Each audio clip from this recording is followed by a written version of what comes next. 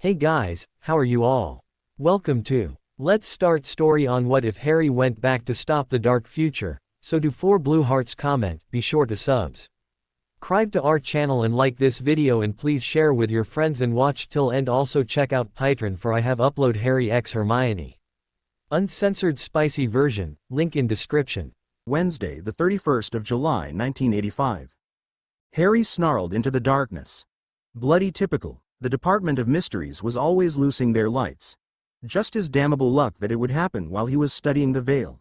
He rose from his crouch, reaching for his wand in his sleeve holster, only to hit his head on something. Something that shouldn't be where it was. There was nothing in the veil room, except the veil and its platform, and he hadn't been close enough to the veil or the arch to touch either of them. So what, exactly, had he hit?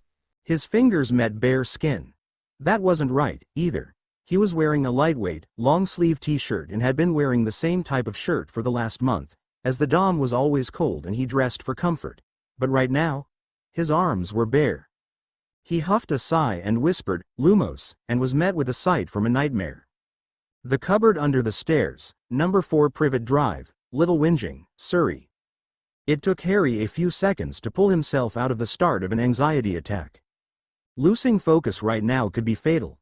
If this was just an illusion and he moved the wrong way, it could mean that he inadvertently put himself into the veil. Not a good idea. So Harry focused.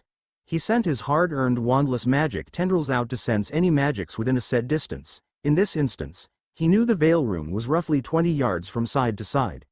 And he'd been in the middle, so sending out tendrils to 10 yards should be enough to locate the veil's arch or the enchanted door to its room. The tendrils came back, one by one, small images embedded in their surfaces. A single image stood out. An oval-shaped plaque, a house number 4.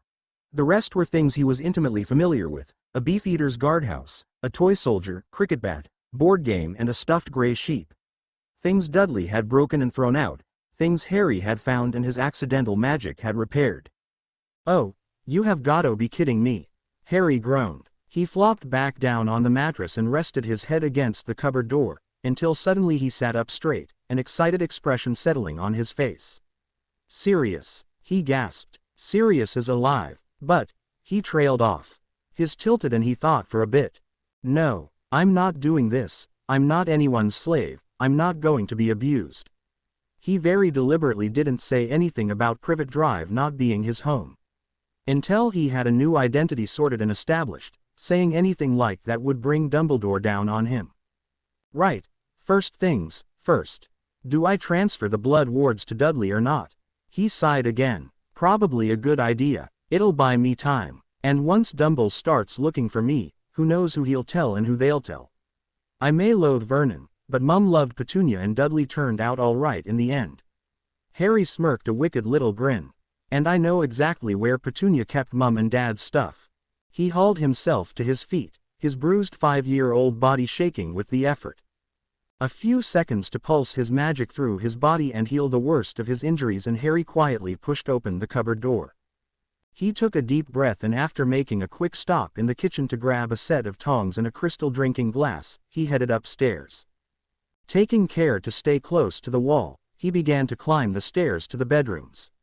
Standing in Vernon and Petunia's doorway, he tossed a pair of weak stunning charms at the 2 sleeping figures, that would keep them asleep for the next half hour, plenty long enough to Harry to do what he needed to.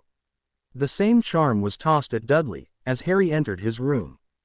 5 minutes, a stasis charm, a cutting hex, an open window, summoning and banishing charms and Dumbledore's wards were transferred, leaving Dudley with the best anti-wizard security he could get. Back in the master bedroom, and Harry was digging around in the wardrobe, hunting for the loose screw that opened the wardrobe's false floor. When that lifted up, he pulled out the 2 boxes, one jam-packed full of cash, the other held 2 shrunken trunks and a handful of magical photos. These Harry pulled out, using the kitchen tongs. He wasn't sure that Dumbledore's shiny silver doodads, the ones that were blood-bonded to Harry, would alert the old wizard if Harry touched the trunks. Better to be safe. The photos, the trunks and the cash were shoved into the crappy second-hand school backpack that Petunia had found in an Oxfam shop in Guildford, a few days earlier.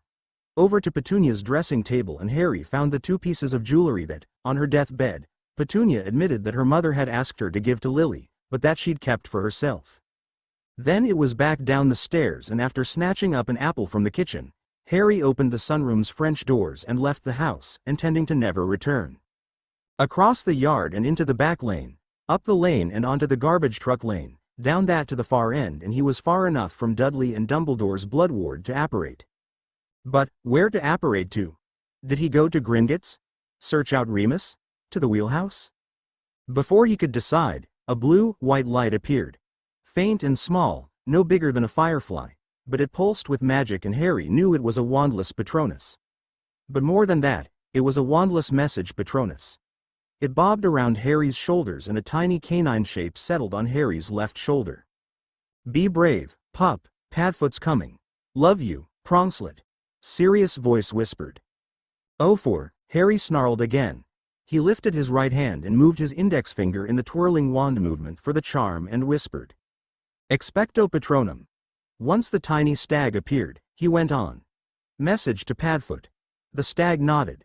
"The shrieking shack, you stupid dogfather." If Sirius was calling him Pronkslet, that meant somehow, Sirius remembered, as Remus had told him, that, as Lily's animagus form was a dark red, brindled boxer dog, James had been outnumbered when it came to Harry's nickname. Lily, Remus and Sirius had called him Pup, while James had sulkily called him Bambi. It wasn't until after Harry and Hermione had saved him with a stag Patronus, that Sirius had started to call him Pronkslet. Although, Harry had to admit that Sirius called him James, just about as much as he did Pronkslet or Harry. And as Hermione hadn't coined the phrase, Dogfather, until the summer before 5th year, Harry calling him Dogfather would tell him, they were coming from a similar place, time-wise. He'd better get a move on, because God knows what sort of plan the Marauder had come up with. The shrieking shack stood desolate and lonely. At least, until Harry pushed the door open and entered the long narrow hallway, then he could hear whistling. Bright and cheerful. He crouched low and crept forward, staying as quiet as he knew how to be, until he could see into the first room. There, sitting on the floor, scratching notes onto a board with a nail, sat Sirius Orion Black. A so-called mass murderer that was supposed to be in maximum security in Azkaban prison. A smirk crossed Harry's face and he crept back from the doorway. Once a few feet away, he pointed his finger at a dusty corner and swirled it in a spiral motion. With a mini tornado of dust floating front of him, he started to add a chain of jinxes and hexes to it. A ticking jinx, followed by a stinging jinx. A tripping hex, followed by another tickling jinx. A toe-biter jinx. A jelly-legs jinx. Another tickling jinx, and lastly a hair-growing hex. This chain of spells was created by Harry and Sirius during their only summer together. Their usual victims were Moody and Tonks, and they did it in such a way that even Molly was forced to admit that it could not have been the twins. But not once did anyone, even Remus, think that it might have been Harry and Sirius. With his tiny whirling dust storm, Harry crept back to the door and with a flick of his finger, sent it whirling across the room. Sirius saw the cloud of dust coming, but given the position he was in, he wasn't able to avoid it impacting on his shoulder. He laughed and groaned and squeaked and laughed and squawked and laughed, but until the chain had run its course, there was nothing he could do. He'd been the one to show Harry how to add anti-canceling charm into the mix, so only the caster could cancel the repeating chain. "Pup, Harry, please," he gasped. "Please." While this was happening, Harry had entered the room and was standing in front of Sirius. "Please, what? Huh, Sirius. What?" Harry snarled. "Please don't let me go near the veil. Please stop me from dueling Bella. Please remind me not to call you James. Please help me escape from Azkaban." Harry waited until Sirius was laying on the floor whimpering, before he cancelled the dust-born spells. Sirius looked at Harry. You irresponsible mutt," Harry screamed. "I needed you and you let bloody Bellatrix hit you with a bloody first-year spell." Harry flopped onto Sirius' lap and hugged him tightly. "Stupid bloody dogfather," he muttered in Sirius' ear. Sirius' arms closed about the tiny body. "I'm sorry, pup. I won't do it again. The veil sucked." "The veil sucked? The veil sucked? Living the next 10 years without you sucked, Siri." Harry smacked at Sirius' shoulders with a tiny hand. "So, pup. Yes, Siri," Harry sighed. "How'd we get here?" "We apparated, Siri. Duh. No, here. It's 1985, it's your birthday. Last thing I remember is going through the veil. In June, 1995. How'd we get here? The veil should have killed me, but here I am. Sirius drew in a sharp breath. Please don't tell me you're dead? Please? I'm not, Harry paused. Or at least not as far as I'm aware. Then, how? I've no idea, Siri. So, what do we do next? Sirius tilted his head. Should we go see Dumbledore? No, definitely not. Harry snarled. Pup, Dumbledore, I won't say he set us up to die. Mum, Dad and me, but he was prepared to use any advantage he could. Mum and Dad's death were just, he didn't cause it, but he knew you weren't the secret keeper. He knew Mum and Dad didn't want me to go to Petunia. He knew the full prophecy and he decided that if I was going to be the one to kill Voldy, then I needed to be shaped a certain way. And I couldn't be molded the way he wanted, if I lived with any of the people that Mum and Dad named in their wills. So he had Hagrid take me away. He sealed Mum and Dad's wills and left me on Petunia's doorstep. He knew they didn't want me. He knew they were going to abuse me and he was fine with that. It was for the greater good, after all. Harry finished sarcastically. Sirius went still, his face blank, and when he spoke, his voice was quiet and devoid of emotion. A sure sign of extreme rage. He what? You heard me. Harry huffed. I'm not doing that again, Siri. All right, so, what do you want to do? I don't know. I need time to think and I doubt that Dumbledore is going to let me have it. Sirius frowned in reply, his head nodded in agreement. Then he suddenly drew in a breath and lifted his head sharply. What if we can buy you that time? He said. What? How? Easter holidays, the last time I saw you, you and Ron were telling me about the DA. Yeah? Harry replied hesitantly. You said that you were using the Room of Requirement? Yeah. He wasn't sure where Sirius was going with this. You said, it transforms into whatever you need it to be, Sirius went on. Yeah. What if we went there and needed it to be somewhere that time slowed so we could work out a plan? Harry's eyes widened, then narrowed. We'd have to take our own food. It's the only thing the room can't provide. I know how to get into Rosmerta's storeroom. Sirius grinned. That was the last thing I did before Moony left Hogwarts. I had to feed Buckbeak after all. Harry burst into laughter. Trust Sirius to feed a hippogriff and not himself. It's a good thing it's Wednesday morning. Harry was still chuckling as he and Sirius headed for the path that lead to Hogsmeade. Why? What's so special about Wednesdays? In general, nothing. But the last week of July is Dumbledore's meetings week. Monday and Tuesday are ICW. Wednesday is Board of Governors. And Thursday and Friday are Wizengamot days. Oh. Okay, so, how did you get out this time? Same as last time. Animagus and squeeze through the bars. This time I didn't bother attacking a guard for a wand. I just headed for the dock and swam to Oscary Island. That's where I was when I sent you that Patronus message. I was just about to apparate to John O'Groats and on down towards London, when you sent a message back. Right. So how long before the guards work out you're missing? I was in maximum security, Harry. The human guards only check once a week, on Mondays, Sirius answered. Good. We've got a few days, then, 'cause it's unlikely that Petunia and Vernon are going to announce that I escaped a locked cupboard under the stairs. What? Sirius' voice was back to that blank, unemotional voice. Oh, get over it. They're abusive, Siri, always have been and always will. Don't dignify them by even thinking about them. Dumbles is going chuck a tantrum at them, when he finally figures out I've gone. True. Sirius sighed. Hogwarts and the room, then what? Then I hope that Lady Hogwarts is feeling generous and agrees to help. Lady Hogwarts. Yeah. Hogwarts is sentient, Sirius. If I ask right and she's feeling generous, she may help us get new identities, Harry answered. But what about old Snakeface? He's easy.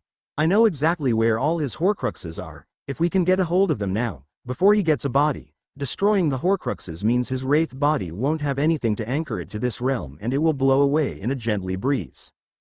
How ignominious for a megalomaniac like him, the older wizard agreed. Harry just nodded and that obviously distracted him from the path. In the dark it was hard to see and taking his eyes off the path for just a few seconds caused him to stumble and fall. The pain left him on his knees gasping. Damn, I hate Vernon. Pup. Sirius leapt forward and grabbed at Harry's small body. "Maybe I should carry you, pup," he said, making Harry smirk. "Onwards to Hogsmeade, then, my knight in dripping armor," he chortled. "Oh, har har." Sirius responded with sarcasm, but he still grasped at Harry and swung him up onto his shoulder. "So, where is the room of requirement, Harry?" Sirius asked, almost seriously. "7th floor of the main keep, left from the Great Tower. Anywhere near the tapestry of Barnabas the Barmy? Or further around near Simon the Saracen?"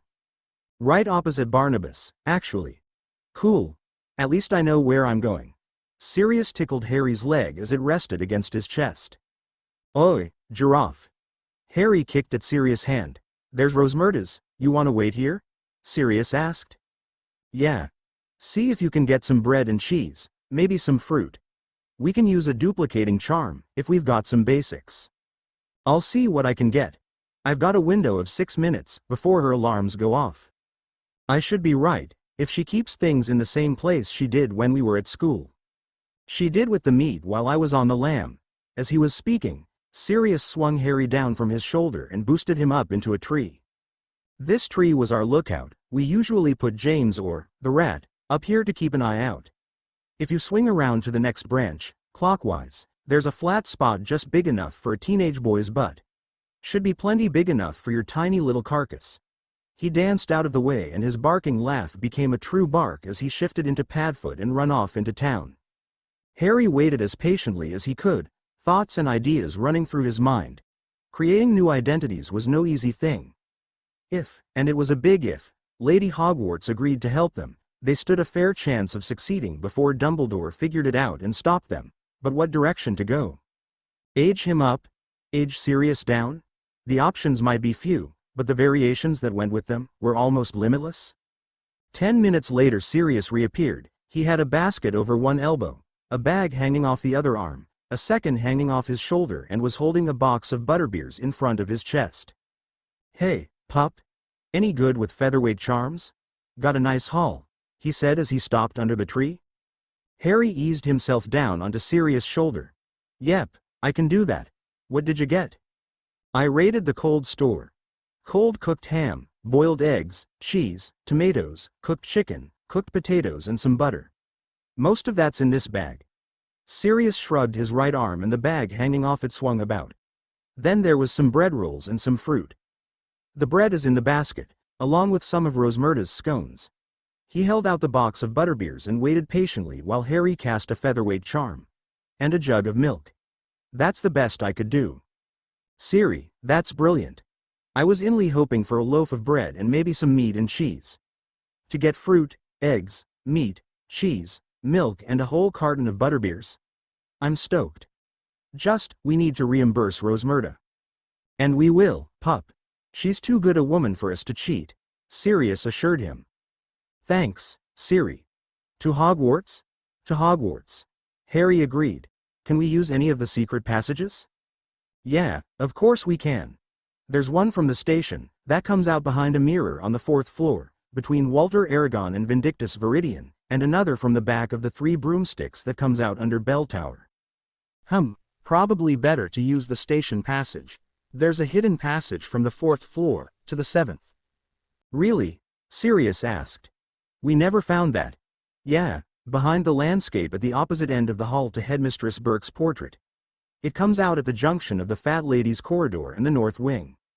"Oh, nope, definitely didn't find that one. There's a missing portion of the brickwork covered by an illusion. If you know what to look for, you can see the edges blur slightly where they meet up with the real brickwork." "And how far is that from where we're headed?" "Well, the passage comes out at the corner of the north and east wings and the room is just off the north wing, onto the west corridor, so about 100 yards. "Maybe a little less," Harry answered. "Just hope we don't run into Filch," Sirius frowned. "I can cast a disillusionment charm on us, before we reach the 4th floor, Harry offered. "What if he's already on the 7th floor? Sirius fretted. "If we create a noise or let one of the portraits spot something, they'll alert Filch and while he's searching the 4th floor, we'll be up on the 7th floor heading for the room." "Oh, okay, that'd work." "Yeah. Hang on. Take over to those bushes. I'll grab a bunch of leaves." I can toss a notice me not on the fourth floor landscape and throw the leaves, just as we shut the painting. The other portraits shout see and hear that. And then they'll call Filch. Sirius nodded and sidled up to the bushes that Harry pointed at. 45 minutes and 2 heart-stopping scares later, the 2 wizards sat on the floor of the room of requirement and sighed in relief. All right, pup, we made it. How do you find out if Lady Hogwarts will help us? Sirius asked. We ask, Sirius, we just ask. Okay. How do we ask? I mean, she's a castle, how does she hear us? A chalkboard appeared in front of them, slightly off to one side, and the 2 wizards watched as, with no sign of a stick of chalk, words appeared. Greetings, wizards. I am Hogwarts. I hear your words through my bricks and mortar. As you speak, your voice echoes and those echoes touch my stonework, allowing me to hear them. Ah, thank you, Lady Hogwarts, I was uncertain. Sirius gave a seated bow. Harry stood and laid a small hand on the stones beside where the door had been. My lady, I know you have a way of seeing into my mind. So much has happened, that I believe the best and easiest method of explanation is for you to get that explanation direct from my mind. It is that bad, young wizard? The writing asked. I believe it is. An hour and a half ago, I was 35 and was 30 years in the future. Time travel? I'm assuming so. I don't know what caused this to happen. Every other time I've had time do a Wronski feint, I had least had a reason. Not this time. I was studying the veil and its arch, everything went black and, here I am. Yes, a direct explanation would be best. Please wait 1 minute. The 2 wizards could feel a slight hum emanating from the stones they leant against. Less than the minute that Hogwarts had asked for, there was a flash of light and a trill and a beautiful red and gold phoenix burst into the room. Fawkes. Harry's face lit with a smile. Hello, Fawkes. How you doing, old fellow? The bird answered with a chirping trill, bright and cheerful. Oh, good stuff, Fawkes. Now, what have you got there? Oh, just an old hat, young wizard. The voice came from the crumble bit of leather that Fawkes had dropped. Aldwin? Is that you under there? Harry asked. You know my name, young sir? The hat, for all that it had no limbs, still managed to scramble out from underneath Fawkes and give the appearance of brushing itself off. I do, but come, Aldwin, Lady Hogwarts has need of you. Look into my mind and pass that knowledge along to her, please. Harry requested. We desperately need help and we know not where to find it. Harry's phrasing was formal and elegant. Then place me upon your head, young wizard, and let me be my lady's eyes and ears, the hat replied. Harry speak in answer. What he did do was pick the hat up and gently dust off a few places, before placing the hat on his head. Sirius waited patiently, or as patiently as he knew how, until the hat, Aldwin, sighed and spoke, again. That wasn't pleasant, Mr. Potter. No, it wasn't. And trust me, it was worse living it, Harry agreed. Very well. If you would be so kind as to place me against Lady Hogwarts' stonework, I will share with her everything you've shown me. It may take a few minutes. Not a problem, Aldwin. I'm going to have a nap, call me when you're ready. With that, Harry clambered up into Sirius' lap and using the way too skinny man's shoulder as a pillow, went to sleep. Sirius looked down at Harry, in sleep. His face was innocent and like Sirius, way too thin. Lady Hogwarts? Can you speak with me while the hat shows you Harry's life? He whispered. I can. Was written on the board. Good. Harry and I need help, my lady. We just aren't sure what sort of help. We know that we both need new identities. I'm also thinking that we need to change our appearances. Will you help us? I will. Was written on one line and then a new line was started. There are only the options for new identities, but there are a massive number of alterations that can be made in the finer details. What are our main options? Sirius asked. It was so odd having a conversation with a chalkboard. One of you is de-aged. One of you aged. Or you get a new identity and adopt Mr. Potter. Ah, I kinda like that last one, but I'm not sure it's a good way to go. I escaped from Azkaban a few hours ago, and when the human guards do their next rounds in a few days, they'll discover I'm missing. When that happens, Dumbledore's going to be told and he's going to assume that I've gone after Harry. Yes. It is likely he will make that assumption. Right. The Aurors are going to be on the lookout for a man of my approximate age with a male child of Harry's approximate age. I see. I had not considered that. The writing moved to the next line. In that case, I would suggest altering the age of both of you. That makes more sense. Sirius nodded. I'll think on it and see if I can come up with anything, while you sort through what the hat gives you. Then when you've done that, if you'd like, I'll wear the hat and he can see my life.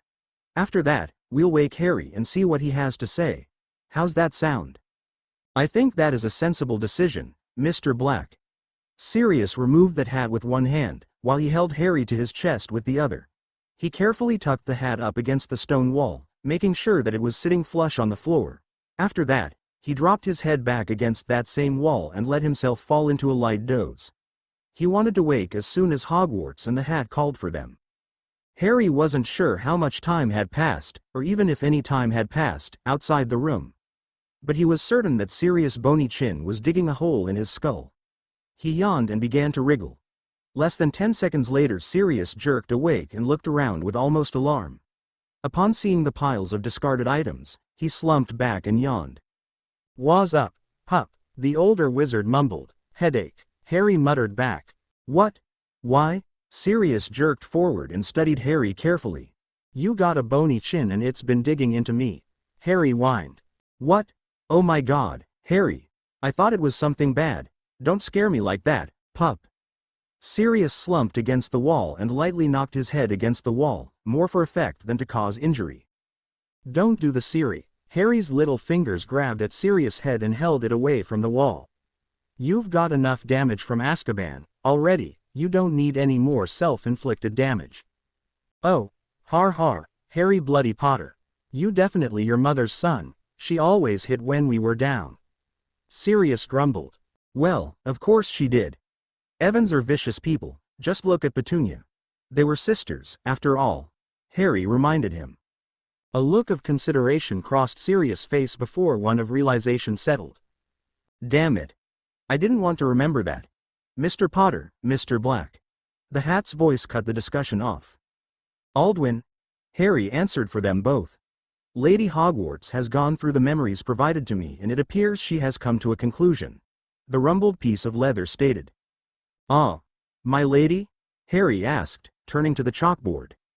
"I have indeed. My conclusions are thus." A second chalkboard appeared and Lady Hogwarts began to write on it. "To do. Repair health, correct damage and defects. Alter ages for both. New identities, bloodline conversions. Bloodlines to keep Black and Potter lordships, identify a caregiver. Create a back history, locate finances, destroy Tom Riddle's Horcruxes. Locate suitable residents, add to Book of Names, or have owls and newts misfiled at Ministry." Once that was complete, writing appeared on the first board again. "No particular order, gentlemen, but I would like Riddle's Horcruxes dealt with first. If you don't mind, that is." "Not at all, my lady," Harry started, only for more writing to cut him off. "Please, formality is overrated. My name before my untimely death was Gwendolyn Hogwarts. I would have you call me Gwen, please?" Harry and Sirius exchanged startled looks. Neither of them had known that Hogwarts had once been a living person. "Of course, Gwen. It would be our honor, and I do believe I speak for both Harry and myself when I respond in kind. We are Harry and Sirius, Gwen." "Thank you, Sirius. I remember you and your friends. 2 of them were good and true." "And one was a rat." Sirius nodded. "He was." There was the impression that all 3 nodded and another line appeared on the second, to-do, board. "Identify and neutralize Death Eaters where applicable." "Where applicable is correct, Gwen. But I'd like to add something to that." "Of course, Harry. The removal of the dark mark." "Why?" "For some it will be a freedom and for some it will destroy them. Some truly were victims, they paid for that for the rest of their lives. Some learnt the hard way that Tom wasn't the better option and they too paid, even if they did work past it. But for some it will be completely demoralizing. His true and loyal followers, those that sort him out, won't be able to comprehend the loss," Harry explained. "I see. Yes. Remove dark marks was added to the to-do board. Anything else?" "So, Riddle. Who's he, then? Why's he more important than Voldemort?" Sirius asked. The words Tom Marvolo Riddle, appeared in the air seemingly made of fire, and as Sirius watched, the letters moved and formed 4 new words. I am Lord Voldemort. He is Voldemort. Oh, bloody hell. Voldemort isn't a real person? He made himself up? Sirius' eyebrows rose steeply. Yes.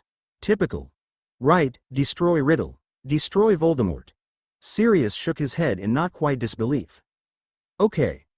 I don't think there's anything else, but we can add to the list as needed, Sirius said after Harry shook his head. We can. How do we destroy a Horcrux? Sirius asked. I didn't think it was possible.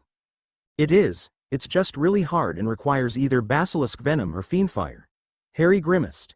Gwen. Can you tell? Do I still have one behind my scar? What? Sirius' voice was flat. You do. Without killing me, how do we remove it?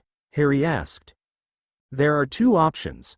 1. De-age you beyond the age you were when the Horcrux infected you. 2. Cut open your scar and very carefully drip the venom directly onto the Horcrux capsule, followed by Phoenix tears to heal the injury afterwards. No, Sirius snarled.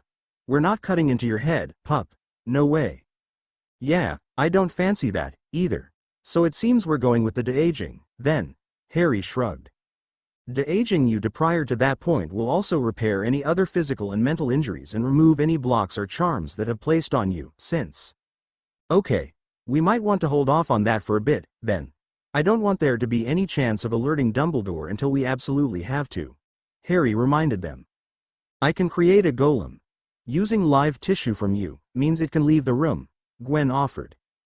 Harry and Sirius tilted their heads in thought. If we make a golem, Harry started, then we could put timer on it. For what purpose? Have a Sirius golem found, not dead but soulless. Dumbledore will assume it was kissed by the Dementors. The guards don't do rounds until Monday. If they find the golem then, they're not going to be looking for an altered Sirius with a new identity, are they? Harry smirked.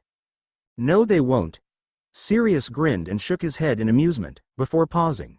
Why can't we do something like that with another golem for Harry? Have it found by Muggles and taken to a Muggle hospital. It would take St. Mungo's a week or 2 to be notified.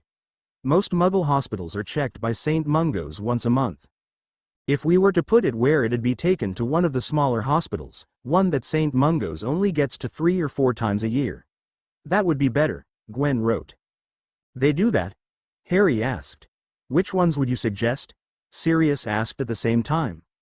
They do. Some of the smaller, more remote hospitals don't get the same turnover of new patients, mostly just the same locals. They're fairly isolated and don't get a lot of tourists. Sounds almost perfect. What's the catch? They may decide to send the golem on to a larger hospital if we select something too small. Or maybe we could have the golem appear to improve and deteriorate by turns. If they think it's improving, they're less likely to send it away, but then a deterioration would keep it in one place. Harry suggested. Ups and downs. That might work better if we select a district or community hospital. Okay. Where do you suggest? Sirius asked. Perhaps Wales? Maybe, Tregaron Community Hospital? Cardigan District Memorial? Or Withybush General? They would all work. Whichever you feel best. Probably not a bad idea if we don't know, Harry mused. Agreed. You can't tell what you don't know. I shall deal with the golems. How do we make a golem that will pass St. Mungo's testing? Sirius questioned. 2 large bowls appeared, one much larger than the other, and in front of the bowls a barrel of wands. I will require certain things from each of you. Firstly, both of you look through the wands, find something that will work with you, remembering that you will only need it for a few hours. Harry and Sirius shrugged and began to dig through the barrel. Sirius quickly found an oak wand that warmed in his hands, but Harry was forced to reach almost to the bottom of the barrel before an ash wand accepted him. Very good. We will start with Sirius. Gwen began, but Harry cut in. I thought we were doing Riddle first. We will be. It takes time to grow a golem. Given Sirius' age and size, I would estimate approximately 6 to 8 hours. For you, Harry, half that, maybe less. But I need to get the process started and then we can concentrate on Riddle. Ah. That makes sense. Sorry for interrupting. Not at all, Harry, you didn't know and I did ask for Riddle first. Gwen moved to a new line. Harry, I need you to cast a nerve blocker on Sirius' hand. I'll need a portion of one of his fingers. What? Why? Sirius asked.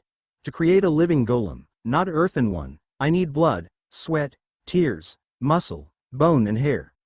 Once it's fully grown, you will each pulse your magic through the golem and it will fill the body and give the appearance of a shattered core. Ah, sorry. Sirius grimaced. It's fine. I can get half the requirements from one finger. A severing charm to cut a finger off at the distal joint will provide enough material. Add to that tears and hair. And while I said sweat, I don't actually need liquid sweat, I need the oils and skin detritus that can be found in sweat. A hard-edged scraper along an arm will provide what's needed. Ew. Harry screwed his nose up. True, but that's why less than half of 1% of healers will recognize a living golem for what it is. How do we heal the wounds? A few drops of de-aging potion, just enough to revert you backwards by a few hours. Okay. I'm going to assume the larger tub is for Sirius and not me. Harry grinned and ducked Sirius' swipe. Cheeky pup. Line up, Siri, let me get balanced and I'll start. I'll put the nerve block at the wrist. No, Siri, your other hand, let's not cut up our wand hands. Once I'm done, you can repay the favor. 10 slightly uncomfortable minutes later and Harry turned away from the tubs. That's gross. He flicked the wand in his hand and conjured a pair of screens to shield the tubs from sight. Thanks, pup. Sirius was slightly green-faced. At a guess, I'd say you'll never be a healer, Siri. Gods, no. Sirius put one hand over his mouth and ran for a newly appeared bathroom. Okay, Harry drawled. Wasn't expecting him to be like that. He was like that when he was at school, too. It wasn't the sight of blood or even severed limbs, but the sight of a body being repaired, that he could never watch. Harry thought he could read Gwen's amusement in the words. So, next is? He asked. Destroy all the Horcruxes but the one behind your scar. Okay. I'm going to ask for a basilisk venom-proof vessel, large enough for all 5 items. I was under the impression of there being 7? That was then. Right at this point in time, there's 6. The diary, the ring, the locket, the cup, the diadem and me. It's not until he murdered a ministry witch, whose name I always stuff up, in 1994 that the 7th was made. And if we're leaving mine alone until the golems are grown, that makes 5. Yes, I understand, now. Gwen wrote and in a newly created clear space a tall, narrow, file-like vessel appeared. At first Harry thought it was glass or crystal, but seeing the way it glittered in the light, he suspected that it was diamond or some other magical equivalent. As he watched, it filled to the 3/4 mark with a silvery, green liquid, raw basilisk venom. The deadliest substance known to the wizarding world. Sirius emerged from the bathroom, still pale but no longer green. Better, now? Harry asked. Yeah. Gwen gave me a nausea potion, so I don't see the golems. I shouldn't have any more problems. He nodded at the new clearing and its occupant. What's that, then? That is the basilisk venom we're going to use to destroy the Horcruxes, Harry answered. Right. Where are they? Simply request that I bring them to you. One at a time, please. I don't want my castle being blown to pieces. Got it. Harry took a few deep breaths and then said clearly, Lady Hogwarts, I require the diadem of Rowena Ravenclaw and the Horcrux it contains, to be brought to me and placed within this vessel containing the venom of a basilisk. Gwen made no reply, but the diadem appeared, inside the vessel and dropped down into the venom. The diadem twisted and turned, rolling over and spinning in place, trying to avoid the poison. But there was no escape. Abruptly the diadem shuddered and an inky black cloud burst out of it, only to be dissolved by the venom. The diadem sank to the bottom of the vessel and settled face down, rocking to a halt.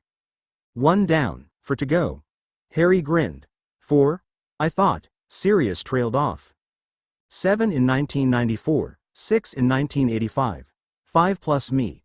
With 1 destroyed that leaves, 4 plus me. Oh, right, gotcha. 4. Sirius nodded. Lady Hogwarts, I require the diary of Tom Marvolo Riddle and the Horcrux it contains, to be brought to me and placed within this vessel containing the venom of a basilisk, Harry directed. Within a minute, the diary lay in the bottom of vessel, resting against the diadem, its pages fluttering in the still disturbed liquid. Sirius nodded and Harry spoke again. Lady Hogwarts, I require the ring of Marvolo-Gaunt that holds the fabled resurrection stone and the Horcrux it contains, to be brought to me and placed within this vessel containing the venom of a basilisk. Placing the ring in the venom will shatter the stone, Harry, Gwen warned. I know, Gwen, and that's not a bad thing. Calling souls back to this plane of existence is painful to those souls. The loss of the ring will also put a serious kink in Dumbledore's plans, and I'm okay with that. I only used the stone 6 times, once won my way to face Tom. Once each to call Fred, Tonks, Lavender and Colin. And once to yell at Dumbledore. Sirius laughed at Harry's vicious expression, before his own eyes widened and he stared to bounce on his toes. Wait, I've got a fabulous idea, he crowed. What, now? Harry asked, his voice pained. We need to create a new identity for you. What if we used Remus' sister as your new mother and had James and Lily Blood adopt you? If Gwen can provide James's blood? More details, please, Sirius. Gwen wrote. Remus has a twin sister, Rami. If we made her your new mother, as she's a squib, Remus could be your magical guardian. And James, well, he had an accident at school, and until Lily announced she was pregnant, no one was quite sure whether James could actually have children. St. Mungo's had to do some sort of fancy blood-binding thing when you were born. Apparently James' sperm weren't strong enough to make you healthy, so they bound your blood to the Potter bloodline to repair any damage and make you a healthy bouncing baby boy. If we make you older, born before Lily got pregnant, and have James' blood adopt you, that way, regardless of the hairy golem, you will still inherit the Potter estate, Sirius explained. Oh, yes, Harry nearly screamed. What? Sirius frantically asked. Make you and me, twins. Our mother will be Remus' sister and our father will be, wait for it, Sirius Black. Harry yelled Sirius' name. Sirius blinked a few times before starting to snicker. Gwen, belay my request regarding the ring. We may need it for...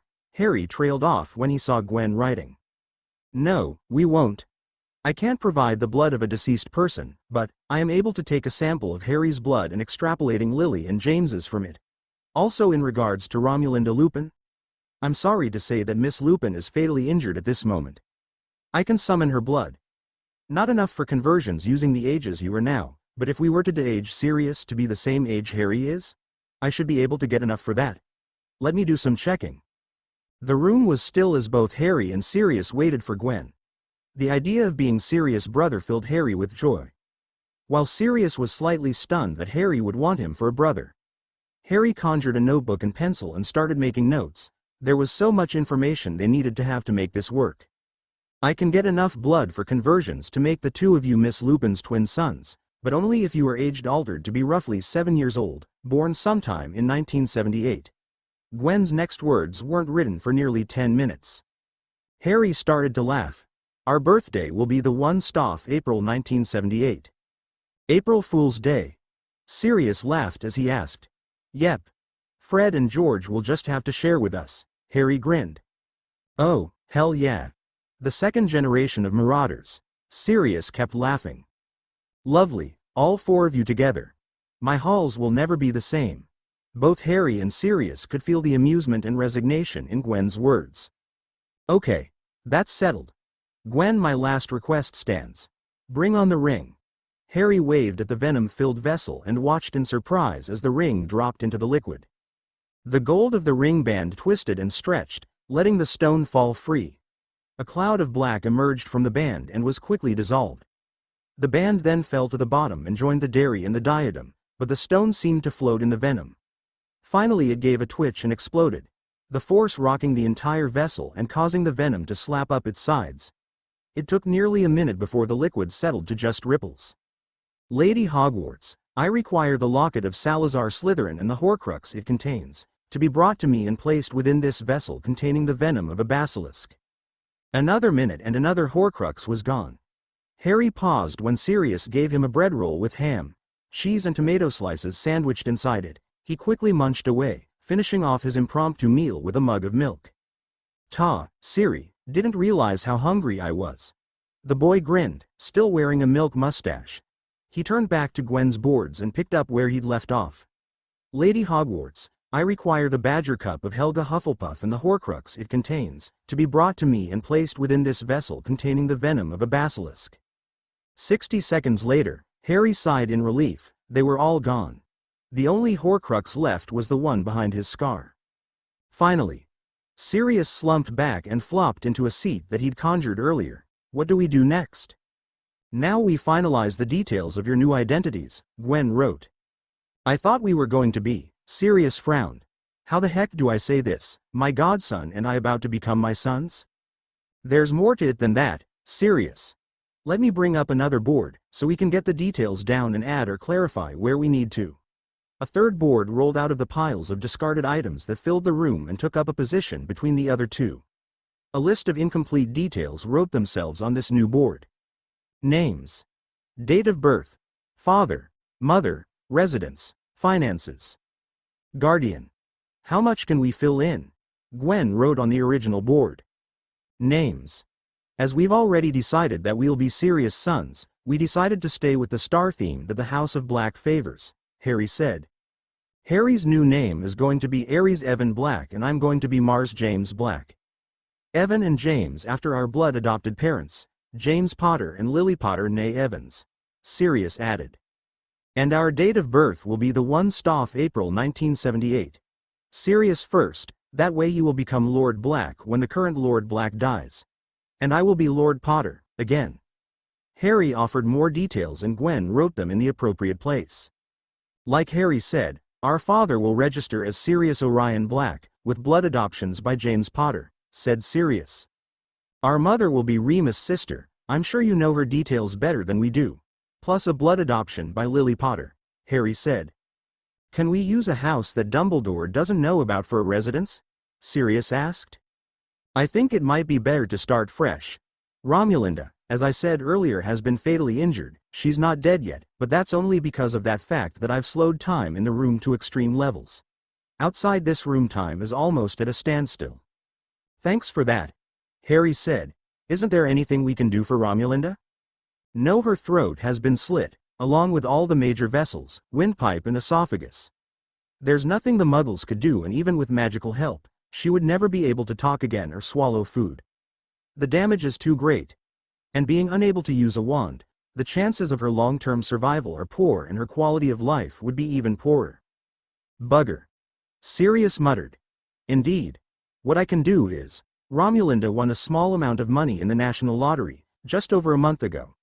I can enlarge that, by tapping into lost and unclaimed winnings, and create a paper trail, use that to show that Romulinda purchased a cottage somewhere, in the country. Devon. Said Harry. Ottery Street Catchpole, as close to the borough owned by the Weasleys as possible. The boards remained static for a few minutes before Gwen began to write. There's an empty cottage quite close, opposite the end of their drive, in fact. It's a semi-Muggle cottage, as many are around that village. It has power and lights, but no telephone.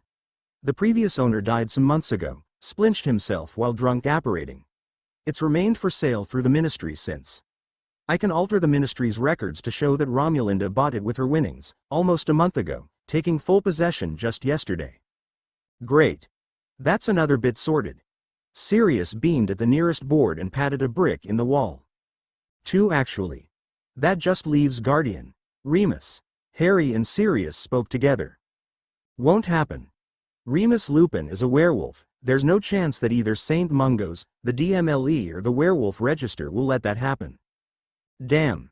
Sirius grumbled. Oh, I don't know about that. Harry smirked. What? Sirius frowned.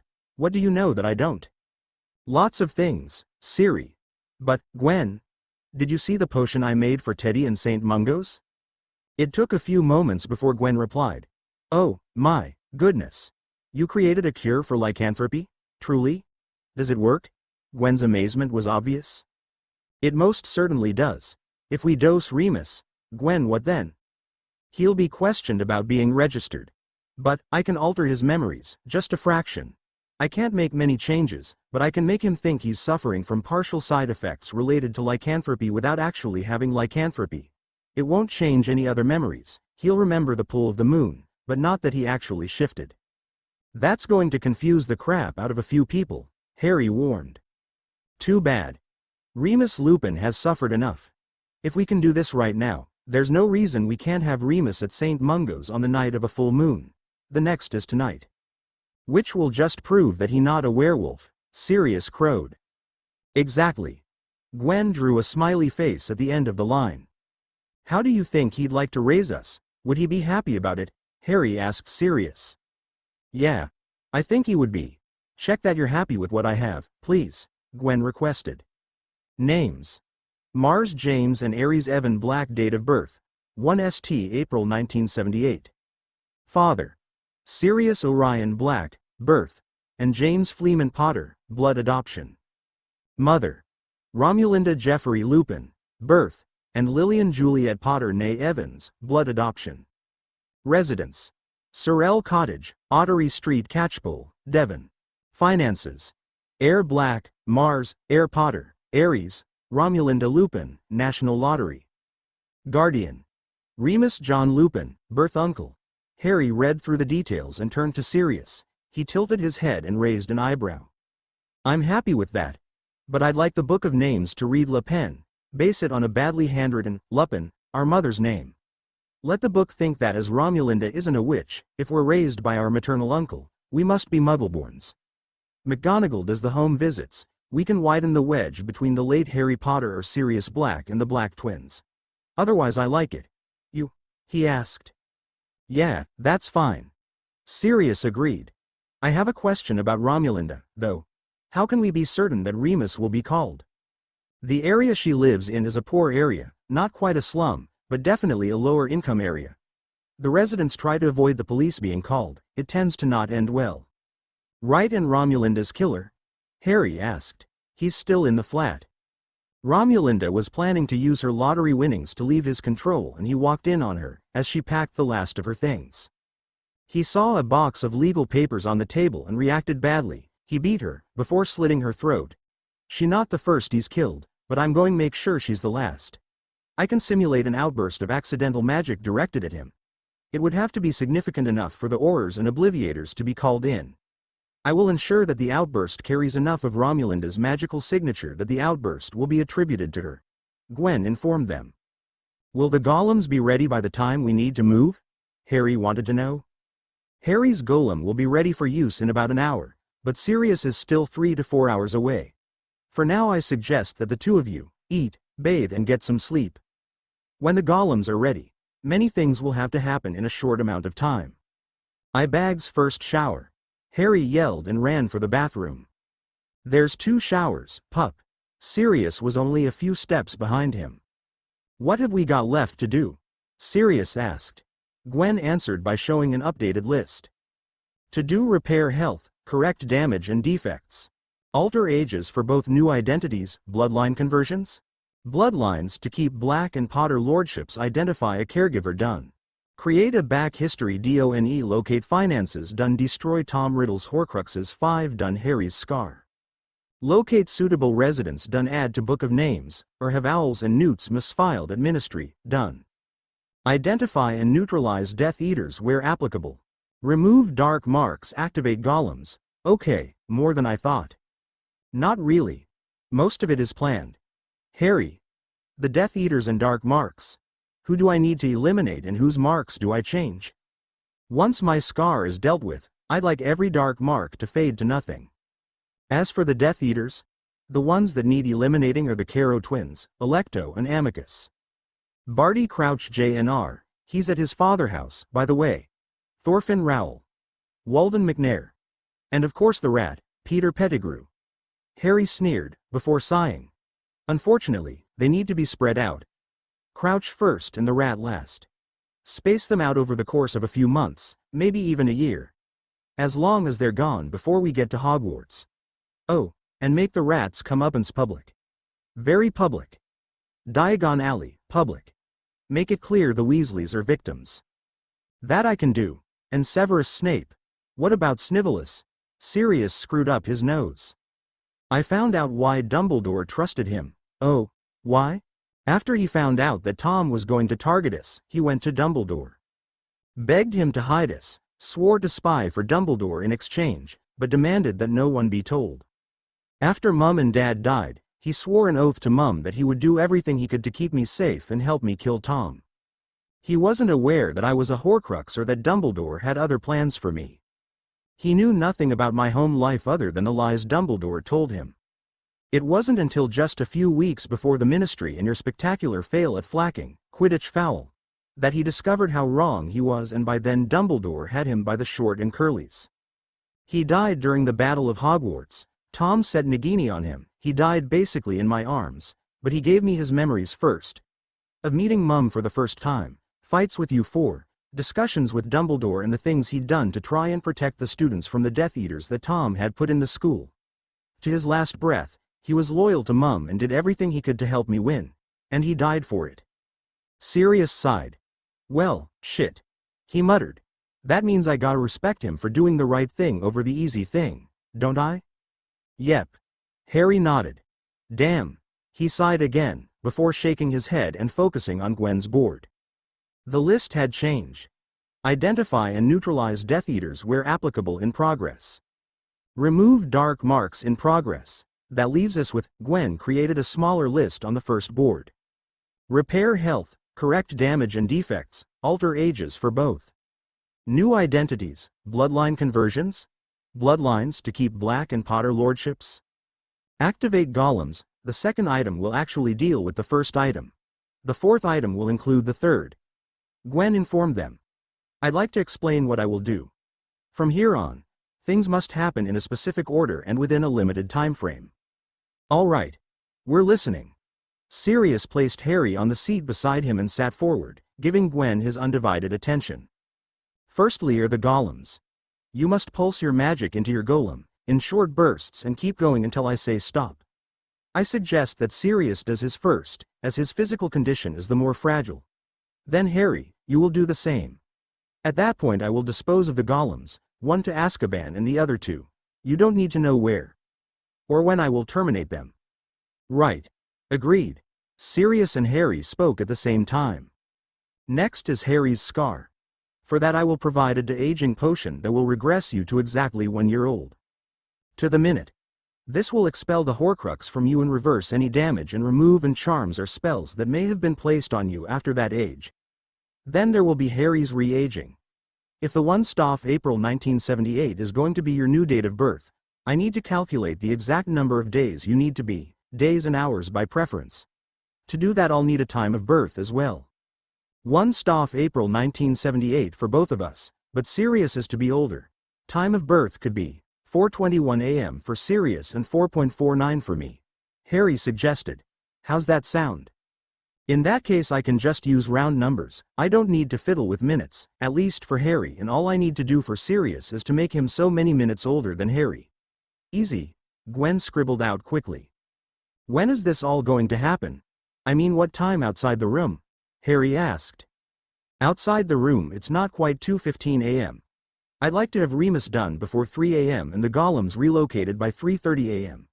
Drawing blood for the conversions and adoptions and the recovery time should take us to 4 a.m., give or take a few minutes. The actual conversion will take only 10 minutes at most. That's quick. Sirius commented. It is. It's complicated and obscure, but quick. You and Harry will drink the same potion from the same goblet, at the same time. Before entering the conversion basin, I'll set off the runic sequence and the two of you will submerge. You only need to be completed submerged for a few seconds. Once completed, you'll need to do an identity test. You'll need to confirm your names and date of births using a black quill. It will set the changes using your blood and magic. Ouch. Harry muttered, rubbing his left hand at the memory of Umbridge's detentions. After confirming, next are the blood adoptions. New because I'm using Harry's blood to extrapolate back to get James and Lily's bloods. The adoptions will register as having been done prior to Harry's conception. So you shouldn't need to confirm them. Another identity test will let us know for sure. Fingers crossed. Harry muttered. How do we drink from the same goblet at the same time? Sirius screwed his face up in confusion. Straws? Would drinking straws work, Gwen? Harry asked. They would, and if I mix the potion and put a barrier down the exact center, a straw on each side would ensure that you both get the same amount of potion. Oh hey, speaking of Moony. The potion. When will that happen? Sirius asked. That had best be first. Gwen's list altered and she continued. I want to dose him before he wakes. It'll make it much easier to alter his memory if he's asleep. You know your capabilities best, Gwen. We'll trust you to know how long you'll take to do something, Harry assured her. Thank you, Harry. I shall do my best. I know you will, you always do. From there it's simply a case of depositing you two in Romulinda's flat, placing the supporting documents, magical residues and supplies. Residue of accidental magic for you two and a burst large enough to summon the Aurors and Obliviators. I've an idea for that, but it's better if you two don't know. Your reactions need to be genuine. Supplies consist of clothes, photos, toys, that sort of thing. Your signatures will be on a number of items, just basic things like summonings, repairos, color changes, that type of thing. Now, nothing is going to be expensive, very little is going to be new, we have to keep within what was Romulinda's budget. Fair enough. Sirius nodded. What about the documents? Harry asked. There'll be notice of her winnings from the National Lottery, receipt of purchase for the cottage, copies of her will, your birth certificates, her diary, banking details and various other odd bits and pieces. Okay. Is there anything else we should know about? The conversion potion I offer is an unusual one, in that after confirmation with a black quill, it becomes permanent and it will take effect on your mind. You will still remember everything, but as we don't want this to be reversible, it's the only option, so your minds will have to become as physically immature as your bodies. Your behavior and attitude will change to match that physical age. So, Sirius drawled. So, there'll be little change for you, Siri, and I'll act more like you than I should. Harry grinned. Pup. Sirius warned. All right. Our bodies and minds will be the same as any other 7-year-olds, we'll be children, Sirius, inside and out. We'll feel like children, act like children and behave like children, Harry explained. Oh, okay. Sirius shrugged. I can deal with that, I think. If we do this, you'll have no choice, because it's not reversible, it's permanent. Sirius took a deep breath before answering. I had a shitty childhood, Harry, Gwen. Blacks aren't good parents. Mine used the Cruciatus on us, on me and Reggie. We had to act like purebloods every minute of the day. If we slipped, we paid for it. They were unfit to be parents. I saw that even as young as at their sortings, Gwen agreed. They are, so let's not think about them anymore. Sirius nodded. So we're going to be kids, again. Yep. God help Moony. Harry grinned. Indeed. The two wizards could see the amusement in Gwen's writing. All right. This is the list as it stands now. Have a read and let me know if you think anything need to move. To-do list. Harry, Ares and Sirius, Mars. Brew Lycan free. Dose Remus and alter memories. Golems. Activate and relocate draw blood. Sirius for conversion. Harry's to extrapolate Lily and James's for blood adoptions. De-age Harry to remove Horcrux re-age Harry, to be 2,678 days old. De-age Sirius, to be 2,678 days, 28 minutes old, bloodline conversion, plus identity testing to set names and D.O.Bs. Blood adoptions deposit Mars and Ares in Romulinda's flat, plus supporting documentation, photos and accidental magic residue. Use Romulinda's magical signature to create magical outbursts sufficient to summon Aurors and Obliviators. Harry tilted his head as he read through the list. He ran through a few scenarios in his head before nodding. Sirius read the list and thought about what Gwen had to do behind each item, before shaking his head. That's fine. Both wizards spoke at the same time. Are we ready to do this? Gwen asked. It would be nice to have had a few others come back, too. Harry mused. To have help. Yeah? Sirius asked. Who are you thinking of? Remy? Nah. Remus married on the quiet. He knew the ministry wouldn't allow or accept it. I won't say who to, but they had a son, Teddy. The one you made the potion for? Yeah, that's him. So if Remus came back like we did, it would be sad. He'd know his wife was dead and that's not good. No, I was thinking of Fred and George, and maybe Cedric. Who are they? Gwen asked. Fred and George are the 4th and 5th sons of Arthur Weasley and Molly Weasley née Pruitt. Pranksters almost on the same level as the Marauders. Started here in 1989 and caused merry hell from their first week. And they basically adopted me as a brother. No matter what happened, they always had my back. Fred was killed during the big battle here in 1998, leaving George alone and at a loss. Cedric Diggory was in the same year, from the same village. He was the Hufflepuff seeker and a good guy. The tournament? I told him about the dragons and he warned me what to do about the dragon's egg. The rat killed him. Tom said, kill the spay, and Pettigrew hit him with a killing curse. No warning, no chance to fight, no chance to live. Nothing. Harry was almost in tears. Easy, pup, easy.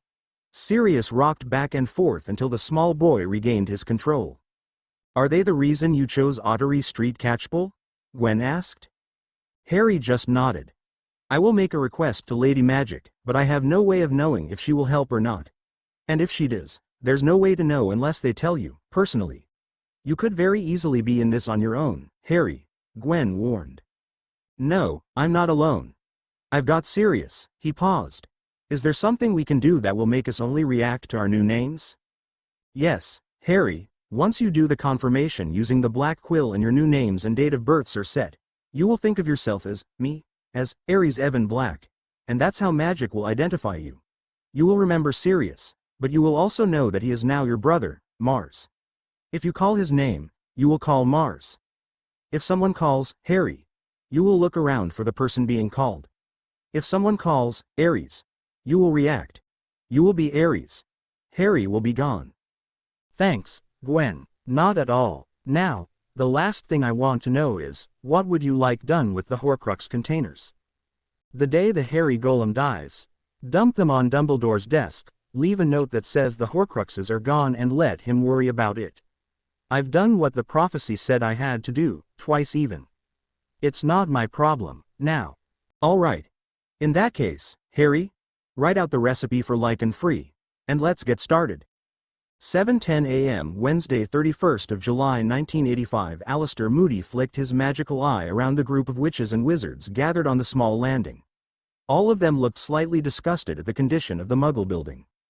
But all of them were focused on the door in front of them. A door behind which, the improper use of Magic Office had detected a massive amount of magic being used. Even now, nearly 5 minutes later, Moody could still feel the echoes. Impressive. Right. Snapped in a whisper. Shacklebolt, if space allows, you go left. Robards, right. Savage, Williamson, straight ahead. Dawlish and I'll follow. On 3. 1. Evanesco.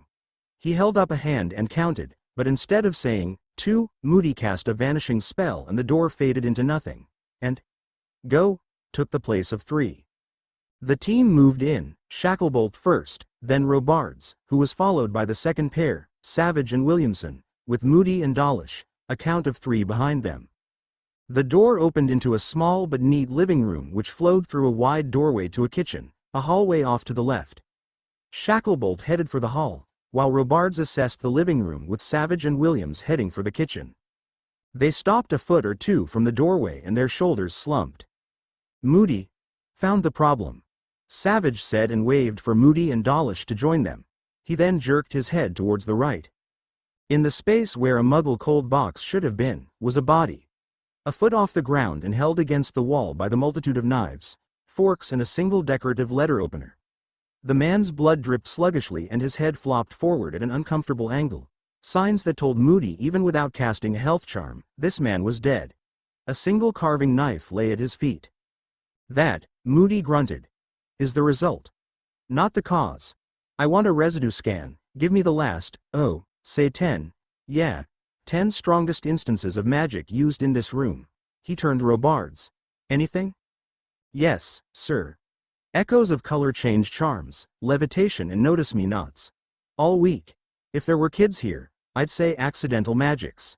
Other than that, the room's clean. Good, go join Shacklebolt. Savage. How's that scan? Moody turned back to the kitchen and stopped speaking mid-word, gaping at the scan. Holy sweet Merlin. He whispered and stepped forward. The knives, forks and letter opener all glowed with the residue of a banishing charm, thin lines of light trailing back too. Oh, shit. A woman's body on the floor, half in the bathroom and half in the kitchen. She'd been unnoticed due to the hanging man holding all of the Auror's attention. Moody studied her, the way she lay, the way her one hand lay pointing towards the man, with the other draped over her throat. Moody twitched his wand and her hand lift. Huh. He grunted. That answers lots. Boss. Robards' voice came from down the hall. We got a problem, better get a healer in. Let the muggles deal with it. Moody advised. No, sir. Robards disagreed, and when Moody turned to face the hall, he saw why. A bare patch of floor around the woman echoed with the residue of a weak vanishing charm, and the casting line trailed down the hallway, past Robards and into a room. When Moody reached the door, he looked over Robards' shoulder and grimaced. Good call, Robards. Get kitty healers in, he said without raising his voice. The sight of the two small boys, pulling at his heart. One boy looked up at him, meeting his eyes tearfully. Mars is hurt. The boy's voice was wobbly and threatened to break, even as his fingers gently brushed his brother's hair from his face. He completely ignored Shacklebolt as the tall black man knelt near he and his brother, a visible shield of magic holding the man away from them. Someone's coming, kid. Moody answered. Thank you. A ghost of a smile flashed across the small face. While we wait, can you tell me your names? Moody rumbled. I'm Ares and this is Mars. And the people in the kitchen? Mama and her boss. Their names? Mama and boss? The boy's face was confused. Dawlish, go tell Savage to do an ID scan. Have Williamson check the letters on the table, copy and bag everything. Leave the copies for the muggles. Have someone call Bones in. A plump woman padded down the hall towards Moody. Or Moody. Healer Tansy Woodloft. Healer. Moody nodded. Two boys, magical. Both of them. At least one is injured. He turned to the room. Ares? You gonna let Mrs. Woodloft help ya brother?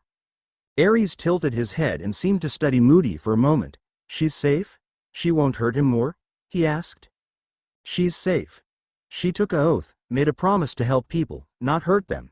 She might have to hurt him a little to make him better, but she'll tell you before she does anything that might hurt. Won't you, Tansy? Moody directed the last question to the healer. I most certainly will.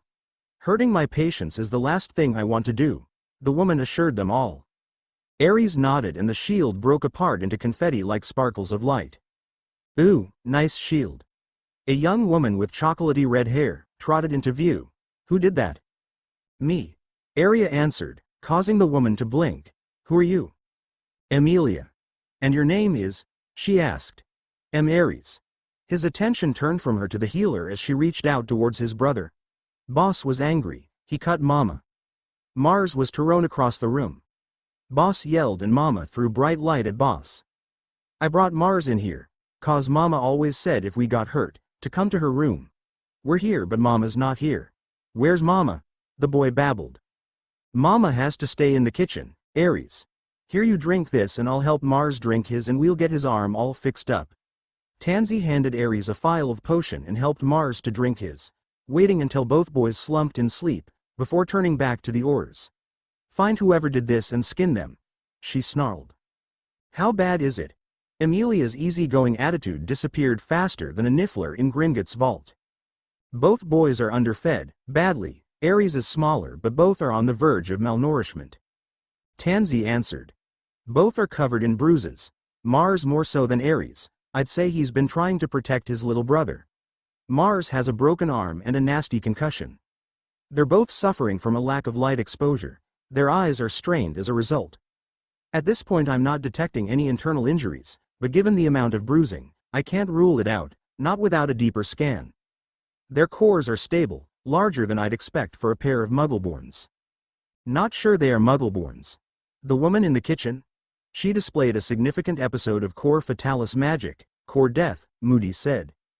And she's their mother? Tansy asked. Unknown at this point. Doing a Motrus Identitas. Death identity, on her is one thing, but there's no way in hell I'll let anyone, other than Saint Mungos or Gringotts, do an identity test on a living being. Moody shrugged. Ah. Of course. In that case, let's get them to Saint Mungos and get working on them. Tansy stood and with a swipe of her wand, the two boys were laid flat, tucked up against each other. A second swipe and they floated up until they bobbed at waist height. I've a Medi-Key, medical portkey. Here. Who's coming with me? Bones. You go. We'll clear the flat. I've no idea what to do about the boys, just yet. It will depend on their identity. Sir? Williamson asked. Williamson? I've had a quick look through the papers on the table and I want to look further into the stuff in the box. But, there's Muggle identity documents, with photos, that name the woman and they match with our scans. Her name is showing as Romulinda J. Lupin. Lupin? Lyle Lupin? Moody asked. No idea, sir, but her Muggle ID and our scans both say the same thing. So, possibly. Though Lyle only had a son. Moody said. No, it was twins. Tansy said. I was a junior healer, my first day, in fact. Scared the doxy dung out of me when midwife O'Connor handed me both babies and said, "Here, hold him. I need to work on their mother." I think I was more stunned than their parents.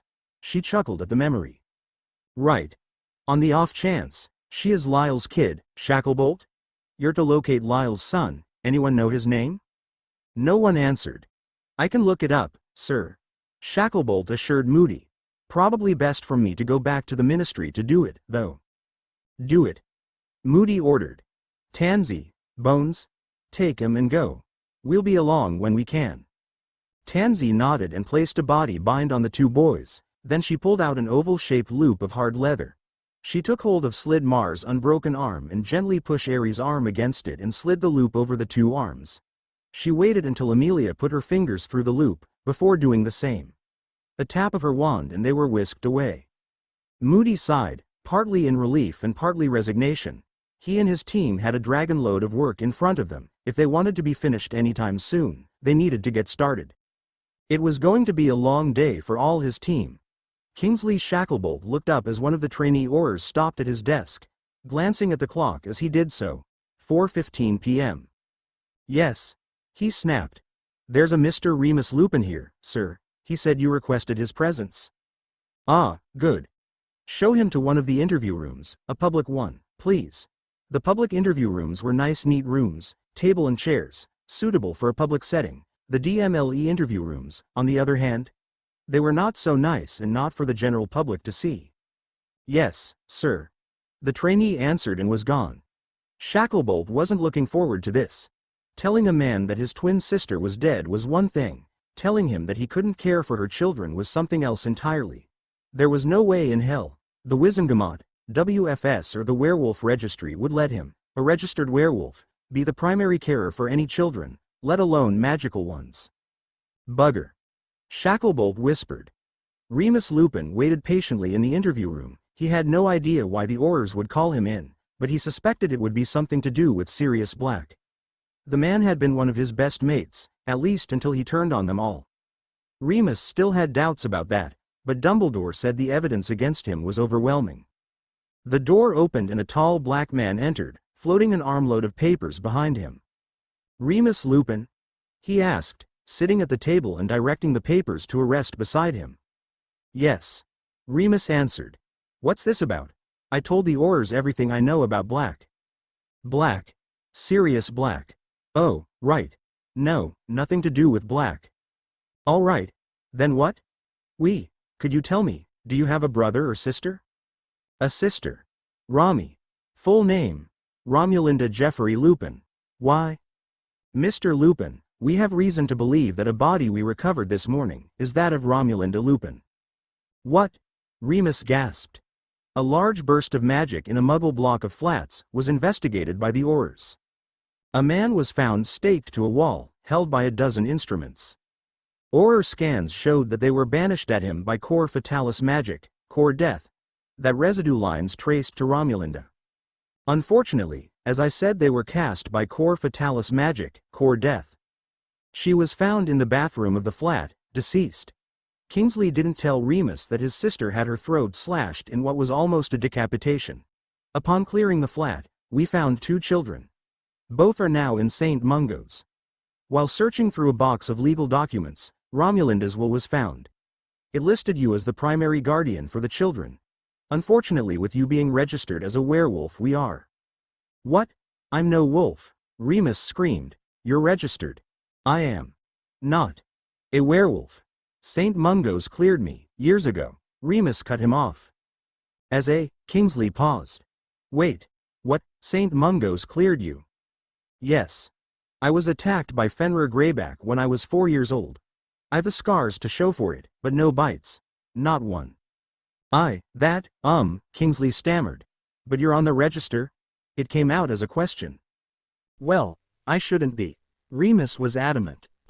Kingsley sighed. You need to wait here. I need to talk to a senior Auror. I'm not sure what direction to go, now. With that, Kingsley stood up. Tea and biscuits are there. Help yourself, I'll be back as soon as I can. And he left. It took him 5 minutes to locate head Auror Rufus Scrimgeour. Sir, I have a problem that's more involved than I have the authority to deal with, Kingsley said. Leave it for Moody. Scrimgeour directed. No, sir. It ties into his case and I'm not entirely certain that Moody has high enough authority for this. Scrimgeour looked up and raised his eyebrows in question. So, you have 30 seconds to explain. Dead woman this morning, her will names her brother as guardian to her 2 children. Our records have him as a registered werewolf. He states that he's not. Many do, but not many claim that St. Mungo's cleared them. Scrimgeour blinked. St. Mungo's, you say? Yes, sir, that's what he says. So, if St. Mungo's did clear him, how did it end up on the register? I don't know, sir. I felt it better to seek someone with the appropriate authority than to blunder in, knowing I can't do anything. Smart. All right. Scrimgeour pushed aside the papers he'd been reading. Brief me. Yes, sir. 25 minutes later, Scrimgeour sighed. Someone screwed up, but who and where? Either Lupin's lying or he's not. Why would he lie, knowing that we can test him quite easily? If he's not lying, then we have a problem. It puts the registry under suspicion of tampering. Oh, joy. Yes, sir. Kingsley sighed in agreement. All right. You take Mr. Lupin to St. Mungo's, see if you can get their records department to verify his claim. I'll head to the registry and get a copy of his original registration and come find you. Then we'll compare and go from there. Yes, sir. Kingsley stood and with a nod to Scrimgeour, headed back the interview room and awaiting maybe not werewolf. Mr. Lupin? Kingsley asked. I'm to accompany you to St. Mungo's. Your claim will need to be verified before we can move ahead. He gestured. This way, please. Scrimgeour opened a door and walked through it. Amos? You here? I need a copy of a file. A jovial face emerged from the ranks of shelves. Rufus, old man. What can I do for you? Like I said, Amos, I need a copy of a file. Of course. What name and what type of file? Remus J. Lupin. Werewolf registration. Oh dear, blasted wolves. What's he done? Nothing. The problem is he's claiming he's not a werewolf and that St. Mungo's cleared him. You see the issue? North not, St. Mungo's. But, oh dear, that could be, Amos stammered. Bad, Amos, that could be really bad. If he's not, that could be, but making such a claim on the day of a full moon? Amos frowned in thought. Claiming St. Mungo's cleared him and claiming it on the day of a full moon? Rufus, he either telling the truth or he's gone insane. When was he bitten? Amos pulled out the relevant file and opened it. Ah, here we are, he trailed off. Amos? Rufus. There's a good chance he's clear. What makes you say that? 2 things. 1, there's no healer's certificate with his registration. 2, he was bitten over 20 years ago. 20, but he's only 25, in March just gone, Amos answered. Ah, crap. I need a copy of the entire file, Amos. We have to sort this out today. I've got 2 small boys, whose mother was murdered this morning, and this is the man that she named as their guardian, her twin brother. Ah. Do you mind? I think I had best join you and bring the original file. St. Mungo's may be able to use a scan to get a magical signature from the forms, Amos replied.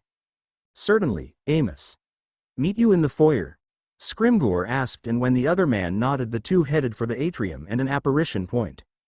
Healer Tansy looked up from her 2 still sleeping charges as head healer Malcolm Stroud entered the room. Tansy, are they stable? Yes, sir. I'd like them to sleep a while longer while the Skele-Gro works. Mars' arm is responding well, but Ares is likely to fret over him. Good. Can you leave them? We have an issue regarding their ongoing care, I can. They'll sleep until I wake them, or at least another hour. She joined Mal and left the room, closing the door behind her. This way, Tansy. Mal will lead her into a room across the hall, where a number of people were waiting. Healer Tansy Woodloft. These gentlemen are Orer Kingsley Shacklebolt, Orer John Dawlish, Orer Bensley Williamson, Orer Alistair Moody, Head Orer Rufus Scrimgore, Regulation and Control Head Amos Diggory and Mr. Remus Lupin. Good afternoon, gentlemen. Tansy nodded to each man. How can I help, Mal? Can you give us an update on the condition of the boys? I can, but, forgive me, sir, I need to know why Mr. Diggory and Mr. Lupin are here. We took the blood samples you provided and did identity tests on both boys. Mr. Lupin is their maternal uncle. Oh, that's grand. I thought that might be the Tansy started. And that raises an issue. Mal went on, cutting Tansy off. Sir, Tansy asked. Mr. Lupin is registered as a werewolf. Oh, dear. It gets more complicated. Mal huffed. Mr. Lupin claims that we, here at St. Mungo's, cleared him of the having lycanthropy quite a number of years ago. But, he's registered. He is. Unfortunately, or fortunately, depending on your point of view, no healer's certificate was provided when he was originally registered. Ah, and to cloudy the potion even more, it wasn't St. Mungo's, Mr. Lupin or a member of his family that registered him. Then why was it accepted? Albus Dumbledore registered him. Amos Diggory sighed. Oh, dear. Tansy grimaced. He's chief warlock, he should know that he can't register a third party. He did note that the family were distraught, Amos said. That's still not sufficient, Tansy said, but it's a moot point. What? Why? Remus spoke for the first time. You are accused of being a werewolf and there's a simple way to prove if you're or not. Tonight is a full moon. You will stay here, in this room or another like it. If you change, the registry is correct. If you don't, St. Mungo's will void the registration. Oh. Right. Okay. Remus just blinked. As did everyone else in the room, though not having occurred to them. All right, Tansy. The boys? Mal asked again, are going to be fine. Battered and bruised, probably beaten, but we've treated that. And thankfully, the bastard suspected of being their abuser is dead. Mars had a concussion that's been dealt with, but he still has a broken arm. Skelegro is taking care of that, now. Ares has no other significant injuries. Both boys are verging on being malnourished. They were getting food, but it appears that it had little nutritional value. Regardless of Mr. Lupin and his condition or lack thereof, the boys will be staying here overnight. They both need nutrient potions and will for at least the next month. It will depend on how they progress. I do believe that we caught them in time and that they should make a complete recovery with no long-term side effects. Thank you, Healer Tansy. Do you think I could see them? Remus asked. They're asleep and will be staying that way for a while longer. I'll let you sit with them for 15 minutes, no more. They still need quite a number of potions, which I will need to brew, and I will not leave them unattended with a potential stranger, Tansy warned. Moonrise is 9:20 p.m. You should be isolated from 7:20 p.m. If you haven't changed by 10 p.m., I'll sign a certificate stating that you are untainted by lycanthropic disease. Mal offered. I do suffer from side effects, though. I feel the pull of the moon, I just don't change.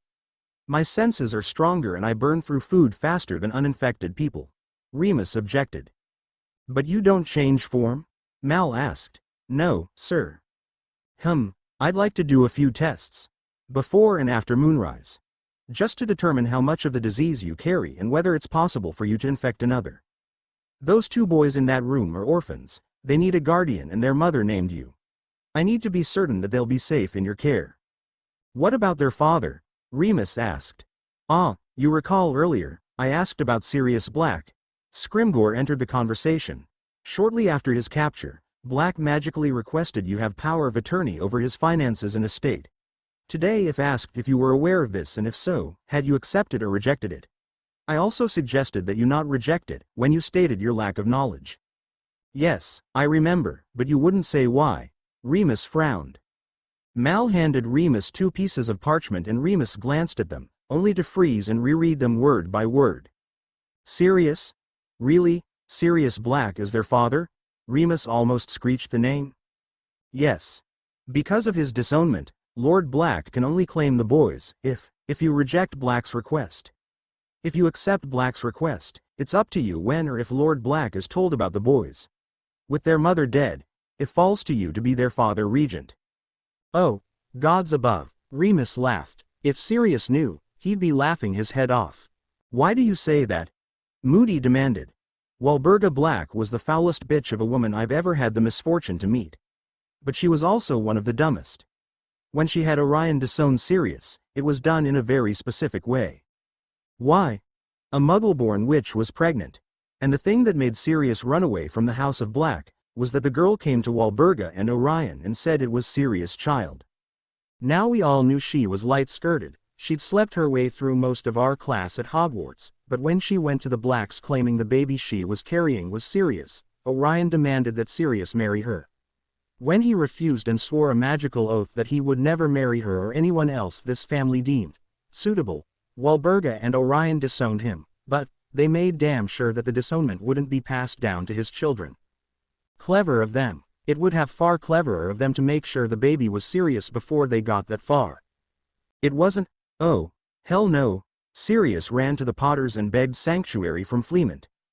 The old meddler made him swear that there was no way the child could be his, before he'd grant it.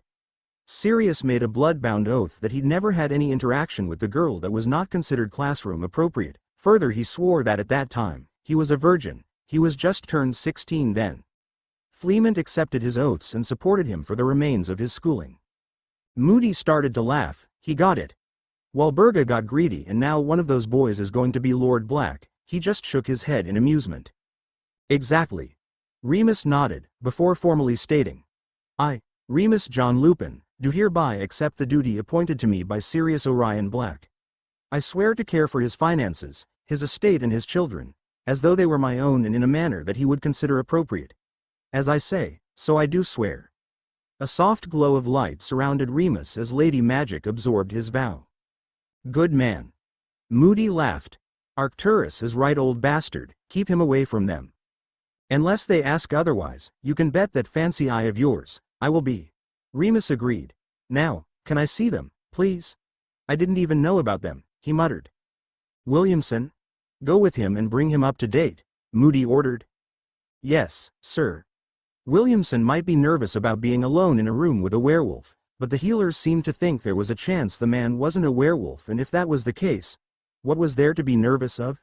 He gestured to healer Tansy to lead the way and followed Lupin into the hall and across to another room. On one slightly enlarged bed, two small boys slept, their fingers entwined and their feet resting together. Oh, Siri, he heard Lupin whisper. He sat down on a seat near the door and waited for Lupin to settle. He knew that eventually the man would turn to him for information, and that was exactly what happened a few minutes later. Williamson, was it? Lupin asked. Yes, sir. Moody said something about bringing me up to date? Yes, sir. At the scene this morning I was tasked with checking ID and assessing paperwork. I was the one to initially cast an ID check on Ms. Lupin. And I was the one to sift through her papers. Right? On the table in the kitchen there was a packing box and in the top a smaller box. It held a number of documents. Williamson paused. He wasn't sure how Lupin was going to take what was to come. On top of everything was a purchase receipt for a cottage in Devon. Oh, Rami. She was getting out. We estimate that she was on the last trip, that box and the boys the last she has to move. Where would she have got the money, though? It didn't make sense to Remus. She won it.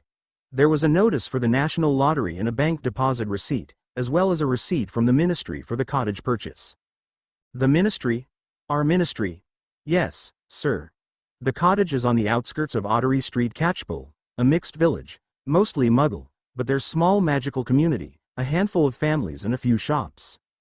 The cottage itself had Muggle electricity and lights, but is also connected to the flow network. 12 Stoatshead Hill Road South. There are 4 magical families that live on, or just off of Stoatshea Hill Road South. The Weasley family are just off the road, on 2-track lane. The Fawcett family have Willow Cottage, they're the closest to town, on the backs of the River Otter. The Lovegood family are the furthest out, on the corner of Stoatshead and Bowtruckle Lane. And the Diggory family are actually your closest neighbors, with only fields and a hedgerow between them and the cottage Ms. Lupin purchased.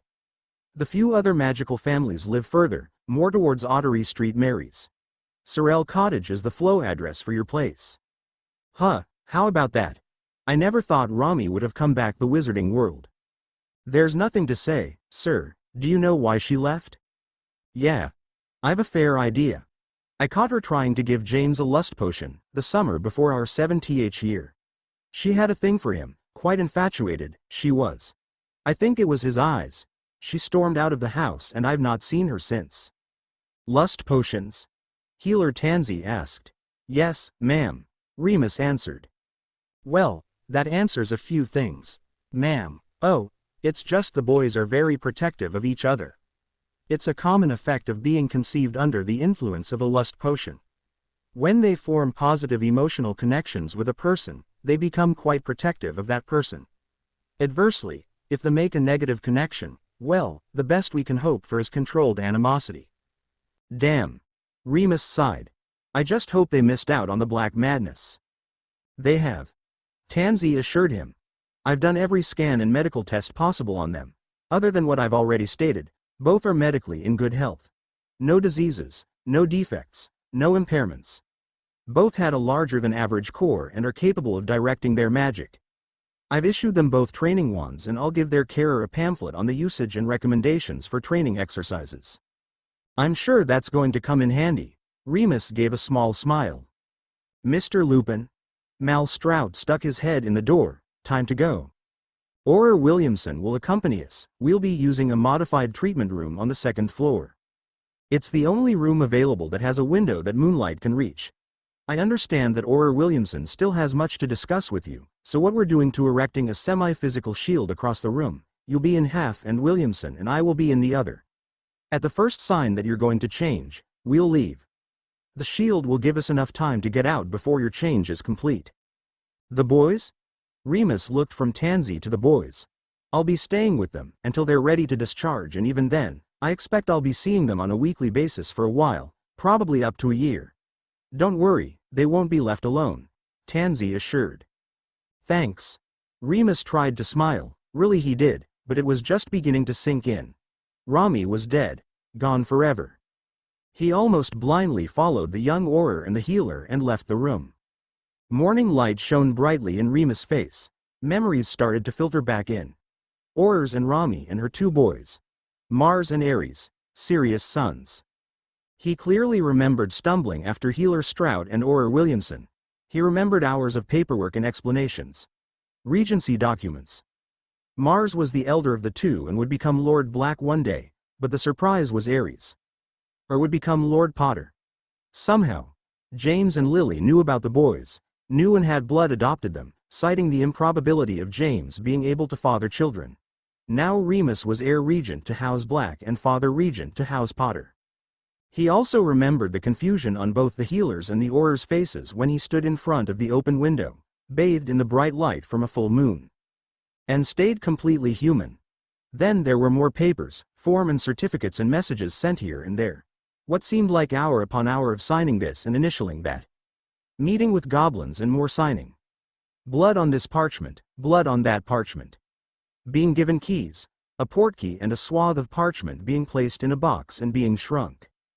A frantic cry for assistance from Healer Tansy had all 3 men rushing to her side. Ares had woken and he was distraught that Mars wouldn't wake. His screams and cries tore at the men. Until Ares saw Remus. Then, he was silent for a count of maybe 5 seconds, before he exploded across the room and knocked Remus from his feet. A cry of, "Uncle Remus," and the boy sobbing in his arms, erased the healer's unsaid request for him to leave. If the boys wanted their uncle and it stopped the screaming, they could have their uncle. Remus had barely closed his arm around Ares when Mars woke.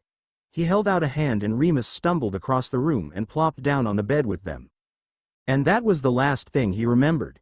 He looked from one side of the bed to the other, to find both boys sitting at a table beside the bed chattering away to Healer Tansy, DMLE head Scrimgore and a young woman who was vaguely familiar. They were pointing photos in an album and telling the adults who they were and stories about them. "That's Uncle James," Mars said, tapping a picture. "That's Daddy." Ares ran a gentle finger down Sirius' face. Mama said he could turn into a black dog. And Uncle James could turn into a big deer with thingies on his head. Mars put his hands to his head and spread his fingers out. Stag. It's called a stag. Remus offered. We called him Prongs. Animagi? Scrimgeour asked. Yeah, we all were. Registered? Asked Williamson. I think so. We filled in the forms, or rather, I filled in all our forms. Lily took the pictures and James was to take them in and do the final registry. But they went into hiding a couple days later, so you'd probably better check. Remus pulled himself off the bed and dropped down onto the chair between the boys, who both skidded their chair closer to him. What do you turn into, Uncle Remus? Aries asked, looking up at him with a smile. I'm a little different to others. My father, your granddad, well, he thought it was because of the werewolf that attacked me when I was little, younger than you two. When my friends and I started to study about animagi, I just assumed that I either wouldn't be able to shift because of the infection or that my animagus form would be a werewolf. And was it? Mars asked, his eyes bright as they traced around Remus' face.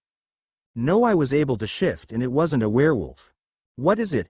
Mars asked. My animagus form is a dire wolf, as close as we can figure it. A what? Williamson asked. What's a dire wolf? I've never heard of it. I have. Stroud offered. It's a fictional muggle creature. It's likely that whoever created it based it on a sighting of a Barghest, horse-sided dog with massive teeth and claws. Yeah, that's what we thought, but I'm not as big as a Barghest and my teeth and claws are appropriate to my size. Remus added. Which is how big? Muggle dire wolves died out thousands of years ago, but they weren't all that big, about the size of the biggest of the modern American breeds, about 2.5 feet tall. Me? Like I said, I'm bigger. I'm a little over 3.5 feet at the shoulder. Whoa, that's huge. Williamson whispered. Can we ride on you, Uncle Remus? Aries asked. Are you big enough for that? Mars asked. Remus looked to Stroud and Williamson with a raised brow. Both nodded in answer to his silent question. I don't think you've got time to go riding this morning, gentlemen. Tansy corrected. We have discharges to do and prescription to make up. And Auror Williamson is to escort you to your new home. Mr. Lupin? If you like, we can have an elf team pack up your current residence and move it to Sorrel Cottage. Scrimgeour offered. That would be much appreciated. Remus grinned, but Tansy hesitated. But perhaps you'd like to remove your new facial decorations?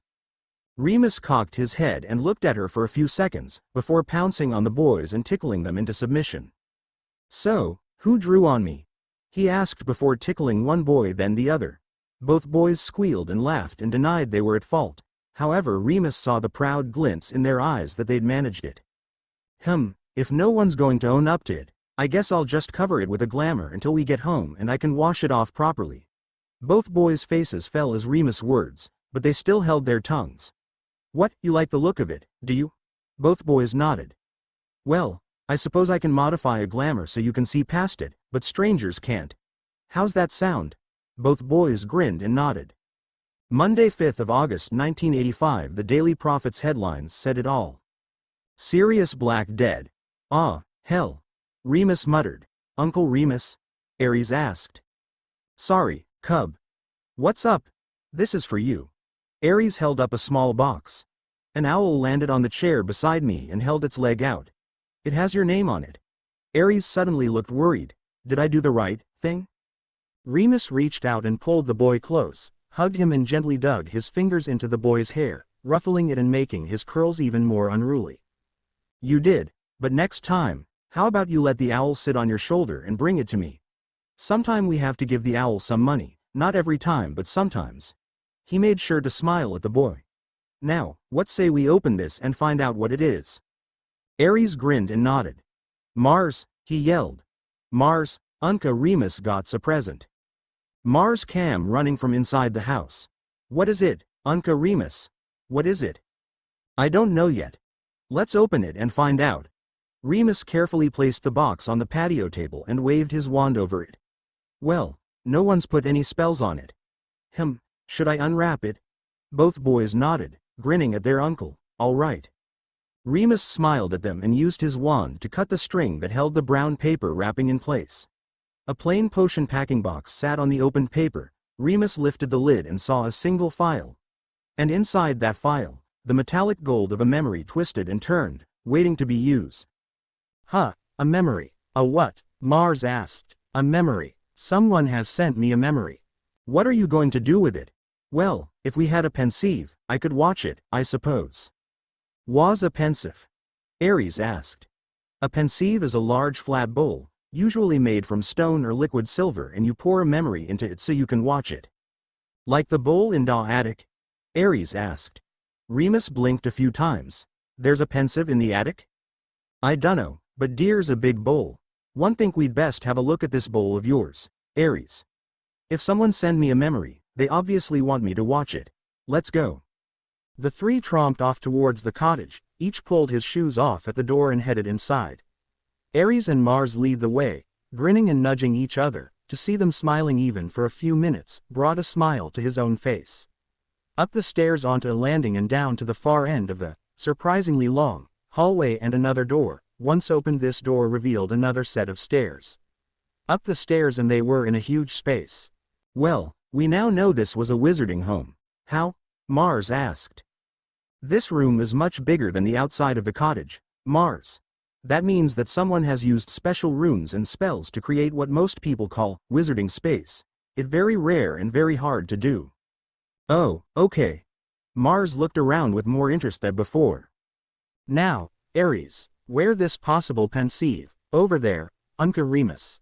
Ares pointed behind Remus, towards a corner of the room.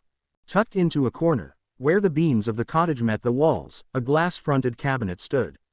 In that cabinet, clearly visible on a crystal stand, was a flat silver bowl. Remus went over and opened the cabinet, his fingers feeling clumsy on the delicate catches. He lifted out the pensieve still on its stand and placed it gently on a nearby desk. Okay, he whispered, before taking a deep breath. Ares, Mars, I'll only be a few minutes. The Aurors said there's nothing up here that dangerous to you, so you can look anything you want, up here. All right. Remus fretted about leaving the boys unattended, but something was pushing him to watch the memories. Pushing him so hard, that if he hadn't checked for compulsions, he might have wondered. As it stood, he felt that it was Lady Magic pushing him, and he had no intention of refusing her demands. Yes, Unca Remus. Both boys grinned and Ares turned to a nearby bookcase, while Mars headed for a trunk. Remus watched them for a moment, then he focused on the pensieve. He poured the blue and golden liquid into the bowl and waited for it to disperse all across the surface, before he lowered his face. Across the room, Ares saw Remus vanish into the pensieve and he sighed. Well, no going back now, brother. He warned. Don't want to go back. Mars muttered. Staying with you and him. Ares tossed a smile at Mars and grabbed a book at random. Remus slid from the pensieve to the floor, gasping. He didn't know whether to laugh or cry. Looking up, he saw both Ares and Mars looking at him, standing side by side, both heads tilted slightly to the left. You, but, pup, yep. Ares nodded. We were. But we're not anymore. Mars added. Lady Hogwarts made sure of it, Ares continued. And even Lady Magic, herself, agreed, Mars said. Did you know that Mars is going to be Lord Black? Yep. Ares grinned. Sirius told me about back in the summer before Harry's 5th year. Oh, hell, that's gonna be hard to get my head around, Remus groaned. Think of it this way, Unca Mooney. Gwen and Lady Magic are helping us prank everyone. Mars grinned. Best prank ever. Ares agreed. Remus nodded. Okay, gimme a minute, here. He muttered and began to pace in a circle. So, you've dealt with volume. Just call him Tom, Unca Remus, we do. Ares cut in. Tom? Tom. Right, Tom. You've dealt with Tom. You've got new identities. You're new people. We just have Harry Potter and Sirius Black's memories, Mars agreed. You're just going to live your lives again? Remus asked. We're going to live the lives we weren't allowed to live. Ares corrected. Harry Potter started life as a slave, moved on to being a weapon, and ended his life as a figurehead with no respect for the thing he was representing. And Sirius Black was an abused, unloved child, forced to be old before his time, He was driven to rebel against the very people that should have been his most ardent supporters. Then he was imprisoned for something he didn't do, without even a chance to defend himself. The one person who knew beyond all doubt that he was innocent, sat back and let it all happen. Dumbledore. Remus snarled. Dumbledore. Mars agreed. But you're letting him get away with it, are we? Ares gave an innocent grin. Aren't you? Not really. Think about it. He wants to build up to a war with Tom. Tom's gone. With Tom's Horcruxes destroyed, there's no chance of that war happening. Harry will be gone. No weapon. No need for a weapon. Dumbledore won't have a broom to sit on. Ares' grin grew teeth and became vicious. Just a little vicious. Huh, Remus grunted. That'll work. The two now brothers began to laugh. You do realize that because you've already been through Hogwarts, I'm going to expect that both of you get excellent marks? You do get that? Don't you? Ares nodded while Mars groaned. But think of the pranks, Mars. The pranks. We don't have to wait until 5th year to become Animagi, we can do that anytime. We have the Marauders map, and once Harry's dead, Gringotts will do a recall on all Potter possessions, so we'll get the cloak. With Harry dead, all the Potter vaults will revert to me. And you're Sirius Black's heir, so with his death all his stuff comes to you. James' trunks, Sirius notebooks, Lily's grimoire? Ares babbled. You need to start your own grimoire, Ares. Or at least a potions one. I hope you remember the recipe for that lichen-free. I want to dose Greyback. Remus warned. Mars tilted his head in thought. We should get an expanded trunk. He started. And get some wizard space doors. We could have lots of room. An office, a potions lab, an extra bathroom. You know what the Gryffindor dorms are like. Remus hummed. That's not a bad idea, Cub. We've got the finances, we can do that. Start working on a requirement list, and in the meantime, Amos Diggory invited over for dinner tonight. Wanna go? Do we have? Mars started, but Ares overrode him. Yes. I want to see Cedric. The rat killed him on Tom's orders. I need to see him. Ares got a boyfriend. Mars sang. Ares frowned and his eye narrowed. You really want to go there, Mars? Mars stopped, blinked and thought about it for a few seconds. No, I'm good. Sorry. He hurriedly hugged his younger brother, apologizing for teasing. Okay boys, that's enough. Let's head for town. We need something from the baker's to take for dinner and some bread for breakfast. Remus ruffled their hair and pointed them in the direction of the stairs. Don't need to go to the baker's, I can make a crazy berry and apple tart. Ares pouted. And how do you plan to get the fact that you are 7 years old and baking past Mrs. Diggory? Remus asked. Mama. We say it was something we did together. Made tarts and pies. I've got a few recipes, Ares assured him. Ares, Rami lived in a muggle town. How is she supposed to get crazy berries? Remus asked. Remus, she lived in Islington. Her flat was less than a 10-minute walk from Grimmauld Place. That's only a few blocks from King's Cross. Platform 9 3/4 has a flow. Or she could walk, it's only a half-hour stroll to Diagon Alley. No, not today, but we can set it up. Say something about me having to buy whatever it is, because we don't have a fully stocked kitchen yet. Oh, all right. Ares pouted. Friday 10th of August 1985. Molly Weasley trotted down their drive and onto 2-track lane. She was headed for the village. She needed some ground ginger and cinnamon, or Guinea's birthday was going to be cake-less. As she reached Stoatshead Hill Road, she saw that Sorrel Cottage had been painted. Neighbors? Oh, I do hope they're a wizarding family, she muttered and kept going. On her way home with the much-needed spices and a totally unexpected block of cheese, past the cottage again. This time a gap in the hedge allowed her to see 2 small boys running around chasing a ball. A quaffle to be more precise. And both boys were trying to get it through hoops that had been lowered to compensate for no brooms. Oh, lovely. Molly smiled. I'll make them a chocolate cake, just to welcome them, she mused as she headed up her drive. The boys are much the same size as Fred and George. I wonder if they'd like some playmates. I must remember to talk to Amos and Sarah about it. Monday 12th of August 1985. Molly stood in the open gateway, looking into the garden that surrounded Sorrel Cottage. The hedges were shaped and the lawns still looked unkempt, but she could see past that, though. Each garden bed might look wild and untended, but the reality was that Molly could see very few weeds. Asphodel and fanged geraniums grew in a central bed, while Chinese chomping cabbages, daisies, dandelions, flamewort, sneezewort, lovage and peppermint were interspersed among the pansies, marigolds and peonies. In one corner of the garden, carefully shaded, she saw a number of small pots. One held a bonsai Ed Wiggintree, another a Dittany sapling, a third had a rowan seedling, while a fourth contained a lush Niffler's fancy with its coppery leaves.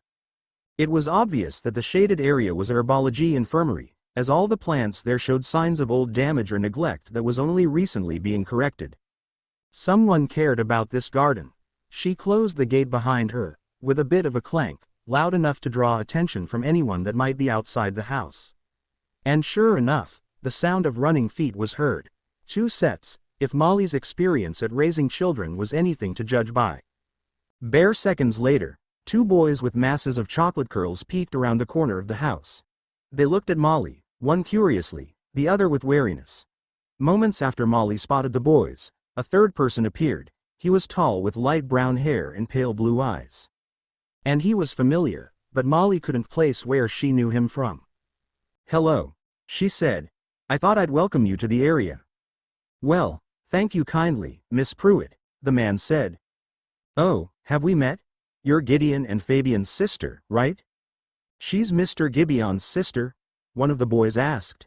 "Oh, my, I haven't heard that name for years. Gibeon. You're James Potter's friend, aren't you? Weren't there 2 more? I remember Giddy saying something about the 4 of you." The last came out more as a question than a statement. Yes, we were the only 4 Gryffindor boys in our year," Remus answered. "James, Peter Pettigrew, Sirius Black and myself." "Oh, yes, now I remember. Terribly good at pranks," Fab said. She glanced at the boys. "These are your sons?" "Oh, I'm sorry, Miss Pruitt. How rude of me. Introductions." Remus shook his head. "I am Remus Lupin and these are my nephews, Mars and Aries." "Boys, this is Miss Pruitt, as you said, she is Mr. Gibeon's sister." "Molly Weasley, these days Mr. Lupin. I married Arthur Weasley." "Really? Oh, well done, he's a good man." Sirius consulted with him, when he was working on his bike, something about how to place charms so to not interfere with the Muggle mechanics. "I tuned out after the 3rd hour." Molly beamed and shook her head fondly. "That sounds like my Arthur. He can prattle on about Muggles and their things for hours on end." "Unca Remus?" one of the boys asked. "Yes, Aries? What happened to Daddy's bike? Will we get it?" Molly blinked. "Daddy? Once the Ministry finish their investigation, they'll send Gringotts a letter to release his will. When it's read, we'll find out what happened to it." "Oh, okay. Can we have a biscuit?" "Oh, yes, right, of course you can. Mrs. Weasley? Can to join us for morning tea?" Remus gestured towards the back of the cottage. "We have freshly made ginger shortbread and a blackcurrant cheesecake." "Ooh, that's a tempting offer. Wherever did you find a blackcurrant cheesecake?" "Ah," Remus hesitated. "You boys run ahead, get Maisie to make a fresh pot of tea." "Okay, Unca Remus." Aries grinned and grabbed his brothers, dragging the other boy after him. "Mr. Lupin? Was it something I said? Kind of. I try not, my sister," he heaved a sigh. Rami baked with the boys. "It's their way of remembering, of grieving, of coping. I stay with them, of course, but it's their kitchen," Remus whispered. Molly reached out a hand, laid it on his arm. "How are you coping?" I'm not sure. It's been 9 years since I saw Rami last. And then I was yelling at her for trying to potion one of my friends. She tried to give James a lust potion, just a week before we started 7th year. Those boys? They're Sirius sons. My sister was potioning my friends. She'd already got Sirius at least once. But that's line theft. Yes, it is. And if she was still alive," he snarled, "I'd hand her over myself. No one threatens my pack." Molly blinked. "Pack? They thought I was a werewolf. I'm not, don't panic. But James and Sirius thought I was. They spent 3 years figuring out how to become animagi, just so I wouldn't have to spend my full moons alone. Family, blood, yeah, it's important. But sometimes, just sometimes, the family you choose is more important. They chose me, I chose them, and Rami chose line theft. I see. And those boys are your pack? They are. They're Sirius sons. My chosen brothers are dead, and those two boys are all I have left of them. Those boys are my pack, they are also my blood. No matter how you look at it, they're mine. And God help anyone who tries to take them off you, Molly thought. I see. Molly didn't get to say anything more, as the two rounded the corner of the cottage and saw the boys standing beside a round table on a paved patio. Maisie's bringing tea when you're ready, Uncle Remus, one boy said. Can we take our biscuits and sit in the trees, Uncle Remus? The other asked. You can take 3 biscuits or 1 slice of cheesecake, and you have to take a bottle of water, Remus directed. Yes, Uncle Remus. Both answered. Quickly one boy grabbed 2 metal drink bottles out of a basket, while the other placed 3 biscuits in each of 2 small woven baskets. With a last grin the boys dashed off across the yard heading for an oak and a ladder hanging from it. Now, about that tea? Remus asked. Yes, tea sounds lovely, Molly smiled. A few hours later, long after the Weasley matriarch had left, Remus relaxed in the living room with the boys. He and Aries were reading books, while Mars sketched on a pad, all 3 well stuffed from a late lunch. A soft chime rang, indicating an incoming flow call. Remus stood stretched and padded over to the fireplace to toss a pinch of flow powder into the flames. Remus. Remus, are you there? It's Molly, dear. Molly, good afternoon. What can we do for you? We've a slight problem, Remus, and, oh, I'm loath to impose, but I desperately need a babysitter. For whom? And why? Remus frowned. Arthur took our boys to Diagon Alley. Billy and Charlie need to get their school things, but there was an incident. I can't say more, the DMLE won't allow it, just yet, but not all of the boys were in the shop when it happened. They'll want to interview Billy and Percy, but don't need to speak to Charlie or the twins, and Ronnie's too young. Arthur called and I went and collected them. Now Ronnie's running a temp and Pandora's called to say Ginny doing the same. She said that St. Mungo's warned her it sounded like mumblemumps. Please say you'll watch Charlie and the twins, just for a few hours while I get Ronnie and Ginny checked by St. Mungo's. Please? Molly begged. Of course, Molly. Send them along. And, tell Charlie to bring his textbooks. If Binns is still teaching, he'll need all the help he can get. Oh, thank you, Remus, thank you. And consider yourself warned. Once Billy finds out you helped Charlie, he'll be knocking on your door with his books. Sure. Tell him to bring his Dada books, too. I can help there, if he likes. Remus, you are a saint. Molly sighed. I'll send Charlie through first, then the twins. Thank you, oh, thank you. Molly's head left the flames and Remus stepped away from the fireplace. Heads up, boys, Weasley's incoming, he said, causing Aries to snicker. Half an hour later and the fireplace chimed again. I'll see to that. You keep an eye on the boys, please, Charlie. Remus left the 12-year-old with his books and the 4-7 years, as they played a version of broomless Quidditch. Another pinch of flow powder and another face appeared in the flames. Remus, oh, there you are. Remus, a favor, please? Sarah's come down with mumblemumps. St. Mungo's say she's just about to enter the contagious stage. They've checked me and seed, we're both clear, but Ced's sensitive to boom berries used in Wiggenweld. They're recommending that I farm him out for a few days, and Molly says that 2 of hers are down with mumblemumps, too. Yes, it seems Ronald and Ginevra have it. Bill and Percy are still at the ministry with Arthur and I have the rest of the boys. Oh, dear. I don't suppose you'd consider having another, would you?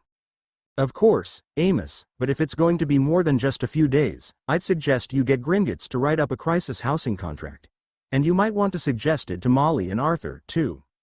That does sound like a good idea. Ced's packed and ready to go. If he's forgotten anything, just flow. St. Mungo's put a decontamination charm on our flow and you might want to think about the same, just to be safe. I'll do that, Amos. Send him along. A count of 10 and a sandy-haired boy stepped out of the flames, his face uncertain and worried. Hello, Cedric. Hello, Mr. Lupin. There was the barest hint of a pause between hello and Mr. Lupin, and Remus only just caught it. All the boys are out the back, Both lots of twins are playing with a ball with a quaffle. Why don't you drop your bag there and go join them? Cedric gave him a grateful smile and did just that, leaving Remus to wonder how many boys he was going to end up with and for how long.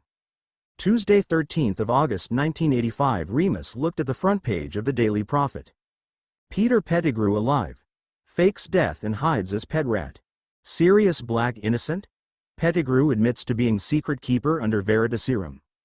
Remus laid the paper down and shook his head. He turned to watch the 6 boys as they played some form of Quidditch and wondered to himself, whose idea was this? It was very serious thinking to want revenge, but it was a very James-like idea to make it public. Was it Aries or Mars that came up with this?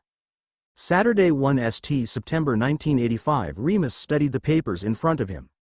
Guardianship papers. He was now the permanent foster guardian of Fred and George Weasley, as well as being the crisis guardian to Cedric Diggory, Bill, Charlie and Percy Weasley. 8. He, Remus J. Lupin, had, for all intents and purposes, 8 sons. James would be laughing his ass off, and Lily wouldn't be much better. Saturday, 7th of September 1985. The Prophet headlines screamed, Harry Potter dead, found comatose in Muggle hospital. Muggle healers state he was found badly beaten. The article went to outline the Muggle healers' report on Harry Potter, from his being found dumped in a park to the severity of his injuries.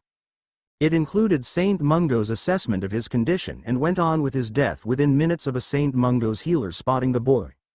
A comment was made that the Muggle healers worked diligently to try and restart his heart, but his injuries were too severe. Even magic would have made little to no difference. A memorial was organized for the Halloween anniversary for Harry, James and Lily Potter. With Harry's death, the Wizengamot were authorizing Gringotts to see to the dispersal of the Potter estate to those named in James and Lily's wills, or if no wills were found, then those of Fleamont and Euphemia Potter. Remus mused that it was unlikely that James and Lily's wills would be read. Both had clearly stated that in case of their deaths, Harry was to never go to Petunia. Something that Dumbledore clearly disregarded. It was far more likely that Fleamont and Euphemia's wills would be used. It would be interesting to see how that would play out. Tuesday, 8th of October 1985. Remus and Molly were having tea on the patio. It was the first time Molly had left Ronald and Ginevra since they became ill and the healers had ordered her to have time away, as a stress release. Remus wasn't sure it was working, but for 3 weeks now, she'd been joining him for tea, 3 days a week, Tuesday, Thursday and Saturday. The boys had settled in and were adapting well. There'd been some hiccups at first and it had taken some shuffling. Sending Percy to Septimus and Cedrella Weasley had solved most of the issues. 4 pranksters had just been too much for the academically inclined middle Weasley child. To the point of it affecting his health, leading to an offer from his grandparents to foster him. Within days, his health improved and after a week of being able to sleep safely, he was back to his usual industrious self. Right now, both sets of twin were sunning themselves near a whomping willow seedling that had taken a fancy to them. The semi-sentient plant had started to pick up its pot, with some of its smaller branches, while using its larger ones to walk itself across the garden from wherever Remus put it, to wherever the boys were. Today that was the northwestern corner with its paved area that caught the autumn sun. The boys were discussing Halloween and All Hallows' Eve and the differences between them. One of the things mentioned was the way Muggles decorated their homes and yards. Fred and George were all for making gravestones and crosses, then getting Remus to transfigure some sticks to look like bones and have them sticking up near the stones. But Cedric wanted to go with ghosts. I don't like cemeteries, he said, but Seed, Fred whined. They're cool. George finished. They're not, they're horrible. Aw come on, Seed. Why do hate 'em so much? Mars moaned.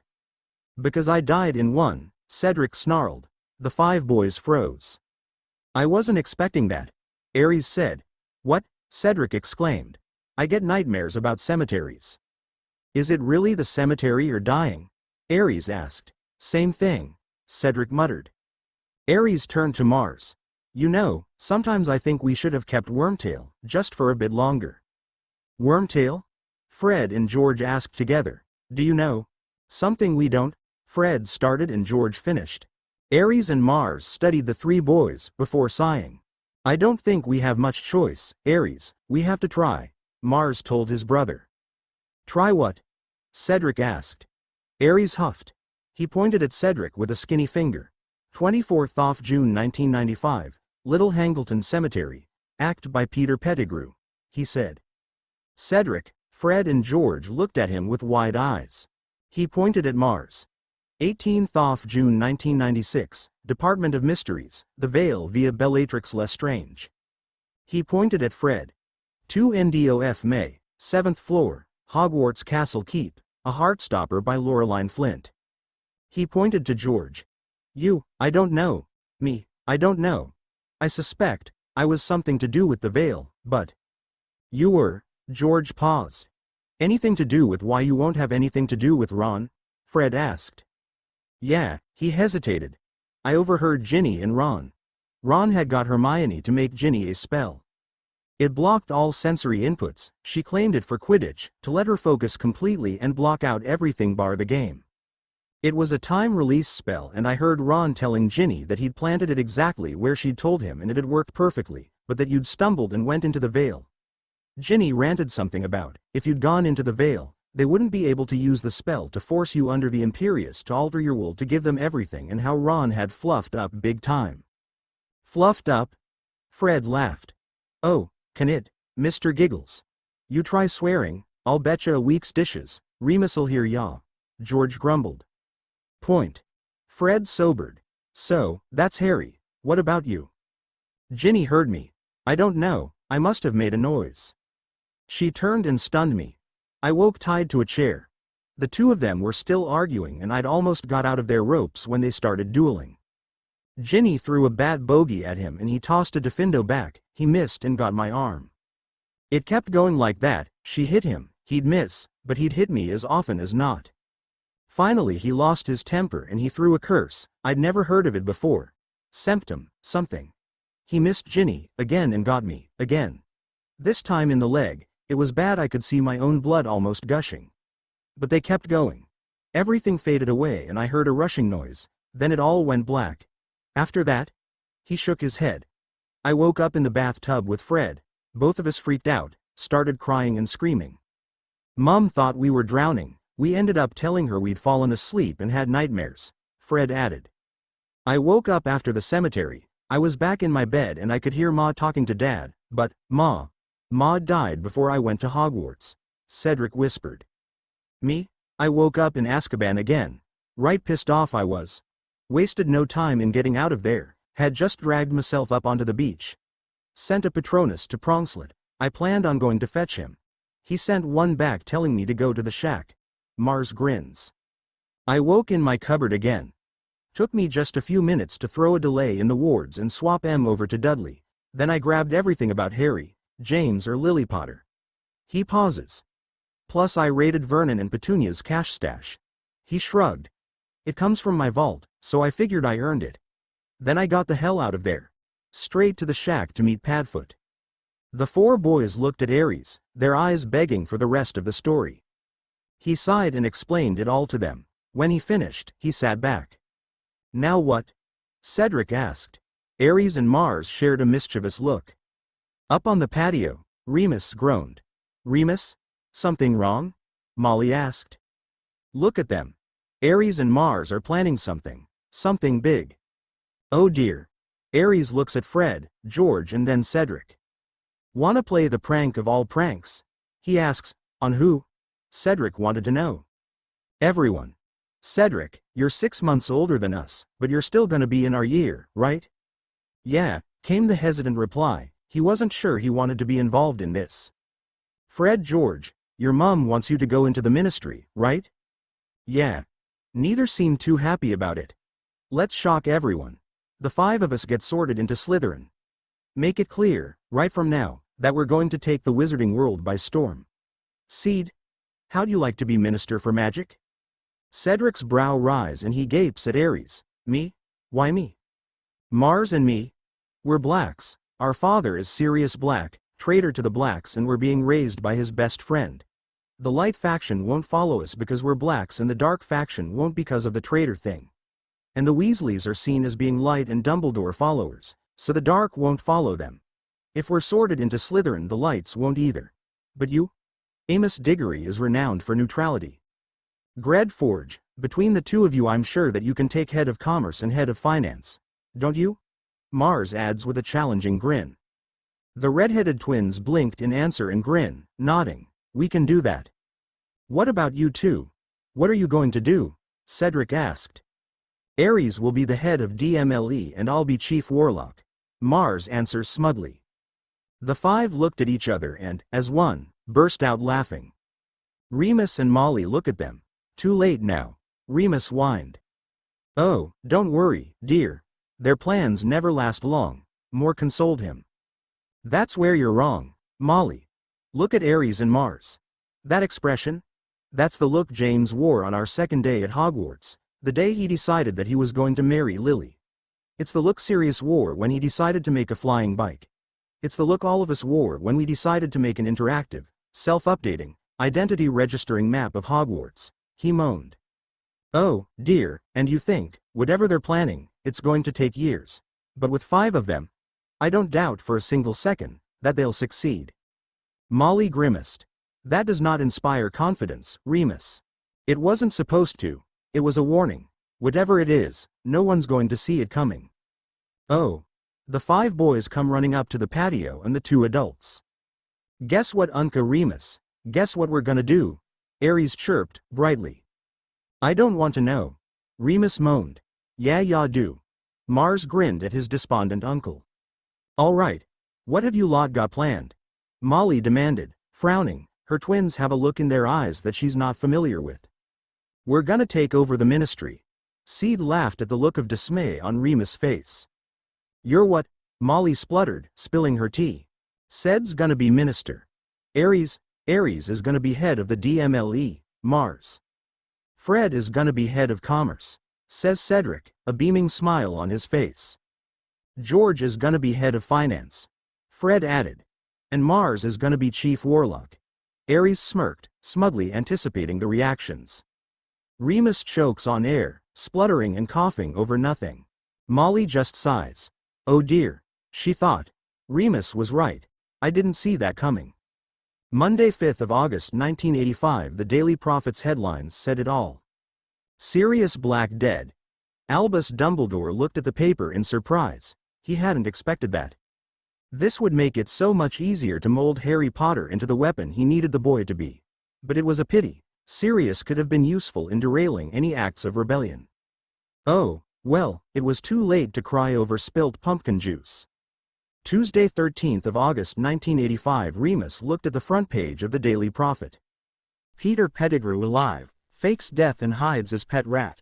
Sirius Black innocent? Pettigrew admits to being secret keeper under Veritaserum. Dumbledore gaped at the headline. He would have to push for Pettigrew being unstable. He couldn't have it come out that he'd cast the Fidelius that protected the Potters. That would destabilize his support base. It just wouldn't do. Not with the war coming. But the upside to it was, he could use it to influence Harry to go in the direction he needed. Point him to justice for his family. Yes, he could use this. Saturday, 7th of September 1985. The Prophet headlines screamed. Harry Potter dead. Found comatose in Muggle hospital. Muggle healers state he was found badly beaten. The article went to outline the Muggle healers' report on Harry Potter, from his being found dumped in a park, to the severity of his injuries. It included Saint Mungo's assessment of his condition and went on with his death within minutes of a Saint Mungo's healer spotting the boy. A comment was made that the Muggle healers worked diligently to try and restart his heart, but his injuries were too severe. Even magic would have made little to no difference to his survival. A memorial was organized for the Halloween anniversary for Harry, James and Lily Potter. With Harry's death, the Wizengamot were authorizing Gringotts to see to the dispersal of the Potter estate to those named in James and Lily's wills, or if no wills were found, then those of Fleamont and Euphemia Potter would be read. Dumbledore let his head fall into his hands. This could not be happening. It couldn't. He needed Potter. Without him, the war would collapse and Voldemort would gain control. As Dumbledore bemoaned the fate of the wizarding world, a bell rang in his office. One he'd not heard before. He hurried from his personal quarters to the office. On his desk a tray had appeared. It was covered with a large clear glass cloche, and under that cloche were a number of smaller silver cloche-covered plates, each with a small envelope resting against them. And in front of them, Larger envelope with the name T.M. Riddle elegantly written on it. Albus waved his wave over the glass cloche, and when nothing registered, he lift the clear dome. Another wave, and with still no magic or potions registering, he pick out an envelope at random, leaving the Riddle envelope until last. Lifting it, he opened the crisp white parchment. Inside was a single piece of parchment, folded in half. Unfolding that, he found a photo of a lovely piece of jewelry that, for some reason, was vaguely familiar, and below that a description. Rowena Ravenclaw's diadem contained the Horcrux of Tom Marvolo Riddle, equal to 3.125% of original soul. Created with the murder of Albanian Muggle Buhar Prifty on the 2nd of June 1948. Horcrux destroyed on the 31st of July 1985 by order of Lady Magic. Item to remain on permanent display in Hogwarts Great Hall.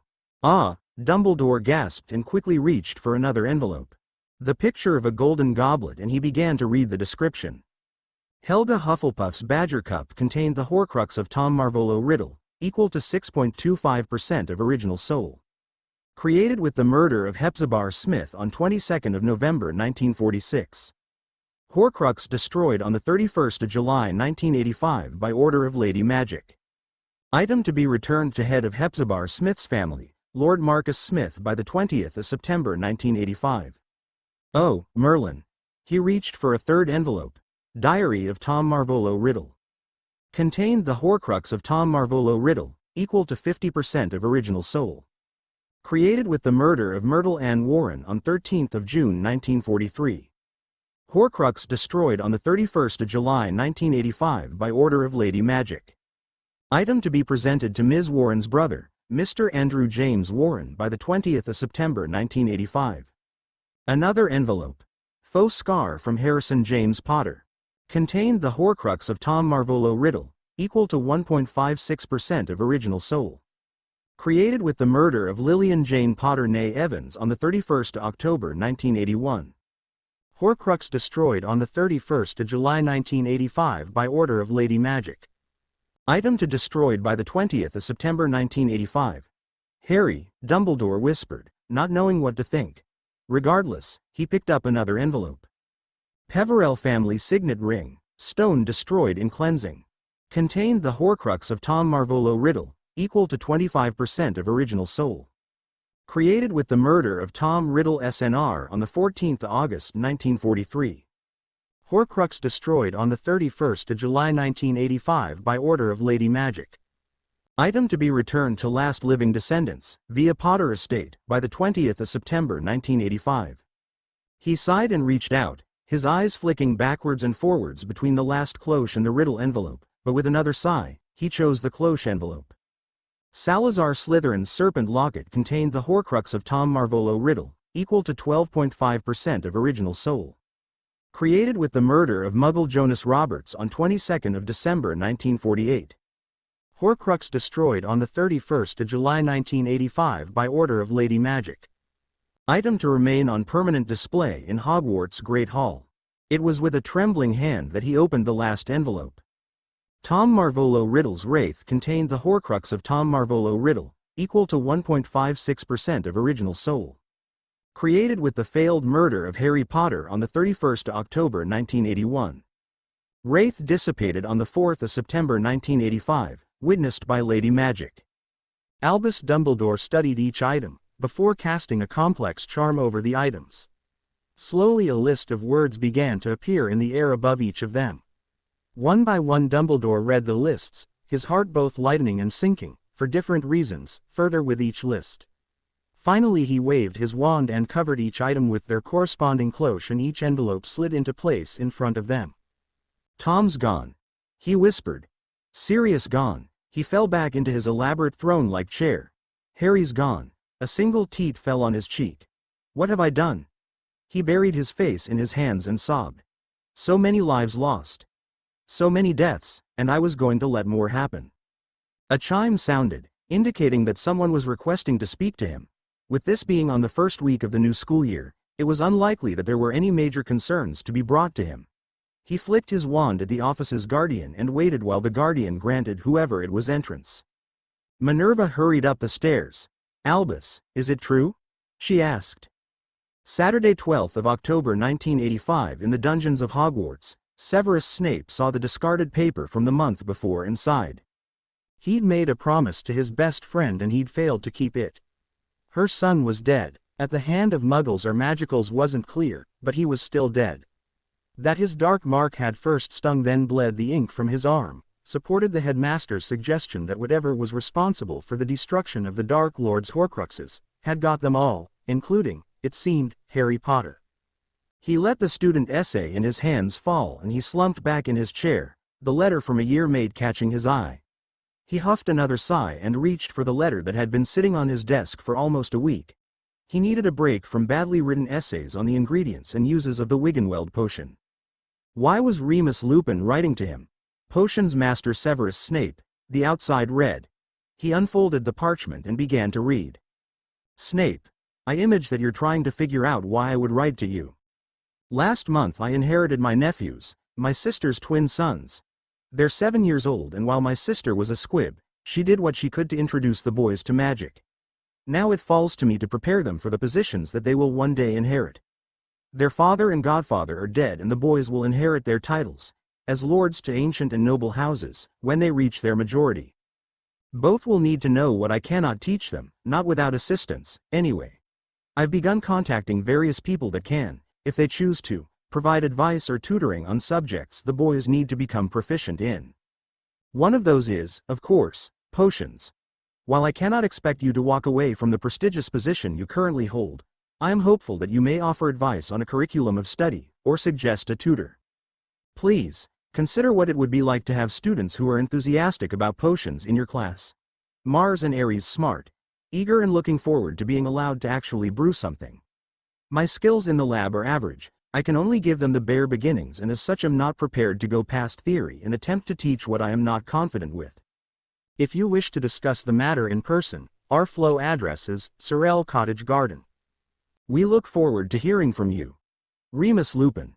An hour later, after a quiet meeting with Professors McGonagall and Flitwick, who were handling more and more of the school's business, Snape left Hogwarts, walking down the long drive towards Hogsmeade. At the station he paced back and forth for a good 10 minutes. Voluntarily visiting the home of one of his school tormentors was daunting and while he fully intended to follow through, he did require time to proverbially gird his loins.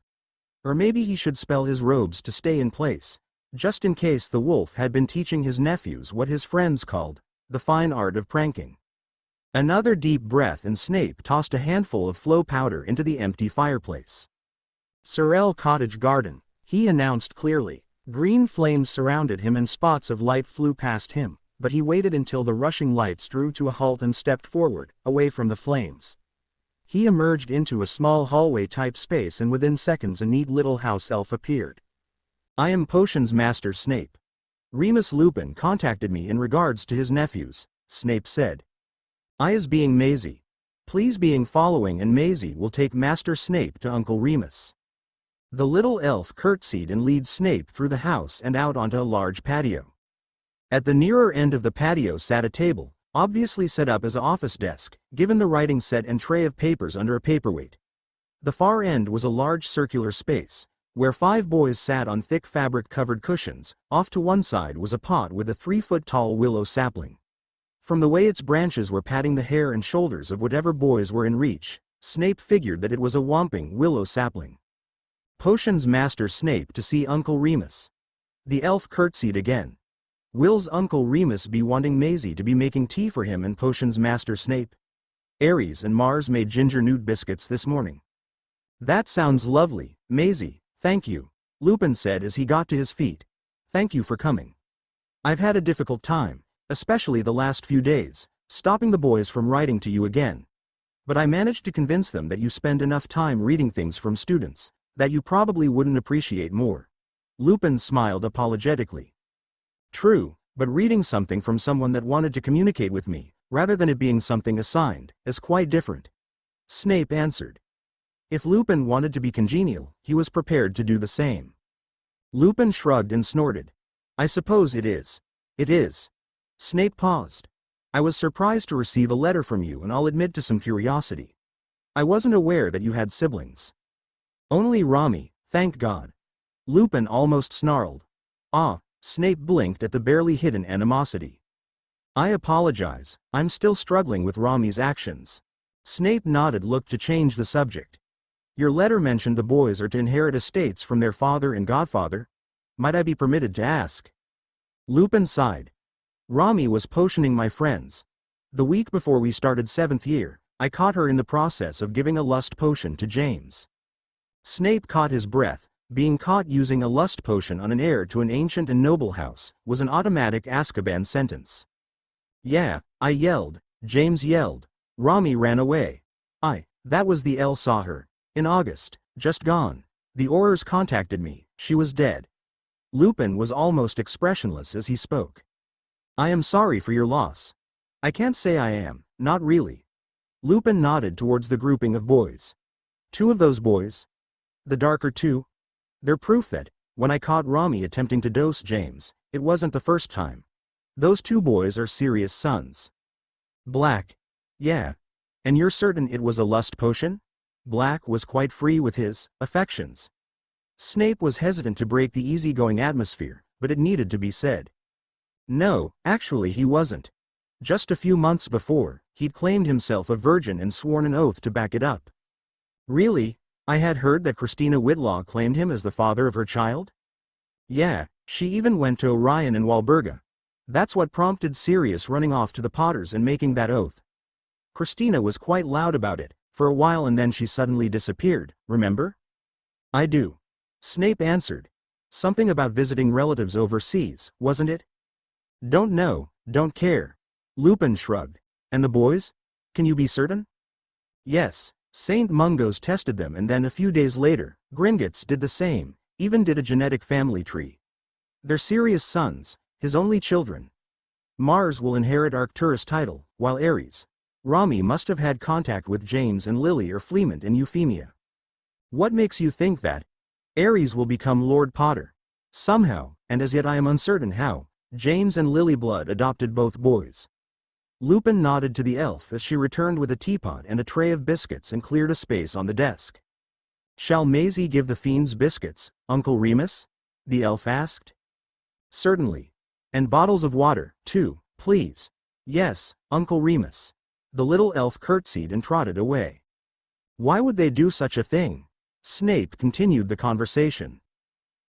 James was injured in 4th year, in that Quidditch match against Hufflepuff, the one where the hoops at the western end of the pitch collapsed. I recall, he spent a week in St. Mungo's, just after Easter. That's right. Well, that accident put the continuation of the Potter line in doubt. Right up until Lily announced she was pregnant, no one, including James, believed he could father a child. Hence, Black suggesting he blood adopting his friend's children. Not so sure about that. So far there's no evidence that Sirius knew about them. Personally, I'd be more inclined to say that Fleamont was behind it, with backing by Lily and Euphemia. Yes, that is more like something Lily would do, doesn't it just? Lupin smiled a sad smile. Very well, that explains 2 of the boys. What of the rest? I'm their crisis guardian. 2 Weasley boys and Amos Diggory's son. And you're homeschooling them? Snape was interested to know. At this point, yes. The redheads will eventually become the Lords Pruitt, when Miss Pruitt passes on and Cedric. There's a plot that the 5 have concocted. They plan to have the 5 highest positions in the wizarding world, by the time they're 30. Oh, Cedric is to be minister. Fred and George swap from week to week, but they will be the seats for finance and commerce. Ares will take the DMLE and Mars will be chief warlock. Ambitious. Snape raised an eyebrow. That they are. Remus grinned, at a memory. Remember that look James and Sirius got? The one that said, I'm going to do this, and then he went on and did it? He waited for Snape to nod. Well, all 5 wore it. I see. Yeah, Slytherin or Gryffindor? Snape asked, curiously. Were there any other options, given their plans? Not sure. Could go either way. Yes, they're cunning and ambitious. They're also sneaky and not a little underhanded, when it comes to getting their way. But, they're also reckless, brave, foolhardy at times and have absolutely no sense of fear or mortality. And it will depend on Mars and Ares, as to where the other 3 are sorted. Why, Healer Tansy explained that as the boys were conceived under the influence of a lust potion, tend to be much more protective of the people they emotionally connect with, if it's a positive connection, anyway. If it's a negative connection, Tansy implied that the best we can hope for is that they control the animosity. And what does that have to do with the other boys? Mars and Ares have decided that Fred, George and Cedric will be their brothers, and like I said, they're sneaky, underhanded with no sense of mortality. Don't ask me how, I no idea, but somehow, they believe that they can blackmail the Sorting Hat into putting the four of them in one house. I think that's more ambitious than taking over the ministry, Snape mused. Yeah, so either McGonagall or whoever's Slytherin head will have a handful and a half. That would be myself. Snape paused. I saw brooms in the utility room as I came through. Did they inherit their father's mediocrity on a broom? Oh, no, they take after their uncles. All of them. Mars and Ares fly better than Regulus ever did. Better than James, I think.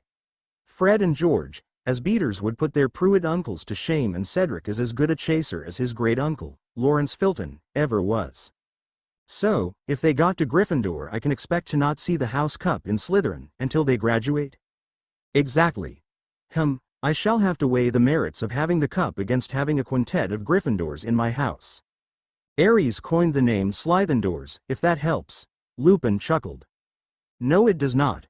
I believe that is enough pleasantries to placate societal courtesies. A potions curriculum, you said? For all 5 or just your nephews? All 5, plus the next eldest Weasley boy, Percy. Percy is quite advanced for his age, they all are. Lupin assured him. And all are looking forward learning, they've all promised to pay attention and do their best. Do you have a lab? We do, but I'd prefer you, or whomever you recommend, to set it up their preferred way. Furnished to their requirements. As father and crisis regent, I will of course fund the lab, setup and ingredients, as well pay tutorial fees. Snape studied Lupin. The boy had grown up into a reasonable human being. Who would have thought it? But one concern dominated his mind. And what of your condition? My condition? What condition? Your full moon issue. Snape wasn't going to say it. Oh, gods, please tell me you're not another one of those that Dumbledore convinced I was a werewolf, are you? You're not, most assuredly not. When Rami died, there was quite a furore about it, but it wasn't the first time that St. Mungo's cleared me of the disease. When I was first attacked, my parents took me there, they were worried. But St. Mungo's examined me and my wounds, and after staying in the hospital for a full moon and not changing, they cleared me. Same happened when I wanted custody of the boys. Why would the headmaster say otherwise? Really, I think it was just a miscommunication. When he brought my Hogwarts acceptance, Rami was furious, mostly because she didn't get one. Father was trying to deal with her and the headmaster at the same time. All he really said to Dumbledore was something along the lines of, I'd been attacked and had lunar sensitivity as a result. Then he went on to list my dietary requirements and, well, basically, I think they just got their owls crossed. I see, Snape drawled. Who are you speaking to and for what subjects? Oh, let me see. Lupin shuffled papers around until he found the list he was obviously looking for. I can cover astronomy, ancient runes, history of magic, Dada, magical theory and transfiguration. I newt O+S in all of them. Wilhelmina Grubbly Plank will come in for care and herbology. Andromeda Tonks will be giving them lessons on etiquette, social and business, as well as Wizengamot protocols. Yourself, or your recommendation, for potions. Each subject will have a set time, either a morning or afternoon, once a week, as yet they're undecided. I wanted to wait until I knew your recommendation, before working out a schedule. Charms, Dada and Transfiguration. Those are wand-based. Please don't tell me that they have wands? At their age? Surely Lupin wasn't that irresponsible? No, gods, no, they have training wands. At Snape's blank look, Lupin continued. Healer Tansy issued them with training wands. It lets them practice as much as they like without any risk of a miscast. If they get it right, the tip lights up with a blue Lumos type light. Getting it wrong gets it the same, but in red. They aren't be able to use them for anything other than learning the spells and movements. All of my fiends have them. Fiends? Arthur and Molly Weasley took to calling them that last week, the day they decided to take over the ministry. Ah, I see, perhaps having them in Slytherin may not be wise. He hummed in thought for a few minutes, before sighing. Saturdays, all day. I'll talk to them about theory, today. If I find them suitable as students, I shall mentor them, myself. I do not expect them to excel, I do however, expect them to try. As long as they put in the effort to learn, I shall put in the same amount of effort to teach them. Snape stated bluntly. I will not be leaving Hogwarts at this time, but for the chance to train those that genuinely want to learn, I will sacrifice a great deal. Not my position, but some of my free time, certainly. Lupin sighed, in relief. In that case, would you like to meet them? Thursday 18th of December 1986. Uncle Remus. A voice screamed, Uncle Remus. Remus scrambled through the door of the large bedroom that all 5 boys shared. Cedric was curled up on his bed, his quilt bundled around him. In front of him crouched 2 half-grown Black Panther cubs. But one glance was enough to show that it wasn't the panthers that Cedric was screaming about. On the floor between the beds lay Fred, being securely held by an adolescent cougar. What the, he gasped. Cedric. Ares and Mars were reading to us about animagi and, Forge laughed and said it was easy. Then he began to shift, but, it don't look easy. He cried and fell on the floor and Gred went with him and now Forge won't let go of him, Cedric babbled. And Ares and Mars? When Forge grabbed Gred, Ares and Mars pushed me up here and shifted. They won't let me help Gred. Ah, that's right, you 3 stay there. He turned from the bed to the tangle of boy and cat on the floor. Fred? Fred? Are you all right? Can you handle staying there for a few more seconds? A red head moved and Remus assumed that as the boys' struggling came to a halt. George. Easy, George, easy there. Take a deep breath and let it out. Let out the pain. Let out your fur, Remus crooned. Let your muscles stretch. Let your bones change. Let my voice fill your ears. Let Fred's scent fill your nose. Listen to his breathing. Listen to his heartbeat. George's struggles eased and slowly fell to the odd twitch. There you go. Silly, fiend, you're supposed to wait for the others, remember? You were all going to learn together. Now Fred and Cedric are going to have to work to catch up. He gently chided, extending his hand for the cougar to sniff. A raspy tongue flicked over Remus' fingers. Ew, Fred screwed his face up, when that same tongue flicked out and caught him on the cheek. Gross, Forge, gross. He pushed the furry head away from his. All right, panic over? Remus asked and both boy and cat nodded. Good, let's get you untangled, then. Fred, lift your left leg. George, move your right front leg. Fred, pull yourself forward. George, twist to your right. And, there we go. 2 boys, or, well, a cat and a boy. George, up on your bed, please. Ares, Mars, you 2 join him. Fred, up beside Cedric, please. Remus waited for the boys, and cats, to move where asked, before continuing. Right, Fred, Cedric. Do you want to do this tonight? You don't have to, we can wait until morning. Fred and Cedric looked at each other and shrugged. Now is fine, Uncle Remus. Cedric answered for them. All right, then. You know what to do. Ares, Mars, one of you want to shift back and help them, please? Remus asked. One of the panther cubs blurred and became a boy. Ares swung his feet around, climbed off the bed and went to join Fred and Cedric. Do you know what made George try it tonight? Remus asked. Ah, yeah, Ares grimaced. Just spit it out, Ares, now. Cedric, Fred and George are like me and Mars. Yes, I understand that, but what? No, Uncle Remus. Like Mars and me. They remember being older. But Cedric died when he was still at Hogwarts and Fred died in the big battle against Voldy. George and me, and my own, we all learned how to shift, together. Oh, I see. Remus watched first Fred, then Cedric begin to shift. Fred quickly became a cougar, matching his twin, while Cedric developed black and gold stripes. A tiger? Ares laughed. Your inner puff is showing, Seed. The boy in question huffed and that huff was enough of a relaxant for Cedric to shift from boy shape to a half-grown tiger cub. I don't understand, Ares. Inner puff? Ares turned to Remus. Seed was a puff, Unca Remus, He wore black and gold all the time. Ah, now I get it. Remus eyed the tiger cub's very Hufflepuff coloring. Yeah, was all Ares said, and with a laugh, he shifted back into his panther form, to join those he chose called brothers. All right, you can have an hour, then you have to shift back. No more than an hour a day wearing your fur. You can shift again tomorrow. We'll have a picnic in the woods between here and the Diggories. It's still a school day, so we won't have to worry about wanderers. All 5 cats leapt to their feet, and thus began the funniest game of tag that Remus had ever seen.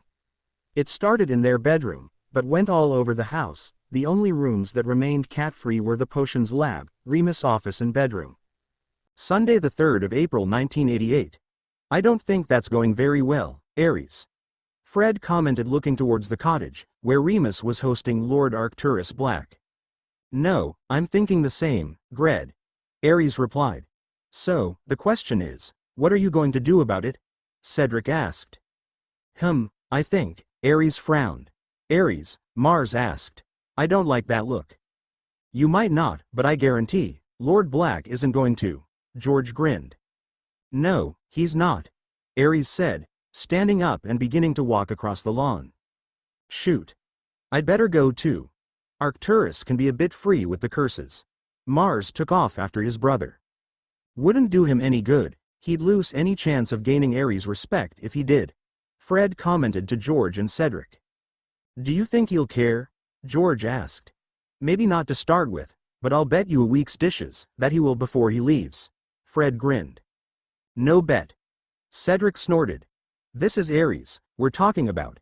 If anyone can change Lord Black's mind, it's Ares. Across the lawn, Ares had reached the patio. Uncle Remus? Ares? Remus asked. May we speak with Lord Black, please? There was something in Ares' voice that warned Remus that what was about to happen could happen 2 ways. And neither of them were going to be good for Lord Black. Of course, Ares. Do you want me to stay? No, thank you, Uncle. Ares answered, warmly. All right, I'll be in the office when you're ready. Remus nodded to Lord Black, stood and left the patio. Thank you, Uncle. Mars gave Remus a grim smile. Lord Black, Ares said. Call me grandfather, after all you will. Lord Black. You seem to be under the impression that you have any say in what happens to us. Ares' voice was hard and cold, an abrupt turnaround from seconds before. Excuse me? No, I don't believe we shall. Mars' voice wasn't as hard or as cold, but it definitely was not friendly. Now, Lord Black. We shall tell you exactly what will happen. Ares continued, without giving the man a chance to respond. Mars and I will continue to live with our uncle. If you try to have us removed, you will find yourself in a very difficult place. We will make your life a living misery. What Walburga Black did to our father is nothing compared to what we will do to you. Mars assured him. You are well aware what our father was like. We are worse, or better, depends on your point of view. But you would say worse. Because we will give no quarter, we will take no prisoners, we will destroy you. Ares' voice was calm. There was no anger or fear, just a clear statement of fact. Our lessons are progressing well. Cousin Andromeda has been teaching us politics, law, family history and various etiquettes. Mistress Grubbly Plank is covering COMC and herbology. Potions Master Snape comes out each Saturday for our potions lessons, and Uncle Remus covers Dada, Transfiguration, Ancient Runes, Astronomy, History of Magic and Magical Theory. Mars explained. The only thing that we are missing is estate management, and we have already sent a request for an instructor to Gringotts. We anticipate an answer shortly after Yule. Ares added. So, what it comes down to, Lord Black, is what you want, Mars said. Do you want 2 happy, well-educated, well-adjusted heirs? Or, do you want to put yourself and your house through hell? Ares asked. Because, if you force the issue, that's exactly what's going to happen, Mars warned. What, do you have any idea who I am? Arcturus growled. You are an old man. And we are the sons of the grandson you allowed to be disowned, Mars answered. Bluntly point, Lord Black. You need us, we don't need you. Ares bared his teeth and let a little of his animagus form show in his slightly elongated teeth and rumbling voice. Arcturus blinked in shock. We are never going to consider you family, not after your treatment of our father.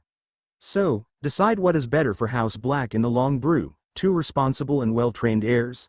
Or the chaos and destruction we will rain down on you? Mars offered.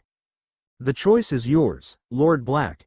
Ares ended and the 2 boys sat back and waited. They watched Arcturus as he studied them, his eyes flitting from one to the other and back again. Finally he sighed and sat back. Very well, gentlemen. I concede. What are your terms? Nothing. Mars said. Nothing? I don't understand? We require nothing from the House of Black. We have our uncle, we have our father's vault and our mother's Muggle lottery winnings. Ares explained. Muggle? It was said with a sneer. Exchanged for Oleans, it makes a nice nest egg. 2,500,000 would keep even a Niffler busy, wouldn't it? Mars answered with an innocent face. And thanks to great Uncle Alfred, support of our father, we have quite a healthy trust vault, too. We will need to use an estate for estate management lessons, but we have sufficient funds to purchase suitable properties, Ares commented. Arcturus looked at them, not able to believe what he heard. You truly need nothing from the House of Black? But Walburga said? Like she said that Christina Whitlaw was pregnant with Dad's child? Like she said that Jessica Lawrence was pregnant with Uncle Regulus' child? Like she said that Dad betrayed Uncle James and Aunt Lily? Like she said that Pettigrew was a nice young man? Like she said Uncle Remus was a werewolf? Mars cut him off. Lord Black, you need to be a little more Slytherin in your research, or at the very least do your own research.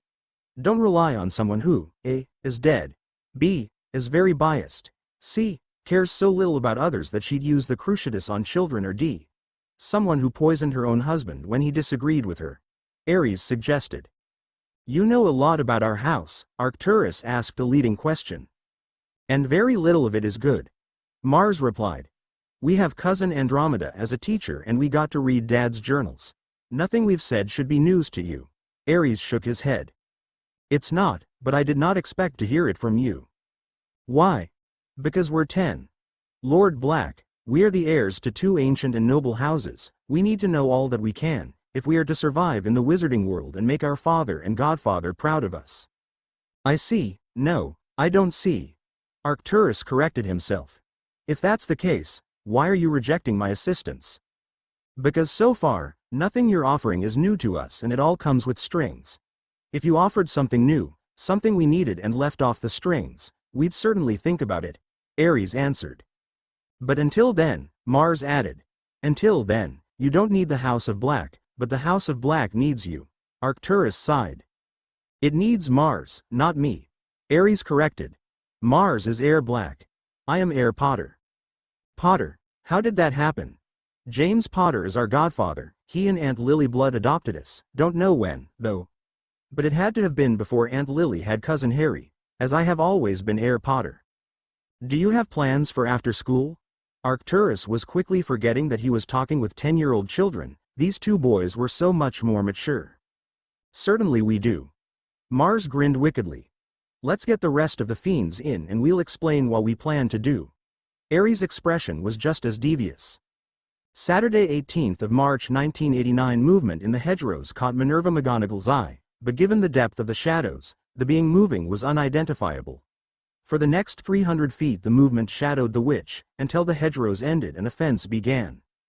She stepped away from the road and onto a path that led to a rickety old gate. Oh, dear. She sighed, sadly. The cottage behind the gate was tired and run down, not a pleasant place at all. The thought of a set of Muggle-born twins coming from here didn't inspire confidence in her. The likelihood of whomever was raising them, accepting the twin boys as wizards, was scarce. As her hand rested on the gate a tingle went through her fingers. How odd, she muttered. That was almost like. She trailed off in thought and pushed the gate open. Stepping through, she shook her head in confusion. What on earth? The run-down cottage was gone and in its place, a quintessentially Devonshire cottage appeared. White-painted exterior with a thatched roof, the 2-story cottage sat in the middle of a well-tended garden, a cobblestone path leading to the front door. Minerva turned and looked at the gate, before turning back to the house, suddenly uncertain. She took a single step towards the house, before coming to a screeching halt. Sitting in front of her were 5 cats. But not 5 ordinary cats. No, these were different.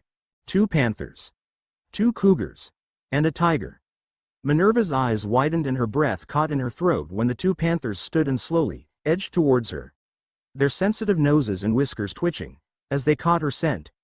With a coughing chuff, the 2 dropped to their haunches and looked at her. A questioning mewl came from the tiger and one of the panthers answered with a chittering growl, then both panthers twitched and stood. But as they stood, both panthers changed. Just as she did when she changed from her animagus form to her human form. Both panthers lost their fur and straightened from crouching on 4 legs to walking upright on 2 feet. "What on?" she gasped. "Professor McGonagall," asked a young boy that just seconds ago had been a panther. "You are Professor McGonagall, aren't you?" asked a second, identical boy. What?" she stammered. "Oh, yes. Yes, I am." She pulled herself together. "I'm here to speak to the uncle of Mars and Ares Lupin." Both boys stood tall and bowed to her. "Welcome to Sorrel Cottage, Professor McGonagall," they said together, before stepping forward and offering their hands. Together the boys drew Minerva towards the house, not towards the front door, but to a gravel path that ran off to one side and around the house. "This way, please, Professor." One boy gestured broadly and the 3 other big cats lead the way. As the interesting parade of cats and people rounded the front corner of the house, one boy tossed Minerva a smile and ran off in front of them, heading for the back of the house. A few seconds later, Minerva heard his voice. "Uncle Remus. Uncle Remus, Professor McGonagall's here, Uncle Remus." It took only a few seconds more for the parade of beings to emerge from the overshadowed path and onto a broad paved patio. "So I see, Mars." Remus Lupin smiled at the boy and turned his brilliant blue eyes towards Minerva. "Perfect timing, Professor. Maisie's just pulled a batch of shortbread from the oven. Join us?" He stood and with a wave of his wand conjured up a seat, one that strongly resembled the red leather club armchairs from the Gryffindor common room. The older witch blinked a few times and huffed a sigh. "I think I shall, Mr. Lupin." She twitched her wand and her neat Muggle-styled business suit smoothly transformed into her usual deep green velvet robes. It was a minute or so before she continued. "I must confess, Mr. Lupin, I was not expecting to see you today." Remus smiled. "I dare say you weren't, Professor. I'm assuming you are here to give Mars and Ares their letters?" "Indeed. And that leads me to ask, why are you here, Mr. Lupin?" That was the 3rd time in as many minutes that she had used his surname, and if he'd still been at school, Remus would have expected that with the next use, he would be issued a detention to go with it. "I live here, Professor," he answered simply. "Excuse me?" She looked askance at him. "I live here, Professor," he said a second time. "Myself and the boys." Minerva huffed and sat forward. "Speaking of the boys, care to explain why I am here to deliver invitations to Hogwarts?" She paused. Obviously both boys are aware that they are wizards. Given the fact that they are both animagi. She huffed. "And who, may I ask, taught them that? And why are they calling you, Uncle?" "Ah," Remus grimaced. "Can we wait a few moments? I want to get the boys sorted and then I'll happily answer any and all questions I can." Minerva drew in a deep breath and answered with a sharp nod. "Thanks, Professor," Remus replied. With that, he turned to the 2 boys and the 3 large cats. "Righto boys, back on 2 legs, please." There was a grumble from the 2 cougars. "Biscuits are for boys, not cats." The tiger huffed and with a flick of its tail, it stepped forward and in 2 steps became a child with sandy blonde hair. Seconds later, the 2 cougars did the same, leaving 5 boys standing on the patio, looking at the plate of biscuits, pleadingly. "You know the rules, boys," Remus warned. "Yes, Uncle Remus," all 5 answered. With that, one at a time, each boy stepped forward and picked out 3 of the small, delicate lemon-scented biscuits and placed them in a small tightly woven basket, then picked up a metal drink bottle, each one a different color. Once all 5 boys held a basket and a bottle, Remus nodded and smiled. "Well done, boys. Off you go, but remember, you have to stay in the yard while we have a guest. And take Stompy with you." "Yes, Uncle Remus," 5 voices answered. One by one, they smiled at Remus and bowed to Minerva, then they grinned broadly and 3 raced off across the lawn. The other 2 darted down to the far end of the patio and came to a stop beside what looked like a potted willow tree. But given what Remus called it and that the tree moved its branches to curl around the boy's arms, Minerva assumed it wasn't a Muggle willow, but rather a relative of the Whomping Willow at Hogwarts. Remus smiled and shook his head. So, where to start?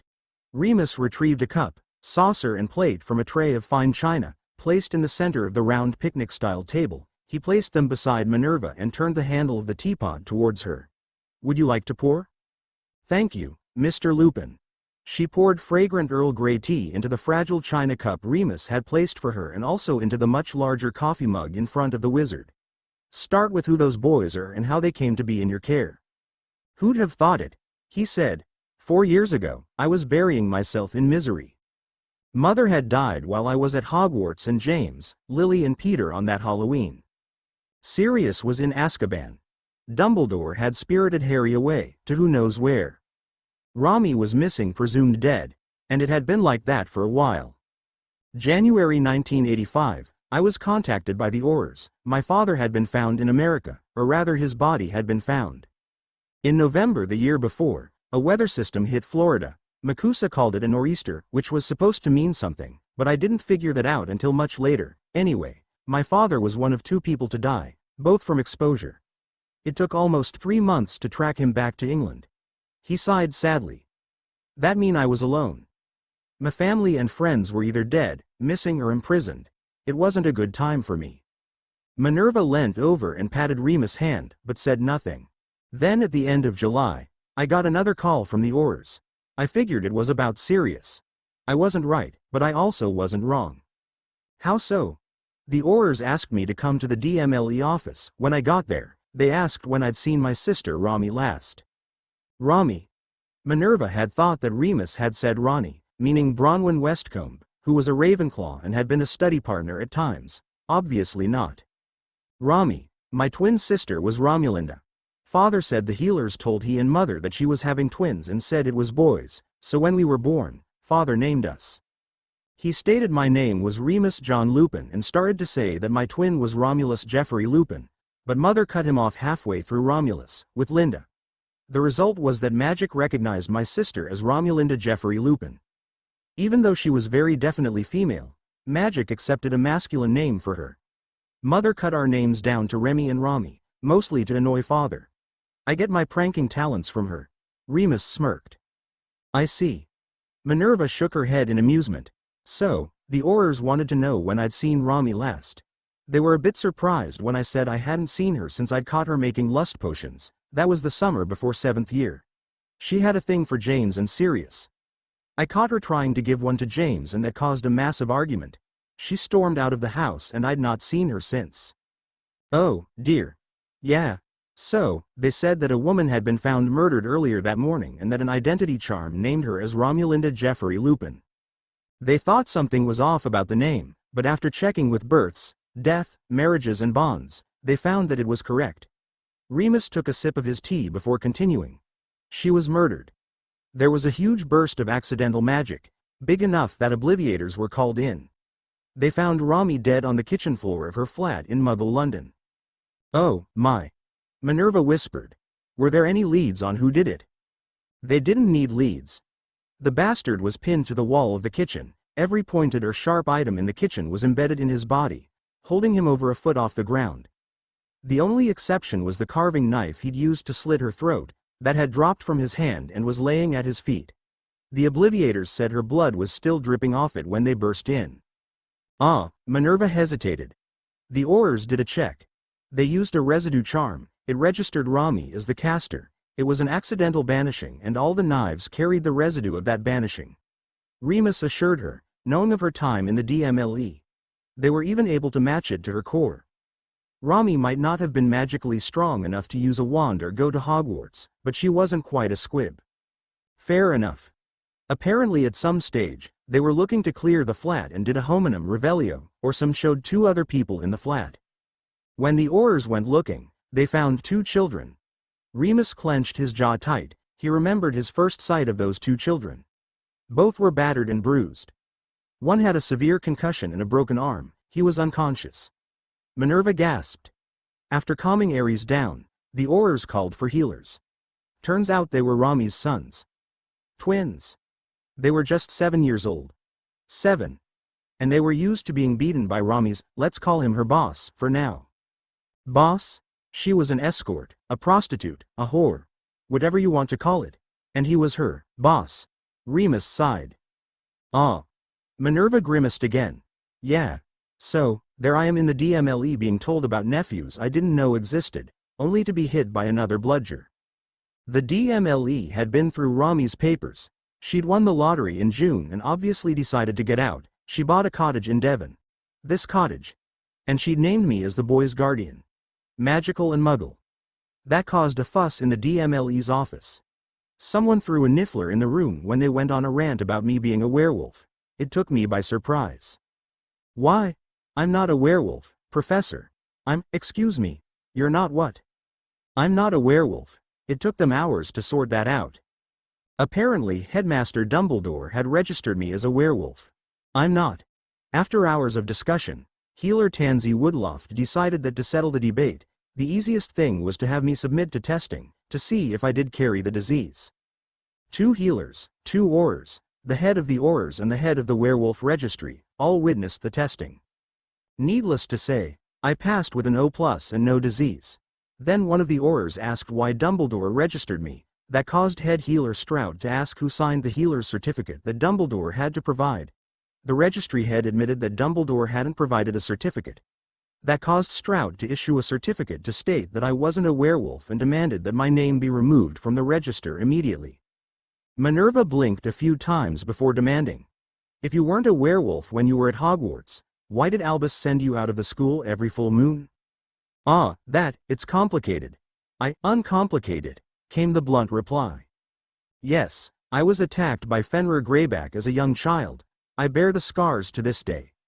But, no one ever asked if I was just scratched or if I was bitten. They all just assumed I was. Remus answered cautiously. What?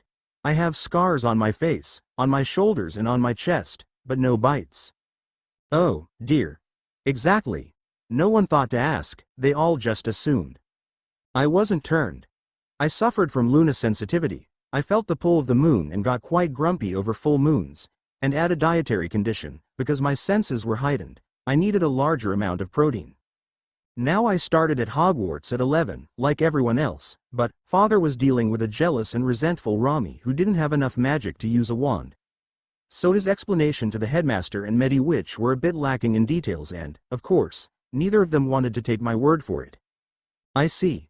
And Albus in his wisdom thought that meant that you needed to be separated from the other students. Yes. I didn't. I don't carry enough of the disease to infect someone, so it was unnecessary. But he did it anyway. Yeah. Remus sighed and went back to his story. By the time St. Mungo's had convinced the DMLE and the registry that I wasn't a werewolf, it was getting on towards morning. When I asked about the boys, Strout said that the healer in charge of their care had spent time talking to them. They were twins, born on the 1st of April. They're F.A. Oh, gods. April Fool's Day? Minerva cut him off. Yeah, and you want to know what makes it worse? No, it came out as a question. Their father. What about their father? Minerva wasn't sure she wanted to know. Their father was Sirius Black. She knew she shouldn't have asked. No, she whispered. Given their age, Rami had to have gotten pregnant before our 7th year. Remus sighed sadly. And that was last summer I saw her. When she tried to potion James, she had to have already been pregnant at that point, as when I saw what she was doing, I yelled at her and cast a potion detection charm at the drink she'd just given him. It lit up red. He threw the drink at her and started yelling too. He mentioned line theft and she ran from the house, crying. She never came back. She didn't take her vault key. She didn't take her coin purse. Nothing. She was just gone. Until the Aurors found her. Minerva sighed. Until the Aurors found her dead on her kitchen floor with her sons in a tiny room, injured. Remus nodded. I asked to meet them and I'd barely taken one step into the room before I was knocked on my ass. He paused, by a tiny black-haired boy. Apparently Rami had told them stories about me and their dad and our friends. She had photos that I'd never seen before, some of them taken after the boys were born. What makes you say that? There's a couple of me with a very pregnant Lily, of me and Ciri, playing with Harry and Lily at the beach at Sidmouth. Of Ciri and that stupid bike he loved, Remus answered. I see. Minerva nodded in thought. So, the boys knew who you were? They did. And what about their mother? Did they know? They'd been told, but they were only 7, they didn't understand, not really. I told them that Rami had gone to be with Grandma and Grandpa, though. And that was better. They knew that Grandma and Grandpa had gone to heaven and weren't able to come back. Oh, the poor things. The poor dears, Maya's, oops, sainted aunt. They're serious sons, all right. I stayed with them that night and woke up the next morning, with ink drawings all over my face. He grumbled and Minerva pursed her lips to avoid snickering. Thank Flitwick and Lily for teaching us glamour and cosmetic charms. He smirked. I did make it so the boys could still see their handiwork, though, they were so proud that they'd managed not to wake me while they did it. Minerva chuckled at the image in her mind. Yeah, you're laughing now, just wait until September. Her chuckles ended instantly and he smirked. When St. Mungo's released them, the Aurors brought us here, handed over Rami's paperwork and left me with copies of the reports. They did suggest a trip to Gringotts to confirm the boy's identity, particularly given Rami's employment. And, like I said, they're serious sons. What does Lord Black say? No idea, he came here to see them, but Ares and Mars kicked me out of that conversation. They must have come to some agreement, though, as they write to Arcturus at least once a month. Gringotts also did the boys' identity tests, and the shock was that the tests say that Mars is heir Black and Ares is heir Potter. Potter? Their inheritance testing shows that, it suggests that somehow, the Potters knew about them. There's a single entry in Rami's diary that says that Fleamont said that Mars would be Lord Black someday, and as James seemed to want to give his entire estate to Dumbledore and no one was sure that James could have children, especially after that Quidditch accident, Fleamont thought the best way to keep the estate intact was to remove James as heir. But he still wanted the Potter estate to have some type of connection to the Potters, so he insisted that James' blood adopt both boys. Rami's diary says Fleamont then put the information under a Fidelius and made her secret keeper, with the secret to be released either at a time of her choosing or giving her the ability to pass the secret to another person, on her death. Minerva huffed a sigh. Albus was not going to like that.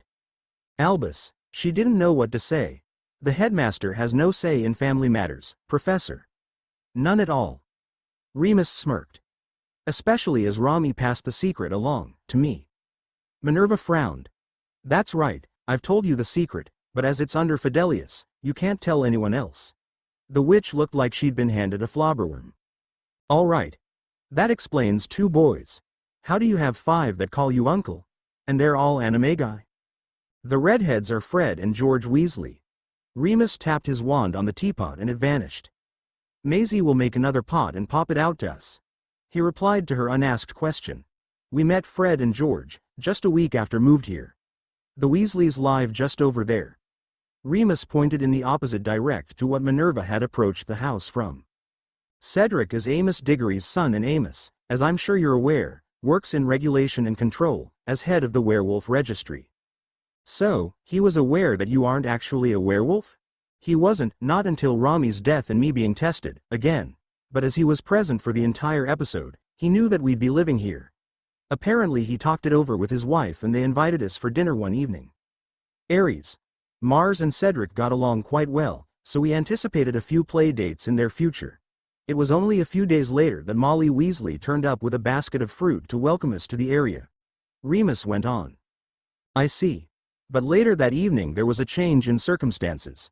Molly Flo called. She said that Arthur was held up in Diagon with Bill, Charlie and Ronald, something to do with the Aurors, but that she wasn't permitted to go into detail. Later, Arthur said that, in the middle of Diagon Alley, Pettigrew lost control of his animagus form and shifted in front of Aurors. Ah, and the Aurors wanted to speak to Arthur and the boys? Yes, but as Ronald was only 5 and had started to run a temperature, Molly was encouraged to fetch him home. Then to make matters more complicated for her, Pandora Lovegood, who'd had Ginevra for the day, said the girl was also running a temp and wanted to send her home, too. When it rains, it pours. Minerva sighed. Oh, that's not all. Molly asked me to take Fred, George and Percy until she could have Ronald and Ginevra assessed by St. Mungo's. I said, yes, of course. Of course, I would expect no less from you, Mr. Lupin. Remus, please. Otherwise I may feel like I'm back in detention and get the need to retaliate. Don't, came the quick reply. Remus laughed, lightly. There I am with 5 boys, when Amos Flo Ed. His wife Sarah had come down with mumble mumps, and while neither he nor Cedric had them, Cedric has a sensitivity to boom berries.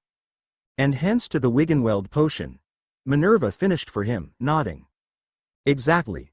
So, Cedric joined the cast of Misfits.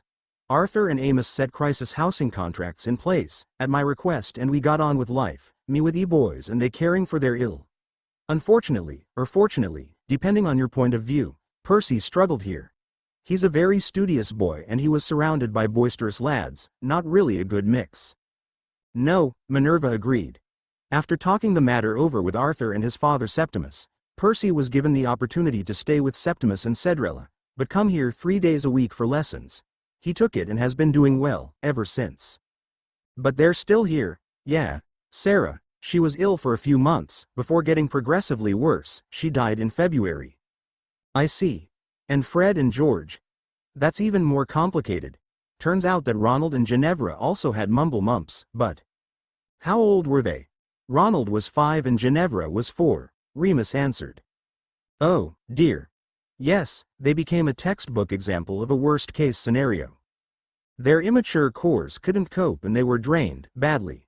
They ended up like Rami, not quite squibs, but certainly not strong enough to wield a wand.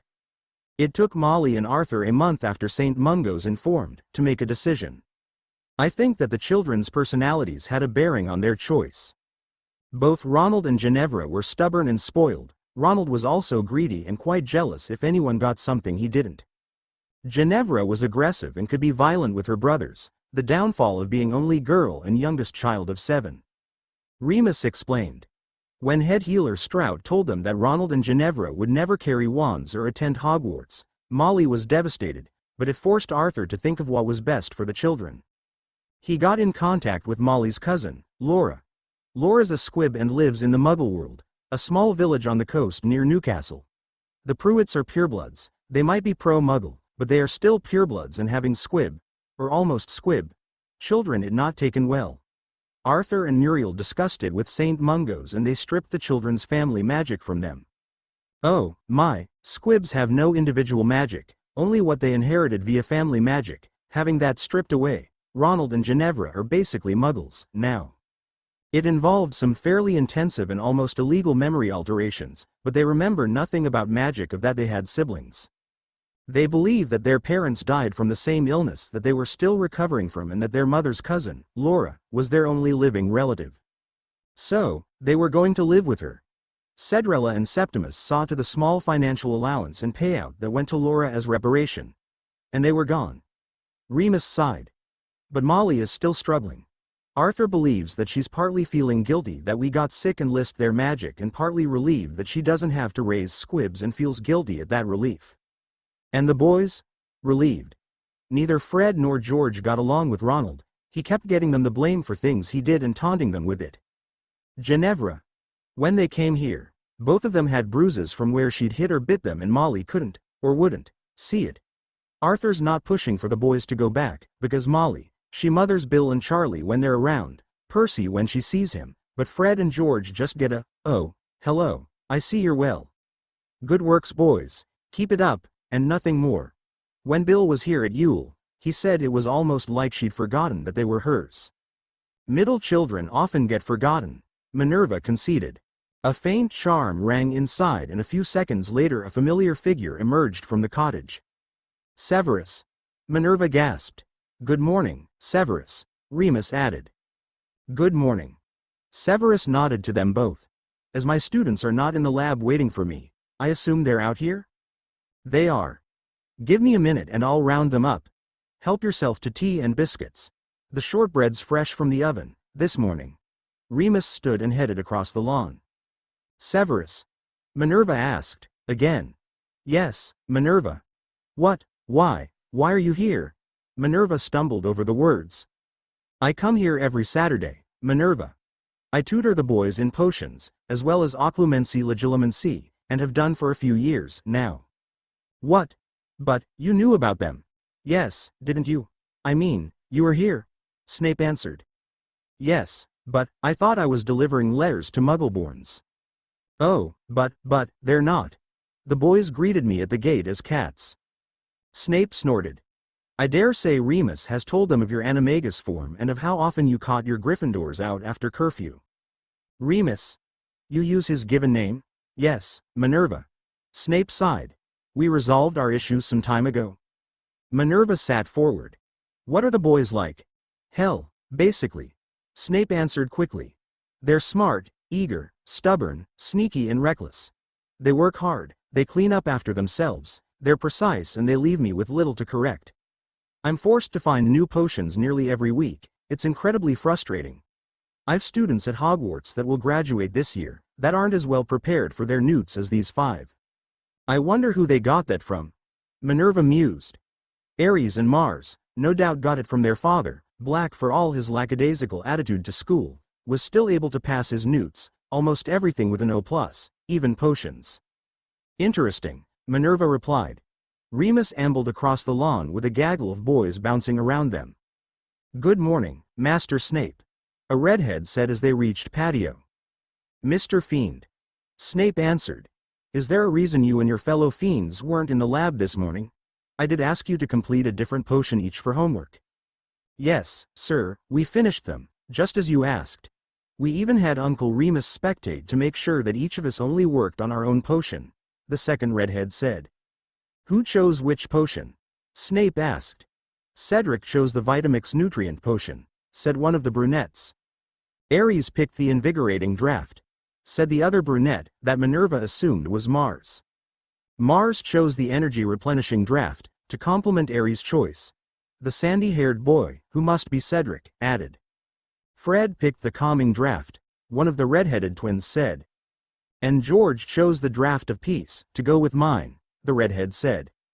I see, I had not expected that you would complete your chosen potion before the end of today's lesson, so I have no plans for our lesson.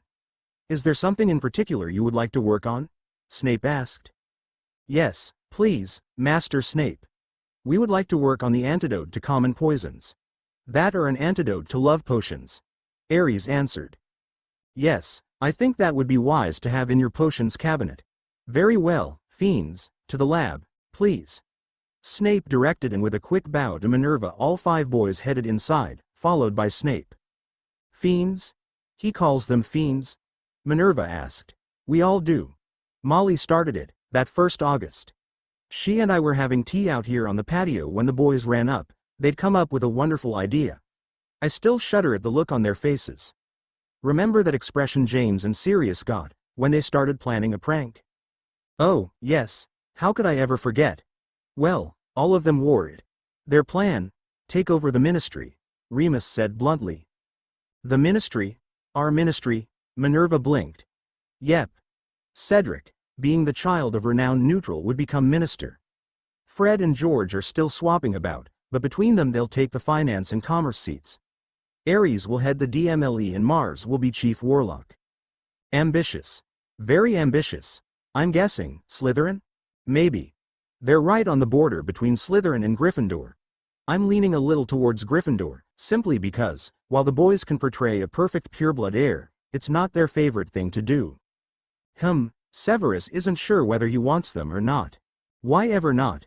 He's seen some of their pranks and he's not sure that having the Quidditch Cup for the 6 years they'll be allowed to play is worth the risk of having them and the likes of them, the Bull heir, the Flint heir and the Pusey boy, all in the same house. He seems to think the other boys may come off second best and wants to avoid dealing with their fathers. Why would they go to Slytherin, if they're anti-Slytherin? Oh, they're not. They're anti-bullies. Oh. Well, it doesn't really matter, the hat will put them where it will, it's doubtful they'll all end up in the same house. Oh, they will. Remus grimaced. Don't ask how or what, but they've got blackmail on the hat. All 5 will be in the one house and it depends on how you're listing them as to who gets to decide. It will either be Ares or Cedric. How do you figure that? Cedric's birthday is the middle of September. And Ares, because, alphabetically Black comes before Diggory or Weasley. But we've them listed as Lupin, Minerva argued. That's probably just Rami's bad writing, she said. We may as well have written wolf, as the Latin for wolf is lupus. But it won't matter. As soon as school's back, I'll be taking the boys to Gringotts to claim their heir rings. That will change everything. They'll be formally named as Aries and Mars Black Potter. Oh, hell. Leave it as late as you can, otherwise you'll have the headmaster demanding answers. He can demand all he wants. But if Aries and Mars can handle Arcturus, they can handle Albus. In fact, I wouldn't mind seeing him try to manipulate them. It would be a lesson in humility, that's for sure. Arcturus Black. Yes. I was out of my depth and probably about to make a huge mistake, when Aries and Mars walked up, kicked me out of the discussion and had Arcturus concede the conversation within minutes. He got nothing that he'd arrived demanding, and the boys still have the upper hand in all their dealings with him. Well, Minerva tilted her head in thought. It will be interesting, then. I look forward to September 1st. Tuesday, 5th of April 1989. Aries and Mars had both been to Diagon Alley before. Remus had taken the fiends on many trips there, but this time was different. This time they had their Hogwarts letters. This time they were getting their school supplies. All right, boys. Remus said once the arch from the Leaky Cauldron's tiny courtyard to the alley was open. Where first? All 5 of the fiends looked at him, as though he were stupid. Wands. Uncle Remus. The chorused. Wands. You sure? Remus teased. What about books? Wands first. Aries answered firmly. Then a bag and a trunk, each. Mars added. Then books. Cedric said. Then potion ingredients, parchments and other supplies, Fred said. Then uniforms and lastly, pets. George added. Remus blinked. I should have known you 5 would have today all planned out. Not exactly, Uncle Remus. We just know what we need and we've worked out who's in charge of getting what and the order it's to be done in. Timing, that's a different tree of bowtruckles, altogether. Aries corrected. Yeah, Uncle Remus. Who knows how long it's going to take Aries to get a wand, Fred teased. Aries gave Fred a dirty look, but didn't say anything. Remus. A strong voice called. When the group turned, they saw a stout man wearing earthy-colored robes, walking in their direction. Dad. Cedric darted over to hug his father. Seed. Amos's arms held his son close. Since his wife's death, Cedric had been a light in his dingy little world and he would do everything he could to ensure that his boy was happy. Letting him stay with Remus and his household of boys was in a way a relief for Amos. The pressure of being a single parent was gone. On good days, he could spend time with a happy Cedric, sure in the knowledge that his son was happy, healthy and well educated. On bad days, just the thought of his son was heart-wrenching. That his son was alive was just a reminder that his wife wasn't. I'm glad I caught you. I had hoped I was early enough. I forgot to give you this, last night, Remus. Amos pulled out a coin purse and handed it to Remus. For said school things. There should be more than enough for everything, so it's up to you how many aliens he can take with him to school. You didn't need to do that, Amos, Remus objected. Oh, I know. I know House Diggory pays a stipend for being his crisis guardian, but I'm still his father and as a part of his life, I want to do this, Remus. You have the responsibility of raising him, all 5 boys, really, I just visit when I've the time. You deserve so much more than just that miserly little stipend. I know the boys have some pretty ambitious plans for the future and I think that may just mean that they need a little more than other first years. Plus, it's got his Gringotts key in there, too. Amos finished with a laugh. Fine, Amos, you win this round. Remus snorted in amusement when Mars pulled out a small book and made a checkmark in it. Knock it off, you. He chided the boy. Nah, Uncle Remus. Mars tucked the book away. Have you time to join us for wands, Amos? I'm sure the boys won't mind Seed going first. Remus was answered by 4 shaking heads. There you go. Actually, I do. I received an owl just as I was leaving the house this morning, saying my appointment Scrimbour are being reshuffled, no reason given, unfortunately. But it does give you the chance to see Cedric get this first wand, Remus offered. It does. He gave Cedric a squeeze and smiled at the other boys. Shall we? We shall. All 5 boys answered. Remus gestured and the boys fell into place around him, although Seed kept a hold of his father's hand as they walked. With a light smattering of adults, but few children, the alley seemed almost empty and the group had few obstacles as they made their way to the far end of the main alley. Ollivanders. Here we are. Amos smiled at their excited faces and pushed the door open. Inside the shop, the cluttered shelves of long, flat boxes filled the space, row upon row of shelves reached to ceiling. When the bell above the door tinkled as Remus closed the door behind them, a wizened face appeared from, seemingly, nowhere. "Ah, Mr. Diggory, I wondered when." The old man began smiling, but the longer he looked at Cedric the more the smile fell away from his face. He studied Cedric, walked around him, leant in and looked at him harder, humming in thought. "Well, now, that is most peculiar indeed." He turned from Cedric to Amos. "This young man needs a custom wand, not something that I specialize in, I'm afraid. I think Blishwick's is best." He turned to the other boys, but within seconds his eyebrows rose, sharply in surprise. "All of them? They all need custom wands? Most peculiar indeed. I've never had so many at once that need custom wands. Whatever is the world coming to?" he muttered as he turned away from them. He picked up a quill and dipped it into an inkwell. A few scribbled lines and he handed a piece of parchment to Amos. "Take that to Blishwick's. Fenton will be able to use that to shorten the selection process." He nodded to Remus and Amos and disappeared back into the towers of wands. "Well," Amos said. He didn't know what to say. "Yes," Remus agreed. "Let's find Blishwick's, then. I've never heard of them. Any ideas on where they might be located?" Amos trailed off. "I'm not sure." "Uncle Remus?" George asked. "The custom trunk shop is in Technic Alley. Would a custom wand shop be there, too?" George knew exactly where Blishwick's was, but being in public meant he couldn't just out and say it. He had to lead the adults in the group to the right destination. "That's a good idea, George. It very well may be. If not, they'll be able to point us in the right direction." Finding Blishwick's turned out to be a simple process. They'd barely stepped onto Technic Alley when Fred pointed. "There it is. There's Blishwick's, Uncle Remus." "So it is. Well spotted, Fred." Remus pushed the shop's door open and entered the brightly lit space. A chime sounded as they stepped across the threshold, one chime for each person. "Oh, my. Welcome to Blishwick's. I'm Fenton Blishwick." A bright voice greeted them. "It's not often we get so many customers, all at once." "Good morning." Amos gave the older woman a bow. "Ollivander referred us." He offered over the slip of parchment.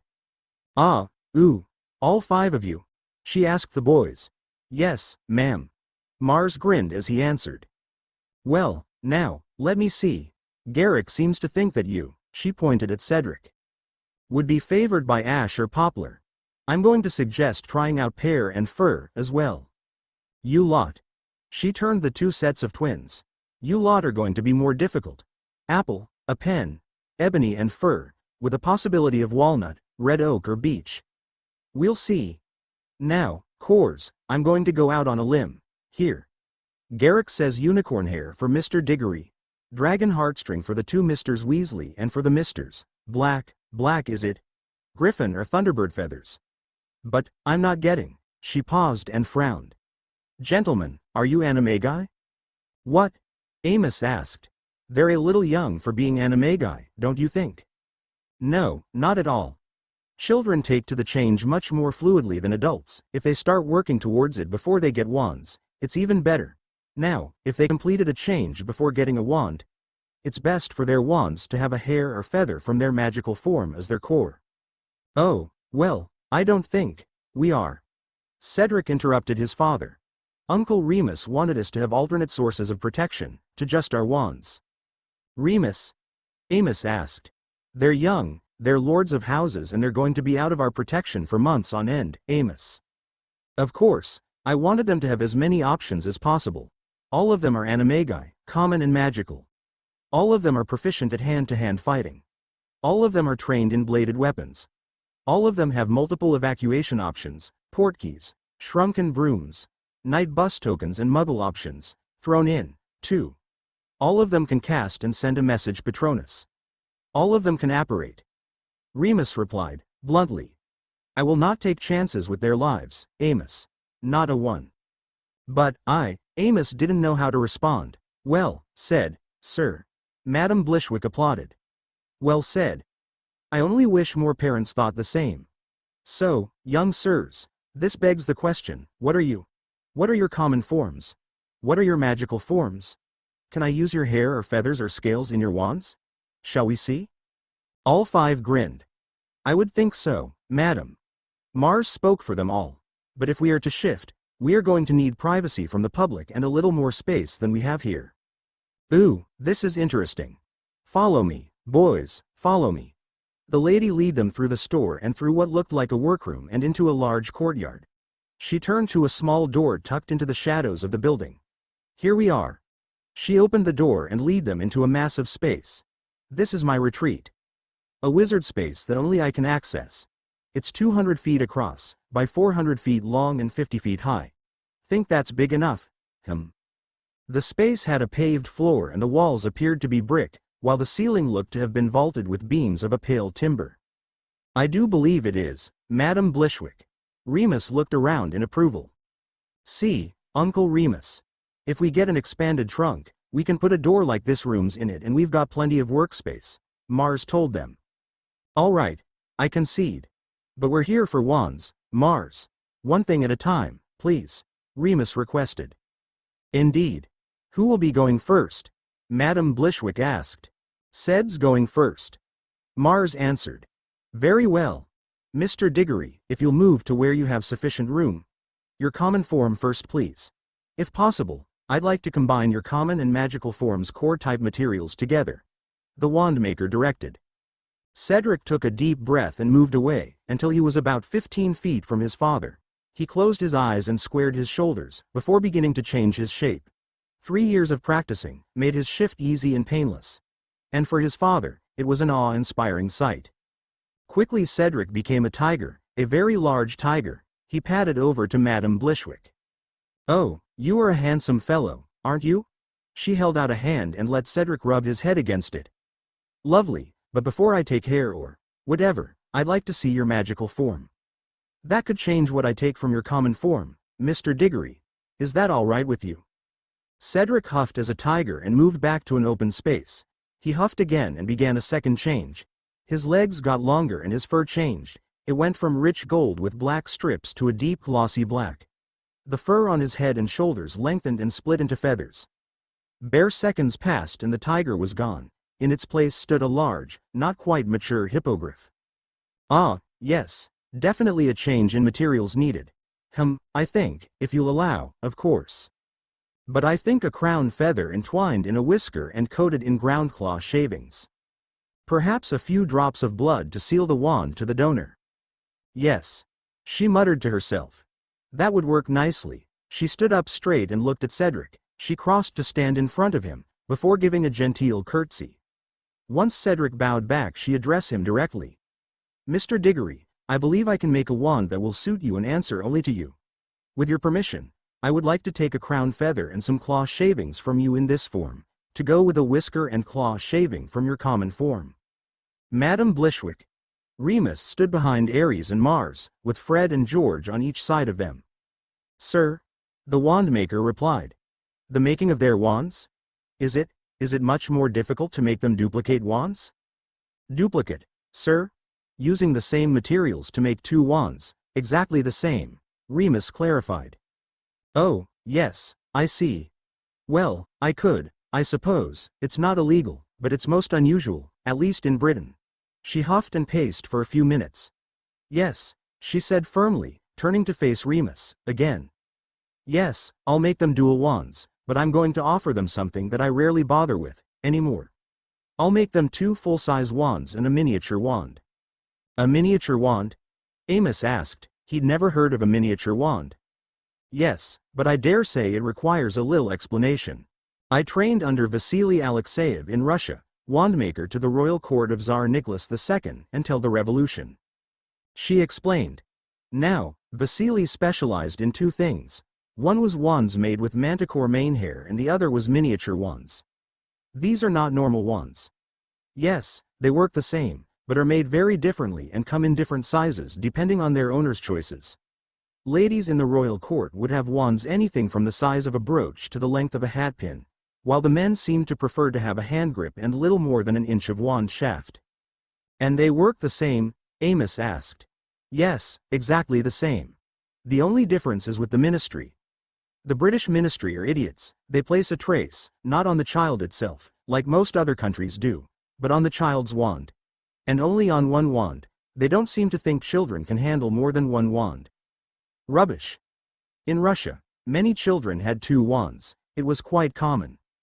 So, the miniature wands wouldn't have the trace, that's what you're saying? Remus asked. No, and neither would their second full-size wand, Madame Blishwick answered. Remus thought about it. He wasn't all that worried that the boys would abuse the privilege of a second wand, but it wasn't him that was giving materials from his own body to make them. Aries, Mars, Fred, George, Cedric. Are you interested? At all? The 5 boys seemed to have some type of non-verbal conversation, before they all nodded and Aries turned to Madame Blishwick. Madam, we would like to accept your offer. 2 full-size wands and a miniature wand. Plus, we have a question? He asked. Of course, young sir. Can feather light charms be applied to the mini wands? Feather light? I've no idea. Why? Where do you plan to holster them? Madame Blishwick frowned at the question. We were thinking that at school we could have them in a holster hidden in our ties. Either that or on a chain around our necks. Madame Blishwick looked at Aries, her head tilted in thought. Expressions crossed her face, one after another. Finally she nodded. I've another option for you. A wrist cuff, one with a very special feature. The cuff has a type of hole in it. It holds a small, specifically sized, wizard space pocket. I designed these as part of my wandier's mastery, but since returning to England, I've only had 2 commissions to make them. How's that work, then? Amos asked. The cuff can be pretty much any material its wearer wants. Leather, fabric, dragon hide, metal, etc. Let's use young Mr. Diggory as our example. Mr. Diggory chooses, let's say, a dragon hide cuff with steel fittings. On one side of the cuff is the clasp. On the other is a cartouche, that can be decorated however he desires. That cartouche is the cover, for lack of a better word, for the wizard space pocket. The pocket itself is small. It is in fact, exactly the same dimensions as a wand, as that is all that it can hold. It is also tied to your magical signature, as are all my holsters, so it can shift with you when you use your animagus forms. The other interesting feature of the cuff, not something I designed it for, but discovered by accident, is that, when you are wearing the cuff and shift to your animagus form, any clothing you are wearing or any items that you may be carrying, are transfigured into tiny scraps of their base materials. These are held in the tiny gems that I use as the rune stones, that are the stabilizing element for the wizard space pocket, until you shift back into your human form. She paused. Are you following me, so far? When all 5 boys and 2 adults nodded, she continued. Good, good. Another security feature that will appeal to you is the locking feature. Mr. Diggory can place the cuff on his wrist and lock it. But that leaves a vulnerability. He could confound it or Imperious to remove it. But if Mr. Diggory's father or someone else, say the younger Mr. Weasley, were to lock Mr. Diggory's cuff, only they can remove it. Plus only Mr. Diggory can access the wand in the cuff, and only willingly. He can't be forced. To access the wand, you inly have to tap it with a finger and pulse your magic into it, and the wand is partially ejected from the pocket, enough to grasp, anyway. It's all about intent. She smiled. Oh, brilliant. Mars beamed. A normal full-size wand, with the trace. A normal full-size wand, no trace, in a wrist cuff. And a miniature wand in an ankle cuff. No, the miniature in a cuff that looks and works like a watch. Aries corrected. If anyone finds out about the cuffs, they're going to be thinking about decorative cuffs, not watches that work. Madame Blishwick blinked. Slytherin, she stated. Gryffindor, Aries corrected. All of us. Really? I would have thought otherwise. Everyone does, but we know better. The chocolate-haired boy grinned. I've also a question about these cuffs. Go ahead. Can we buy them as gifts for people? That and the mini wands? What would be the purpose of that? I know a couple of people that would really appreciate them, was all Aries said. Madame Blishwick hummed. I'm prepared to pay now. The same bundle of items as for us. 2 full-size custom wands. 1 miniature custom wand. 1 inner arm holster, in dragon hide, the usual protections. 1 decorative wrist cuff. 1 wrist cuff camouflaged by a working watch face, We'll provide that, too. I will provide drawings of designs, at least one masculine and two feminine. He cocked an eyebrow in challenge. Madame Blishwick studied him for a few seconds, then burst into laughter. You'll pay for 8? She asked, still chuckling. Meh, make it 10. They'll make great Yule presents. Ares grinned. That's a lot of money, lad, she warned. How much? Ares's eyes narrowed. My usual custom wands are 10 apiece. Arm holsters are 5 each. Wrist cuffs are 50. That's 135. Not acceptable, Ares stated bluntly. Ah, Ares. Amos started. Let him go, Amos. Ares knows what he's doing. Remus pulled Amos aside quietly. You sure, Remus? Yes. Ares is fine. Your counter offer? Like Ares, Madame Blishwick ignored Amos and Remus. 100p per bundle, plus each of us will provide you with 2 feathers from our magical animagus form. 1 crown feather and 1 wing feather. Ares offered. Well, now that would depend on what you 4 lads are, wouldn't it? Seed, as you can see, is a hippogriff. Mars and I are both griffins. Fred and George are pyre hawks. Ares' response was quite smug. Griffins? Pyre hawks? Oh, my, she stammered for a few moments. 100 for each bundle, total of 10 bundles, plus 2 feathers from your magical animagus forms, as stated. 1 crown feather and 1 wing feather, as payment for the items stated. 2 full-size custom wands, 1 miniature custom wand, 1 inner arm holster, in dragon hide, the usual protections. 1 decorative wrist cuff. 1 wrist cuff camouflaged as a working watch, which you will provide. Designs for the cuffs, also provided. Please be aware that cuffs won't happen today. The rune stones on them have to be set on the dark of the moon and charged on a full moon. Instructions on charging and binding them to your magical signatures will be included. You're very lucky that tonight is dark of the moon, so I can set the rune stones tonight. But the full-size wands will only take an hour or so, once I have payment. Ares grinned. Uncle Remus is our father regent, he'll authorize the payment. Of course, Ares. Remus nodded. Let me get the paperwork out of the way, then I'll get some trays, while the boys shift. I'll collect the materials needed and at the very least we can get the 2 full-size wands completed this morning, Madame Blishwick suggested. And if you've some scrap parchment or paper, I can draw up the designs for the decorative cartouches. And I'll get the watches sent to you later today. Ares was almost wriggling in excitement. Of course. Madame Blishwick led them over to a small desk and conjured seats for them all. George sidled up to Ares. Who are you thinking of, Ares? Oh, Sprite, without a doubt. Ares answered. Yep, can see her knowing. The other 4? I'm thinking Pinfeathers, Scimitar, Bouncer and Tempest. Ooh, yeah, forgot about her. Whoops. Don't tell her, I forgot. Please, George begged. I wouldn't worry about it, Forge. The chances of her remembering are slim, it'd be great if she did, but I'm not counting on it. Ares sighed. Sprite. Whether she remembers or not, she'll know. And Scimitar? It'll be better for him this time around, I'll make sure of it. These vouchers? Even if I leave it until their first Yule at Hogwarts. No, don't wait. Send him this Yule. That way they've got time to get them checked out and they'll know the vouchers are genuine. George corrected. True. But I was kinda hoping to get them a few things. Wands. Trunks. Chatter bowls when you finish them. Drop boxes. I'd do the wands, now and wait on the other stuff. I can't see Scimitar's grandmother accepting all of that. The wands are going to be a hard enough sell, the rest, impossible. I'll have to think about it. I know Bouncer is in our year, but Scimitar, Tempest and Pinfeathers are 2 below us and Sprite a year below them. While he'd be chatting with George, Ares had been carefully drawing out the designs he wanted. Wings. Pairs of feathered wings in a circular shape. 2 pairs delicate and fragile looking. 2 pairs edged with flames. 2 pairs broad and strong. 2 pairs heavy-lined tribal style. And 2 pairs with a simple line sketch. Madame Blishwick. Ares offered, here are my designs. Good, lad. Your uncle is finished with the paperwork and I'm ready to harvest your materials.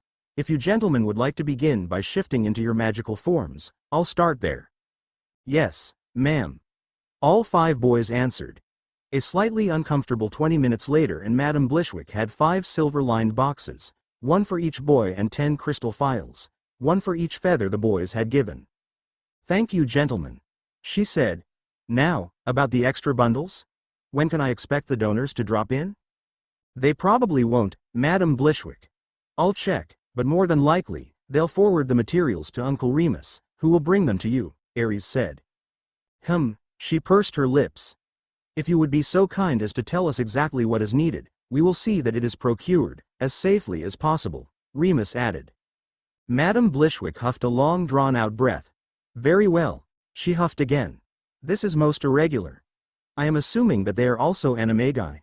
Feline or canine for common, and what of their magical forms?" "Common forms are 2 types of domestic feline, a member of the weasel family, a domestic canine and a member of the Felidae or big cat family. Magical forms include another griffin, a thunderbird, a pegasus, an akami and a feather-crested noondew," Aries replied formally. Feather sea-crested noondew?" She gasped, her hand pausing in midair as she reached for parchment and quill. When Aries nodded, she took a shaky breath and responded. "For each wand I will require a certain number of things. From their magical animagus form, a single, undamaged crown feather. An apothecary's scruple weight, 1.296 gm, of claw. As long as it comes from the one paw, foot or limb, it's fine. From their common animagus form, a single undamaged facial whisker. The same amount of claw as for their magical form. And to set it all, I need enough blood to coat each feather and whisker with 3 minims. 1 minim equals 0.061610 milliliters of blood and to mix the same amount with each claw after powdering them." She was writing as explained. "Each item is to be placed in an untainted, clearly labeled, crystal phial, and the phials for each person are to be kept together." "We can do that. Uncle Remus, can you make a copy of my drawings, please? That way, I can label each bundle with a matching wing symbol of what I drew today," Aries explained. "That would be quite helpful, Mr. Black." Madame Blishwick smiled at him as she spoke. "For now, I'll get to work on your wands. If you come back in 2 hours, I should have the full-size wands complete. But the cuffs and the miniature wands, Monday would be better. When we return, we'll leave our flow address with you," Remus offered. "You can just flow us when they're ready for collection." "Thank you, Mr. Lupin. See you shortly, gentlemen." She ushered them from the shop and turned to the new materials. "Oh sweet Merlin, a feather-crested noondew." Outside the shop, Amos looked at his son and the other boys, before turning to Remus. "Well, I must say, there were times I was hesitant, where I wondered if leaving Seed with you was the best thing for him, but after that," he dipped his head in the direction of the shop. "Not anymore. Things I didn't even consider, you've thought of and made plans for. Thank you." He patted Remus on the shoulder even as he wrapped an arm around Cedric. "What's next? I still have a little over 3 hours before I have to head over to the ministry." "Aries, are wands sorted?" Remus asked. "Almost, Uncle Remus. I still have to get the watches for the cuffs, but pearls and pins are out in the main alley. We can stop there after we finish with the trunks." "All right, then. Mars, you're up, cub." Remus nodded, then ruffled Mars' hair. "Where first?" "Yes, Uncle Remus. Tricket's trunks are just over there." He pointed. "I want to get expanded trunks." "Well, lead the way, Mars." Amos just shook his head. These boys were so prepared. When they turned their attention to the ministry, it was going to be theirs for the taking. Mars grinned at his foster brother's father and, taking the man's other hand, dragged him in the right direction. They were through the door and up to the counter before he stopped pulling. "Amos."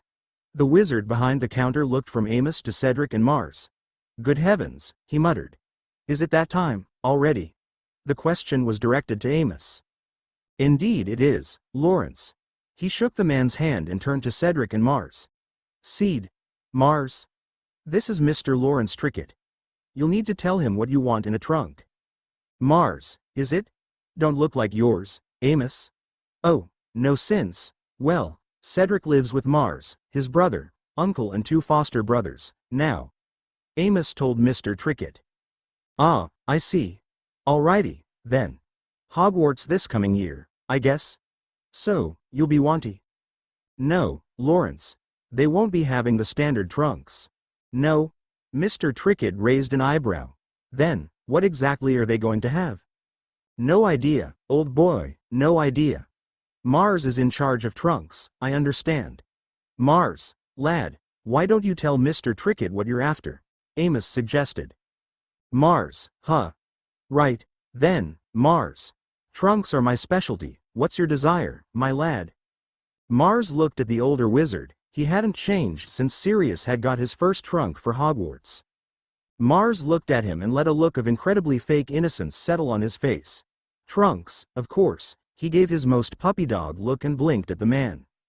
Lawrence Trickett looked at the boy's face and he too blinked, while he tried to smother his amusement. Trunks, huh? Well, I'd say you've come to the right place, young sir. But I will need a little more than just trunks. Of course.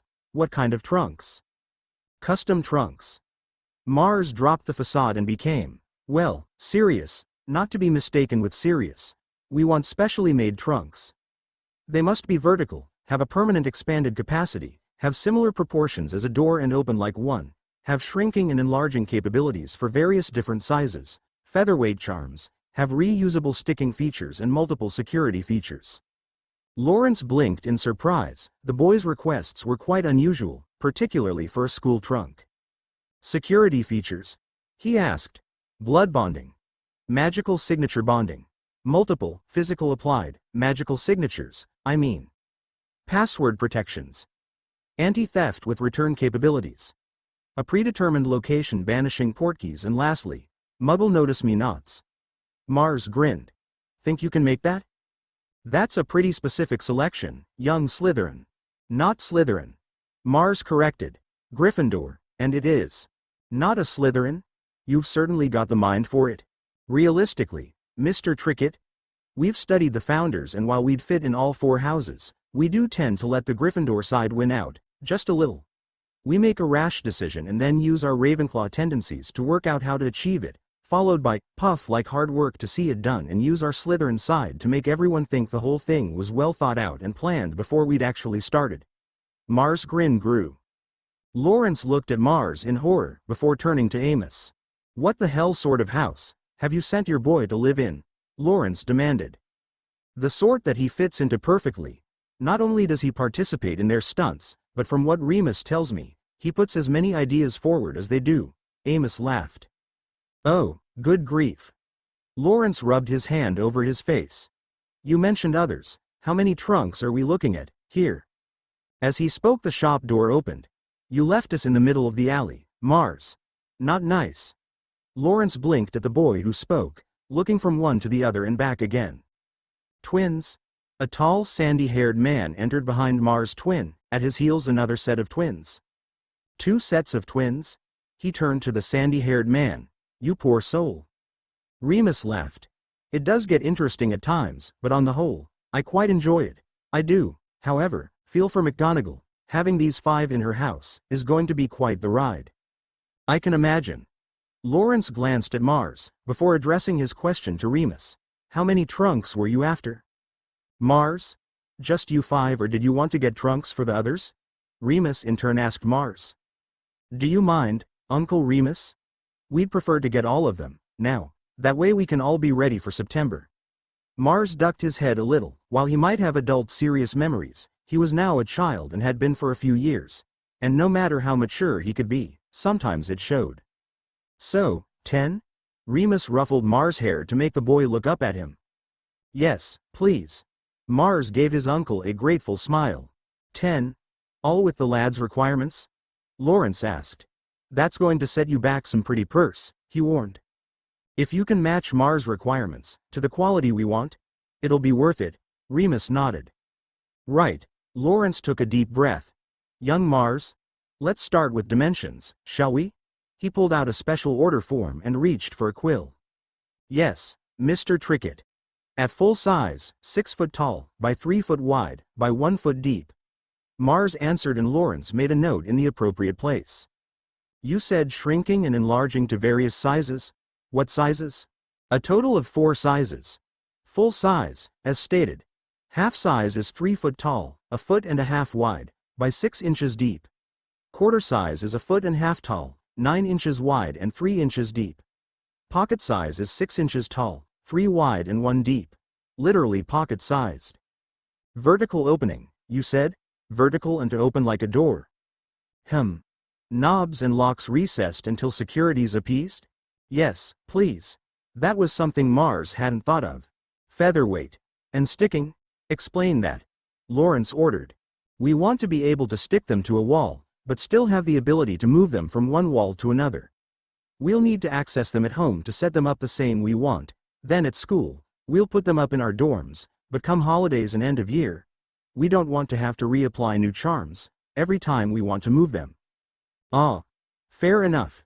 Now, your security features? Blood bonding. Magical signature bonding, with physical application, wasn't it? Yes, sir. Right. Password protection, one password or multiple. One override with single individual passwords. Anti-theft with return capabilities. Muggle notice me not charms. And, there was something else, what was it? A predetermined location banishing portkey. Mars recited. Yes, that was it. Was there anything else? Expanded capacity, with ventilation, lighting and temperature controls. Oh, yes. How big? What on earth were these boys planning on doing? 15 by 30 feet with 15-foot ceiling. Timber floors, plaster walls and ceiling, please. What on earth are you lot going to do with trunks like that? Take over the ministry.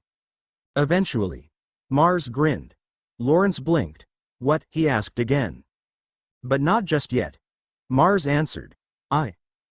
How was he supposed to react to that?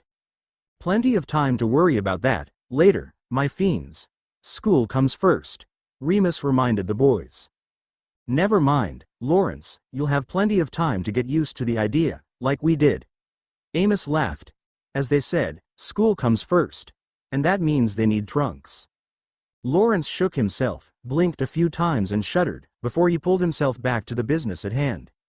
Oh, gods, right, trunks, yes, he sighed and started to tally the costs. Trunks. Made to your dimensions, the physical trunk will cost you 5. Then there's the charm and rune work.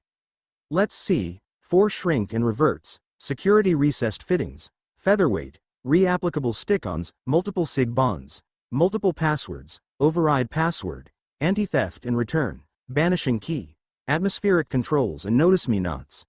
He looked up, eyes wide. 62, there's a bloody, expensive trunk. Lawrence's accent came out strong and almost undecipherable. I'd rather spend the money, now, than have to replace their trunks later. Remus shrugged. As Father Regent, I'll only authorize 1 trunk for school, they better make it a good one. Any others, they'll have get for themselves. I see, and a time frame? Lawrence asked. As soon as it can possibly be done. Yes, we get that it's only April, but there's so much we have to do. We've still got to get the wizard space rooms made and installed. The potions labs completed and furbished. The libraries. The greenhouses. The furniture, Mars trailed off. The physical trunks, I can have done, probably by the end of the day. But the charm and rune work. No, not on 10 trunks. The earliest I can manage would be, close of business, Monday, but I'd prefer to test them overnight, so, could we do collection, on Tuesday morning? How does that sound? Mars sighed. If that's when they'll be ready, then that's when they'll be ready. We can't really collect before then, can we? He grimaced. I'm sorry, but no, not with the extra features you want, Lawrence replied. Then Tuesday it is. Mars replied. Uncle Remus? After you've done the gold bit, can we go to bags and more? With the trunks in progress, the only other thing on my list is a satchel. We can do that. Ares? Who's next? Mars asked his brother. Seed and Fred. Ced's in charge of books and equipment. Fred's got ingredients and incidentals. And both have uniforms, Ares answered. Lawrence shook his head in disbelief. Amos, will ye do's a favor? Warn us off or day go after de minstry, he begged. Oh, Lawrence, Amos grinned. They're not that bad, they're good lads. They might be, but I don't want to know about it, the trunk maker objected. Fair enough. I'll do my best to give some notice. Much appreciated. The accent was beginning to soften, again. So, payment? That would be my department. Remus lifted a hand, then paused. After the boys are happy with the price. He turned to Mars. Well? Yes, Uncle Remus. The boy answered. 62, you said? Per trunk? Yes, Lawrence replied hesitantly. Surely there's a better price? Considering that we're not getting just 1 or 2 trunks. 620 seems a bit steep. Perhaps a bulk discount? Mars responded with a thoughtful look. I suppose I could. What's your proposed decrease? Lawrence lost the hesitation, but was still cautious in how he replied. Oh, nothing too extreme. Say, drop the charges for some of the more common charms. Like the featherweight, password protection, password override, the shrink and reverts. Bring it down to 50 per trunk. Oh, now, that a bit of a drop. I'm not sure about that. I was think a little more of 60. That's still a nice round number, without shorting the time and effort I'll have to put into trunks. Lawrence countered. That's hardly fair. Other than the expansion, the shrink and reverts are the only additions that are going to take any actual thinking about. The rest have a preset runic base. True, but, a compromise? Halfway between my suggested price and yours. 55 per trunk. 550 for the 10. Mars tilted his head and held out a hand. Agreed. 550 fair 10 trunks. Lawrence sighed, nodded and shook Mars' hand. Remind me never to bargain with boys, again. Lawrence told Amos. Amos laughed. These lot got out of Blishwick's with a 35 discount, Lawrence. You got off lightly. Bloody hell. Und dinna thank ter warn me? Lawrence squawked. So much fair bein' cousins, huh? Third cousins, twice removed, Lawrence, on Sarah's side. As you well know. As for warning you, consider it payback. I seem to recall you failing to warn Sarah about your father trying to set a contract in place for his granddaughter and Cedric. Amos started out amused, but finished on a colder tone. Ah, I'd forgotten to, fair. Nuff, Amos, fair. Nuff. Lawrence turned back to Mars and awaiting Remus. 550 fair the 10 trunks. Pick up on Tuesday. Not before 10 a.m., though. I'll need to get trunks portkeys certified and the portkey office dain't open off or 9. Certainly, Mr. Trickett. Remus held up a bulky signet ring, still attached to his belt by a long chain. All right, then. Lawrence offered over the order form and Remus pressed the signet to it and pulsed his magic into it, leaving behind a softly glowing impression. Thank ye muchly, Mr. Lupin, he said as Remus tucked the signet away. All of them could hear the trunk maker sigh in relief as they headed out the door. Ares and Mars looked at each other and snickered. Fred, George and Cedric made no attempt to smother their laughter, while Remus and Amos just shook their heads. The group moved away from the shop and tucked themselves into a bend in the alley. Their major plans for the day had been bombarded before they'd really got going. All right, lads. If trunks and wands won't be ready for a bit, what else are we doing today? Amos asked. The 5 fiends bent their heads together and a hasty debate raged. Eventually all 5 nodded and they turned to face the 2 adults. Well? Remus asked. Bags and more, please. We can still get our satchels, today. I hope we can, if not we can order them, and Ares has to get the watches for Madame Blishwick. That's it. Anything else can wait. All right. Amos. Why don't I take Ares to the fob chain and you take the rest of the boys to bags and more? It should be pretty straightforward to get watches. Mars' choice of satchel, on the other hand, Remus suggested. Of course, Remus. We'll wait for you there, shall? Amos asked. Yes, I'll be there in time to do payment. You boys behave for Amos, please. Yes, Uncle Remus. 4 voices chanted. Wednesday 24th of May 1989. Well? Fred looked up as Cedric asked the question, just in time to see Ares flop onto the grass between them. They're ready. He sighed. Unca Remus took 1 to Hogsmeade and Unca Amos took 1 to Diagon. Unca Remus got us chocolate from Honeydukes and Unca Amos got us some ice cream from Fortescue's. The smallest fiend muttered. So we can cross drop boxes of our list? Fred asked. Yep. All done. Wicked. We can write to Uncle Remus or Uncle Amos. Fred blinked. What about Bill? Can we give him one? I was thinking, Cedric paused to entice his brother's interest. Yes, oh mighty Talon? George asked, he and Mars joining them. Cedric frowned at George but answered him, all the same. I was thinking. Do we know if the boxes will work at Hogwarts? Ares? They did last time round. Ares answered. Right, so no reason to think they won't, this time. Good. I was thinking that we might want to just have one box in the dorm and have it match here, in the office.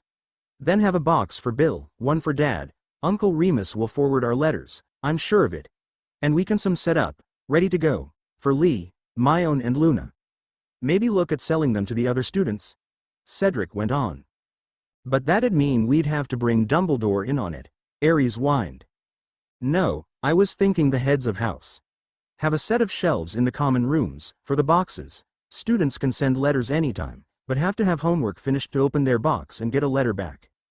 Ooh, Professor McGonagall would like that. Mars chirped. I think Master Snape would, too. George added thoughtfully. It's something to think about. Ares nodded. Monday 17th of July 1989. Okay, boys? That's the last of it? Yes? Remus begged. Yes, Uncle Remus. Cedric laughed. Master Snape will help us with the lab setup on Saturday, on the condition that we treat the trunk labs the same as we do the lab here. With only 2 new rules. No experimental brewing without notice. And no inviting other students in, without notice. Sounds reasonable. Remus nodded.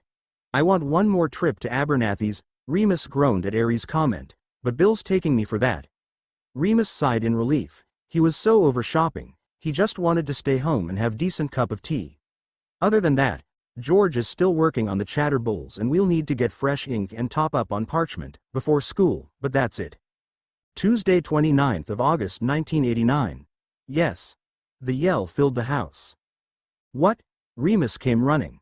What is it? I got it. I think I finally got it, Uncle Remus. George crowed. What? The Chatterbulls, I got it working. Really? Remus smiled. Fabulous. I just need to test them for range and we're good to go. George smiled back. So, I'm guessing you want me to apparate to Hogsmeade, so you can check it'll make the distance? Please. George pulled out the puppy dog eyes, something that happened rarely, as all 5 fiends knew it didn't actually work on their uncle. You get Ares to agree to making me 2 crazyberry and apple tarts and 2 blackcurrant cheesecakes and I'll even duck into the hidden passage under Honeydukes and test it inside Hogwarts wards. Remus offered. George's eyes lit up and his smile became even broader. Deal. He answered quickly. Follow me, good sir, and I shall outfit you. George stated grandly and lead Remus into the boys' workroom. On a bench sat a number of simple-looking bowls, about 4 inches across and an inch deep. In the base of the bowls a collection of runes were carefully etched and a second set decorated each rim.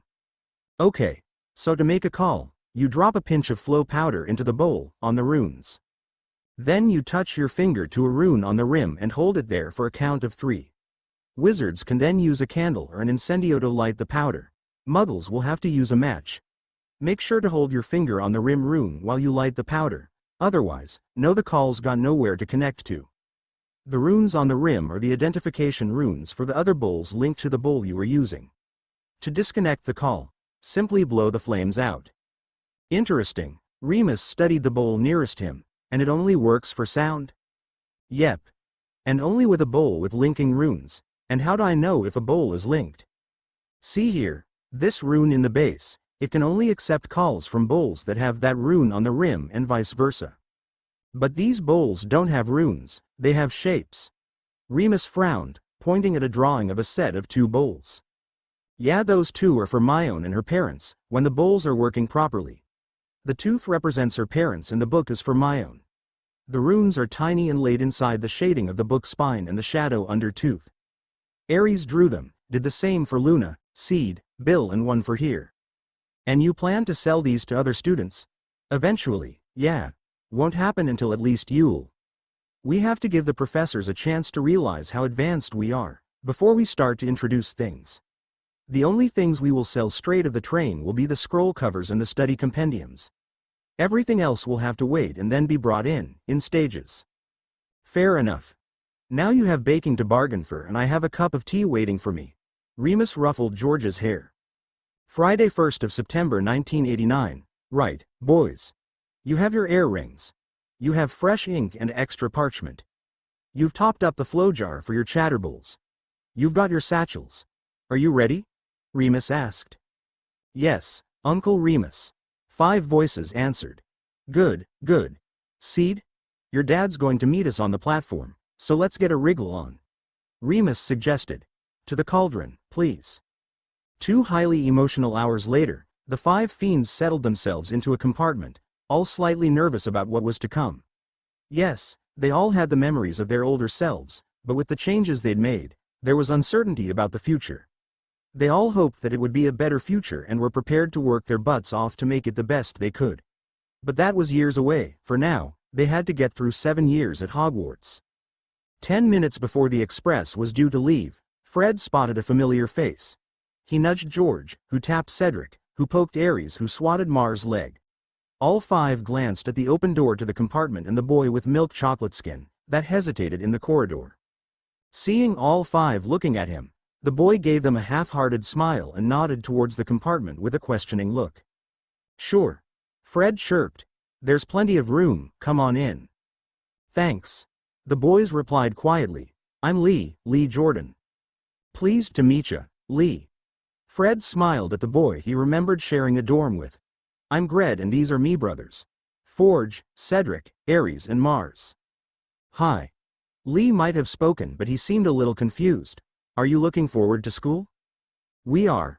Aries assured him. It sounds wicked, George added.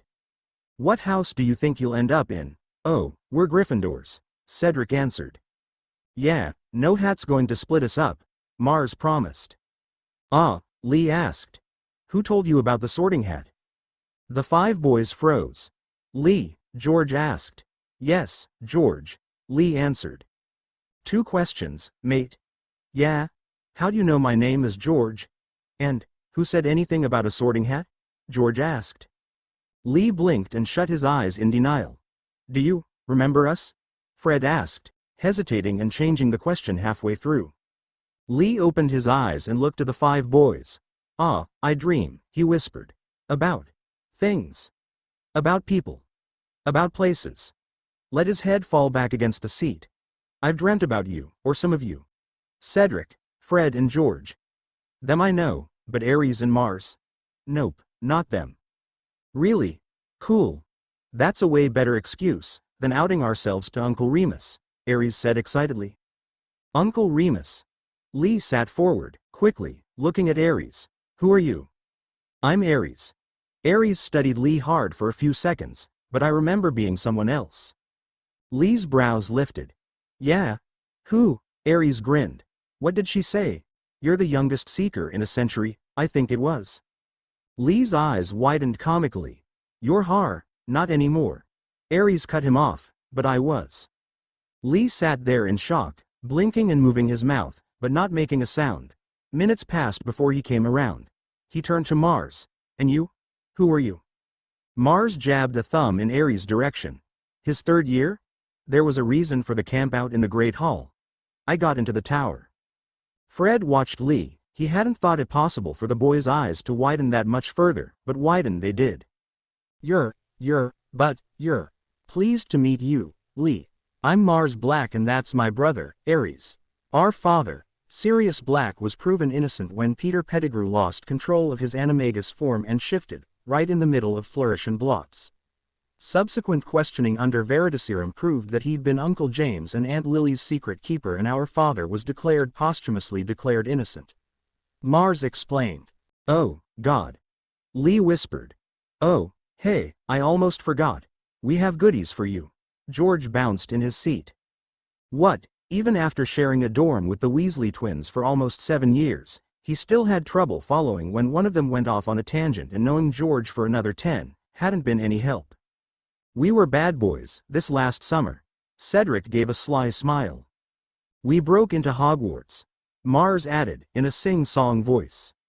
Why? Did Lee really want to know? Aries needed to speak to Lady Hogwarts. Fred said, and Lee's heart twinged in pain at seeing his friend. Why?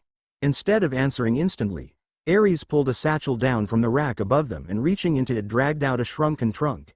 He placed it on the floor between the seats and tapped a sigil on one side of the trunk. A count of 3 and Lee watched it enlarge to the size of a large briefcase. Ares opened it and glanced at the door, then at Mars, who got up and closed the door and pulled down the blinds. A smile of thanks and Ares disappeared into the briefcase. A minute and a half later, he emerged. "That is so cool," he crowed. "Everything is still in the same place. Here." He thrust a satchel at Lee. What's this?"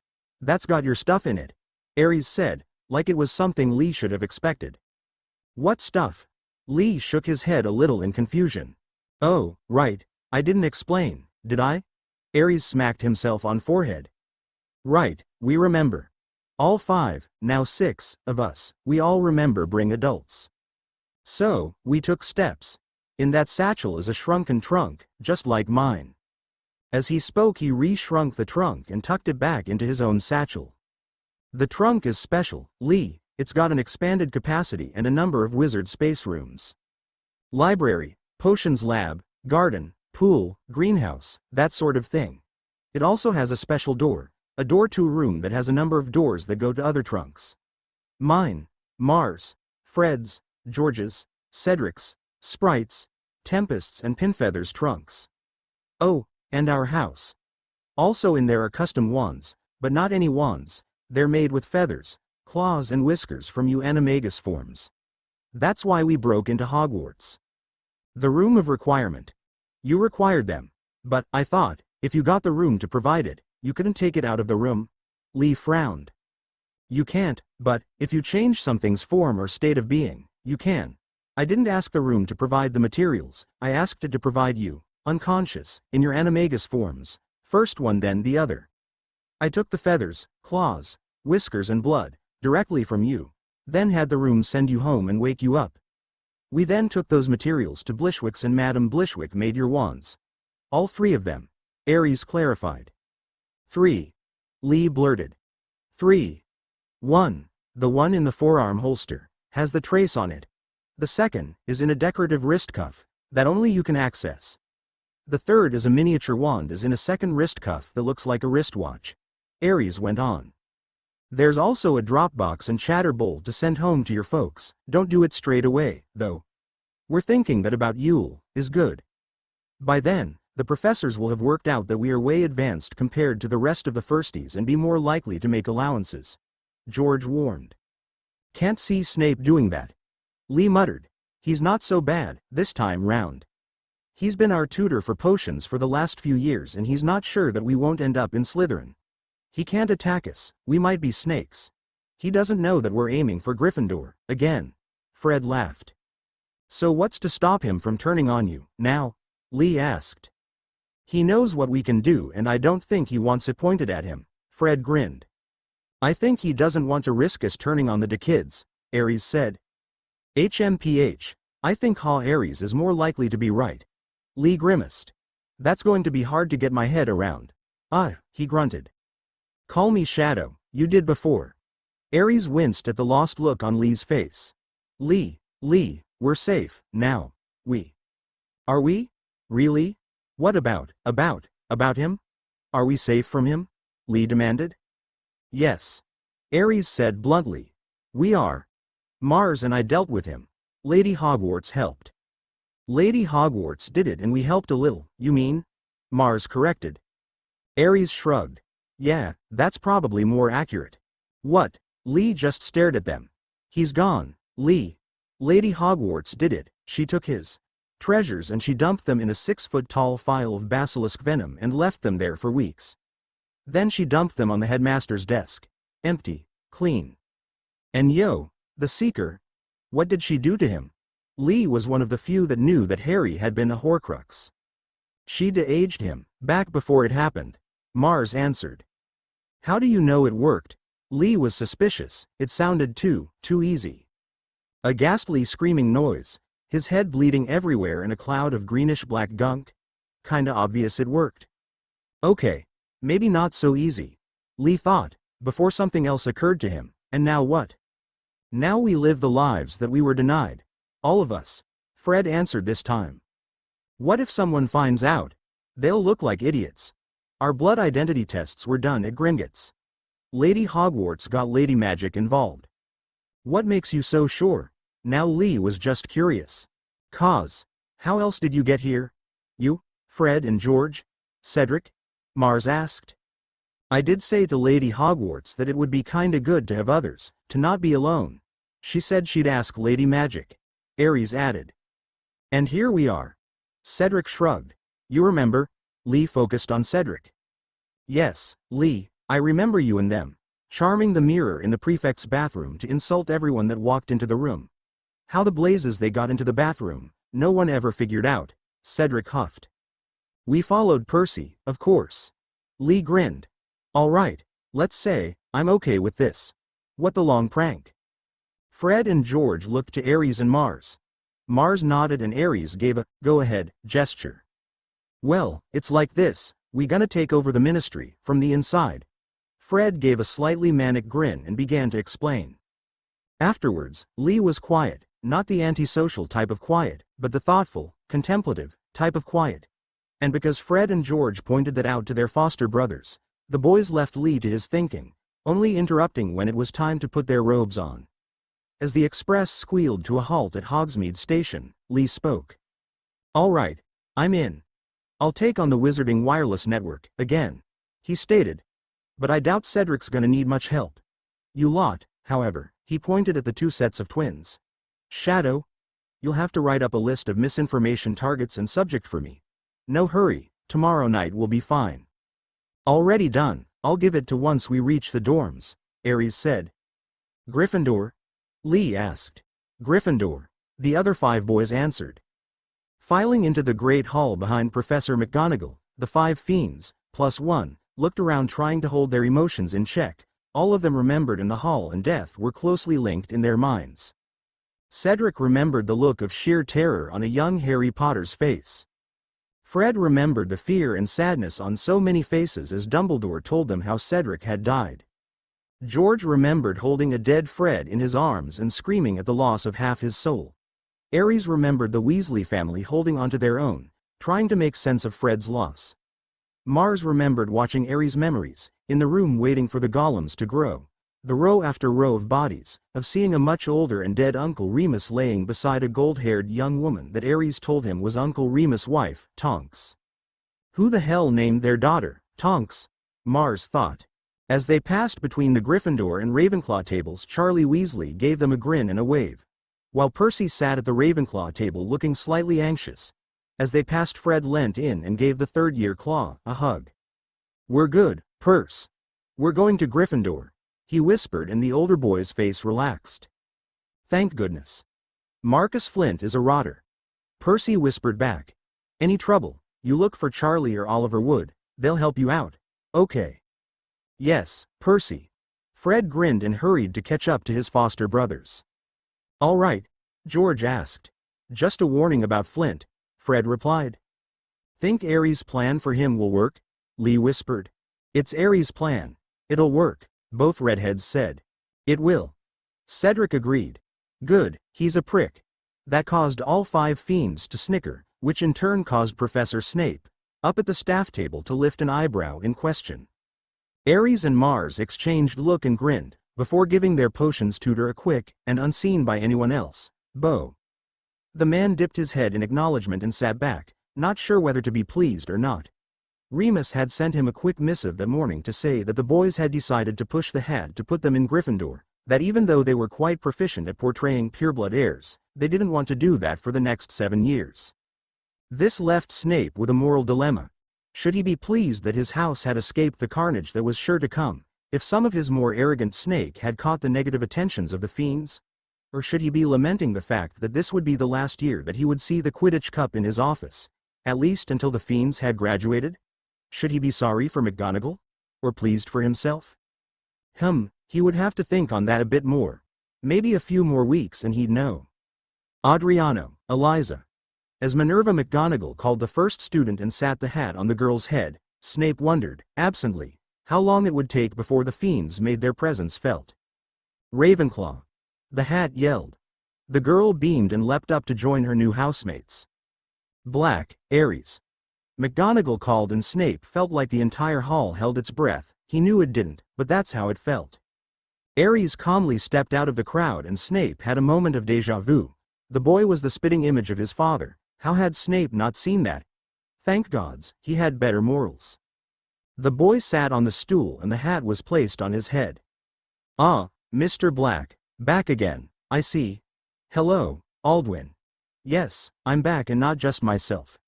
I have company. My brother Mars, of course, but also Fred and George Weasley, Lee Jordan and Cedric Diggory. And where do you propose I place you? You, at least, are the perfect balance of all that the founders valued.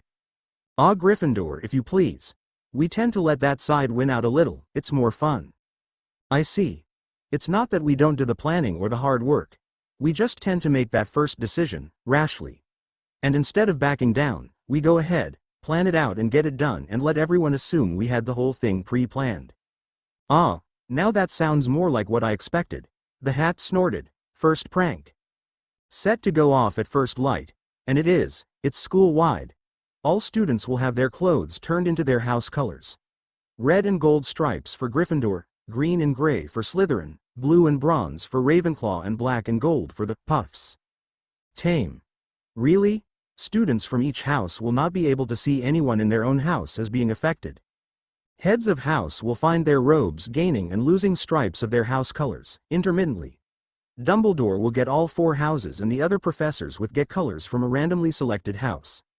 Changing clothes won't make it go away, neither will a finite incantatum. It will last all month, but only on Saturdays and Wednesdays. Oh, and every 3rd Tuesday of the month, for the rest of the school year. What the? How do you do that? We popped up last night and asked Gwen for help. The hat started to laugh, out loud, for the entire school to hear. Well done, Mr. Black, well done. I concede. Aries Black, Mars Black, Cedric Diggory, Lee Jordan, Frederick Weasley, George Weasley. Gryffindor for you 6. I'll open up the turret room for you. Try not to make me regret that, please. Oh, and Lady Hogwarts suggests that you inform your housemates of your long-term plans. There are some that may wish to join you. Aries took the hat off and placed it on the stool and gave it a small bow. Nice to know our homework is appreciated, he laughed. With a grin to McGonagall, he crossed to the lion's table and sat down, scooting over far enough for his brothers and Lee to join him.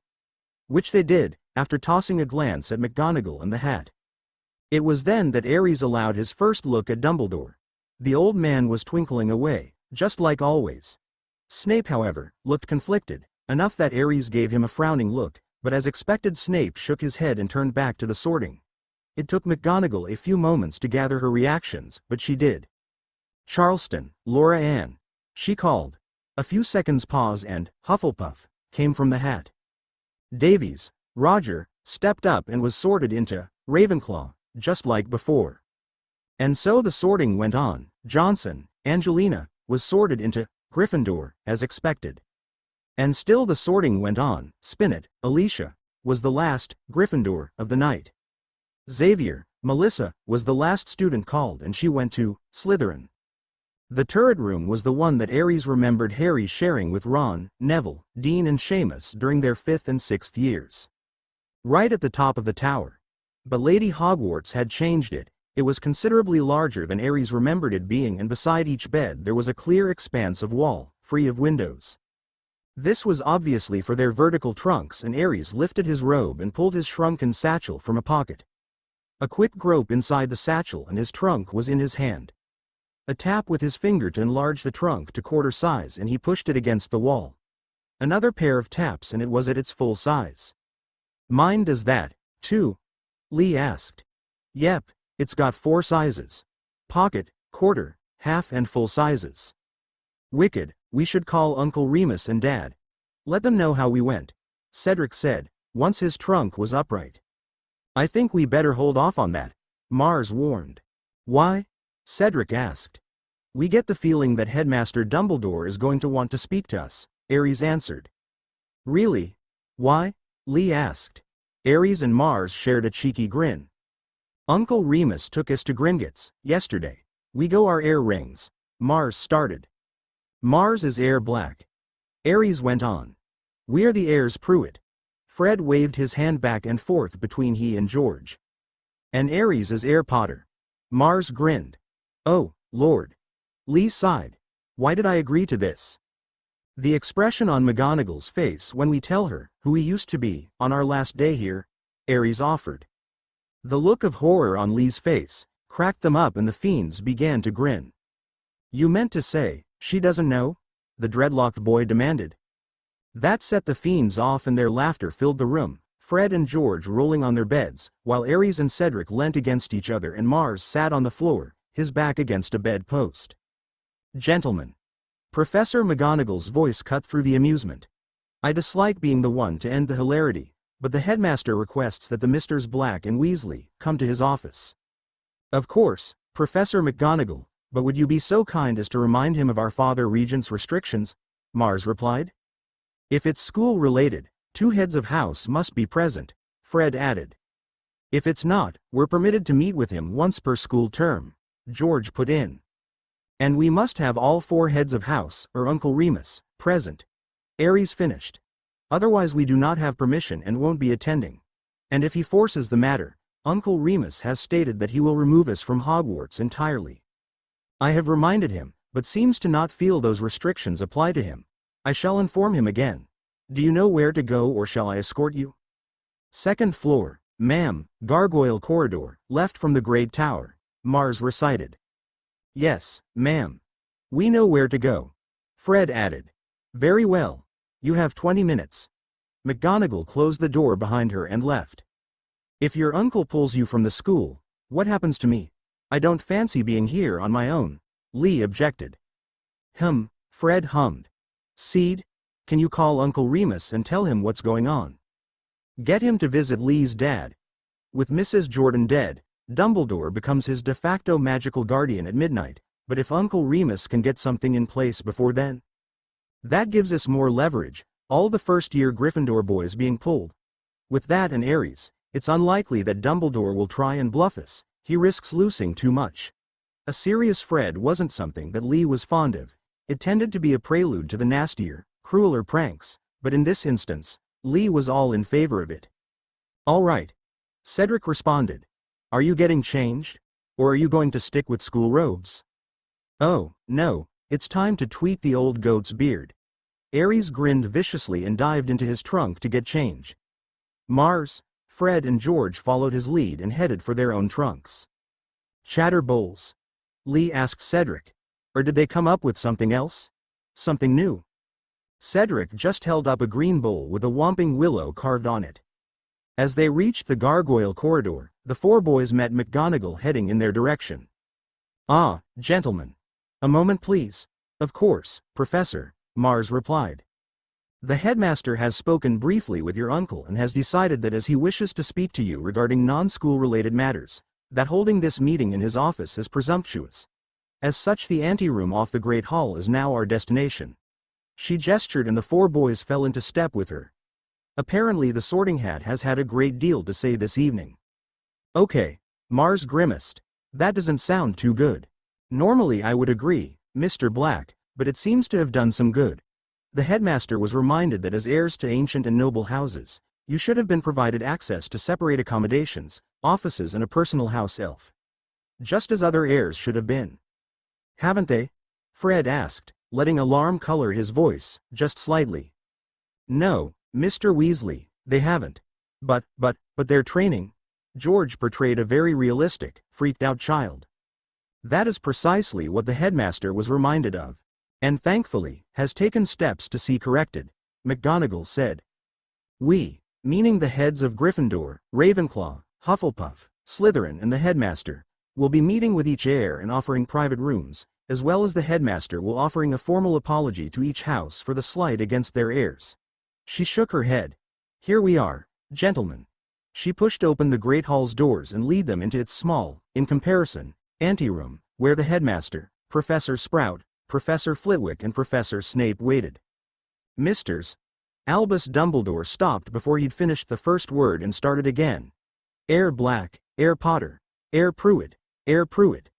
Thank you for joining us, please, Won't you take a seat? He gestured to elegant but simple chairs that fanned out in a gentle circle, around a central low-set table, that held a tea service, a plates of small biscuits, a small pile of parchment and an inkwell, with a fanciful and fluffy white quill. All four boys stepped into the room and, ignoring the headmaster, addressed Professor Snape. Master Snape. All four gave a shallow bow. Fiends. Snape replied and gave the same shallow bow in return. Severus. Pomona Sprout touched his wrist. You mustn't take liberties in addressing an heir, it's not polite. Madam, Master Snape has been permitted such liberties, as you call them, for a number of years, Mars corrected. Dumbledore, Sprout and Flitwick turned to Snape in surprise. You knew? Dumbledore asked, stunned. Well, of course I knew. I told you back when Lily's son died, that Potter was too frivolous, too much of an attention seeker, that him not claiming the title was only because he couldn't, Snape retorted. Yes, but you said nothing about anyone else claiming it, Dumbledore objected. He couldn't, Headmaster. Ares informed them. Might I ask, why? Professor Flitwick asked. The subject matter was under Fidelius, at least until we claimed the heir rings. Ares explained. We can only hypothesize who said it, but our mother wrote in her journal that she was the secret keeper and it had been cast in such a manner, that upon her death, she could bequeath the position of secret keeper to someone of her choice. She chose her brother, our Uncle Remus. Mars added. She knew that we would go to live with him, so it made sense for him to hold the secret. But, Remus Lupin is a werewolf. I can't see. No, he's not. Snape cut him off. What? Yes, no, St. Mungos have cleared him. Snape said. I, too, questioned him, for the same reason, I might add. He informed me that St. Mungos cleared, both shortly after the initial attack and again when custody of the boys was raised. But Lyle Lupin said, Uncle Remus said that grandfather told you, Uncle Remus was attacked and suffered because of his injuries and had issues as a result? Yes? Mars stood back and let Ares control this conversation? Well, yes, and you took that to mean that Uncle Remus was infected and was a werewolf. Not true. Uncle Remus was attacked, he was infected and does have issues as a result, but he does not have enough of the disease to infect others, nor is he forced to transform into a ravening beast every time the moon is full. He tilted his head. He does require larger amounts of protein. Initially it was thought to be just red meat, but that is not the case. His body consumes vast amounts of energy, due to having heightened senses. For a guardian of small boys, it came in very handy, he said. He could smell our distress, our fear, he could hear if we cried in our sleep, he could smell if we were injured or cut ourselves. He gestured to the seats and raised an eyebrow in question. Oh, yes, of course. Please do. Dumbledore hurriedly assured them. Ladies first.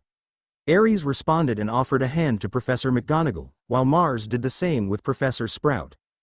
Once the two ladies were seated, the four-boy gave them a bow and sat, Ares and Mars between Fred and George. Professor? Would you be so kind? He indicated to the tea service. Certainly, Air B-. Ah, how do we tell you apart? I am Mars, Air Black, and Ares is Air Potter.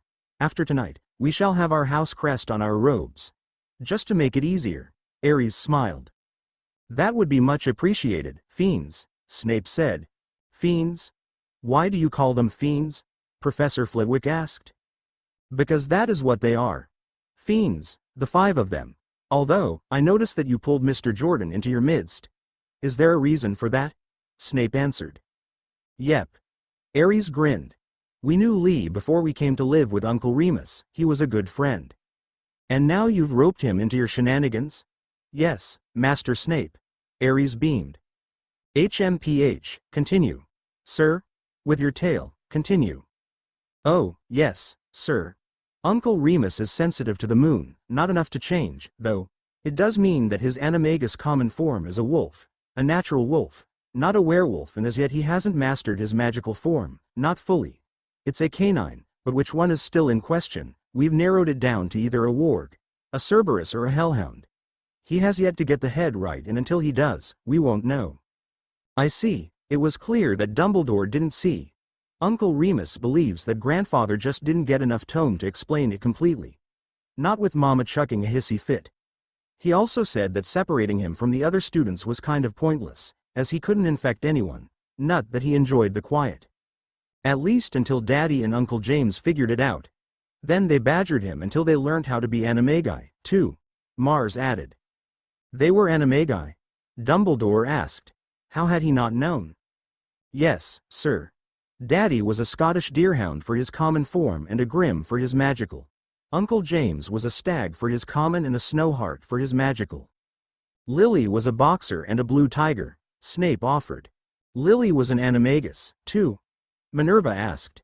Yes, she got the common form just before the end of 4th year and the magical form, just weeks before they went into hiding. The dour professor explained. That is good to know, Severus, thank you. Minerva smiled and Snape just nodded his head. That is good no. Dumbledore tried to take control of the conversation, again. I understand that you only claimed your rings, this morning, but you've known about them for a number of years, your uncle said. Might I inquire as to why it was left so late? It was a delicate situation, none of the boys had to answer and both he and they knew it. Uncle Remus wanted us to have more time as children, without the added pressure of maintaining our estates. He's our father regent and will remain that until we are of age, but even then, we want him to stay as our seneschal. Ares answered with a shrug. Lord Black wasn't happy, but tough trolls. He let Daddy's mother and father disown Daddy without a reason that the family charter would support, so too bad. His expression turned sour. Ah, there were a few questioning looks. Family business, I'm afraid, but the matter is resolved, even if Lord Black doesn't like it very much. He let it happen, he can live with the results. Mars' expression was just slightly vicious. Fiends. Snape drawled. You're spooking them. Sorry, Master Snape. Professor Flitwick spoke up. A little earlier the Sorting Hat mentioned long-term plans. May I ask, or should I just wait and see?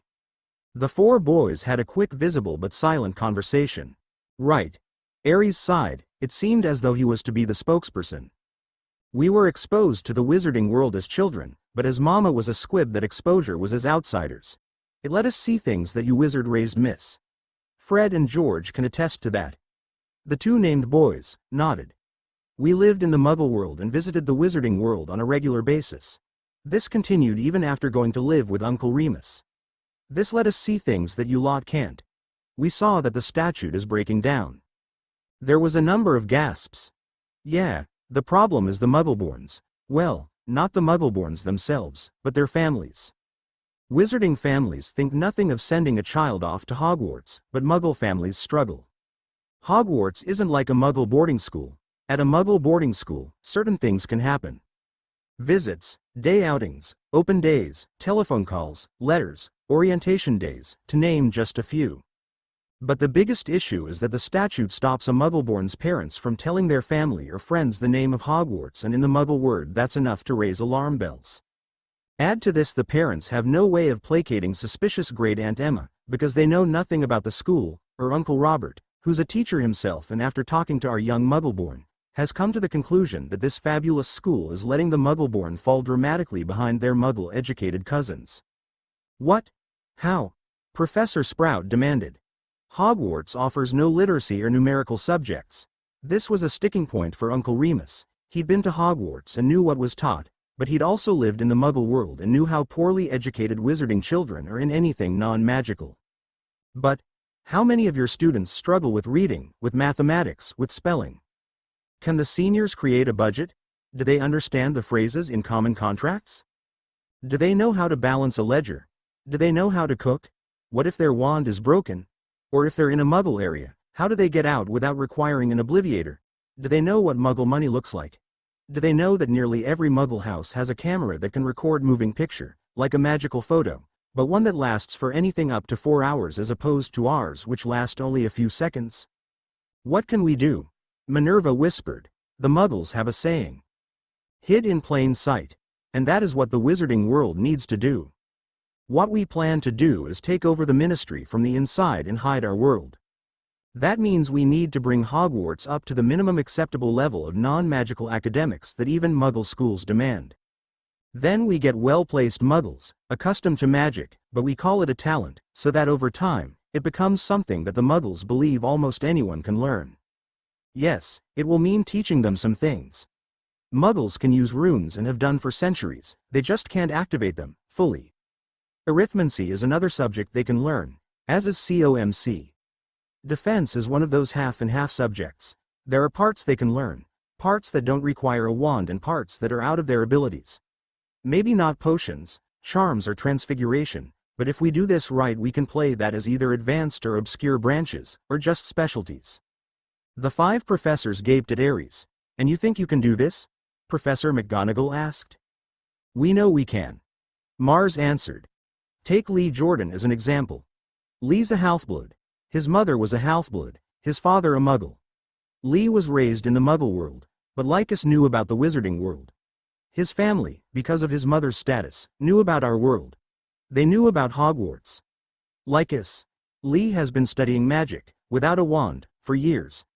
All of us could pass our owls, right now. Newts. Snape corrected. Excuse me, Aries blinked. You 5 fiends could pass your newts, right now. Oh, okay, but we could also pass the same non-magical subjects that muggles our age have to pass. He shook his head, and because of that knowledge, Lee's family understand.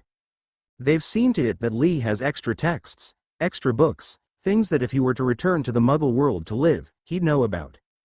He sighed. That's the big problem. We bring muggleborns in, we expect them to give up everything that it means to be a muggle, even to the extent of alienating their families, and then after Hogwarts, we cut them loose. Prejudice in the wizarding world against muggleborns mean that few of them can get jobs, so they return to the muggle world. They return know all we can teach them, all our weaknesses, all our access points, all our methods of communication, all our settlements. And we kick them out. What happens when one decides to side with the anti-magical zealot? The looks of horror on the 5 adults' faces said it all. We can barely defend against our own. Look at the devastation that Grindelwald and Voldemort created. How can we stand against an army that outnumber us by over 4,000 to 1? We can't.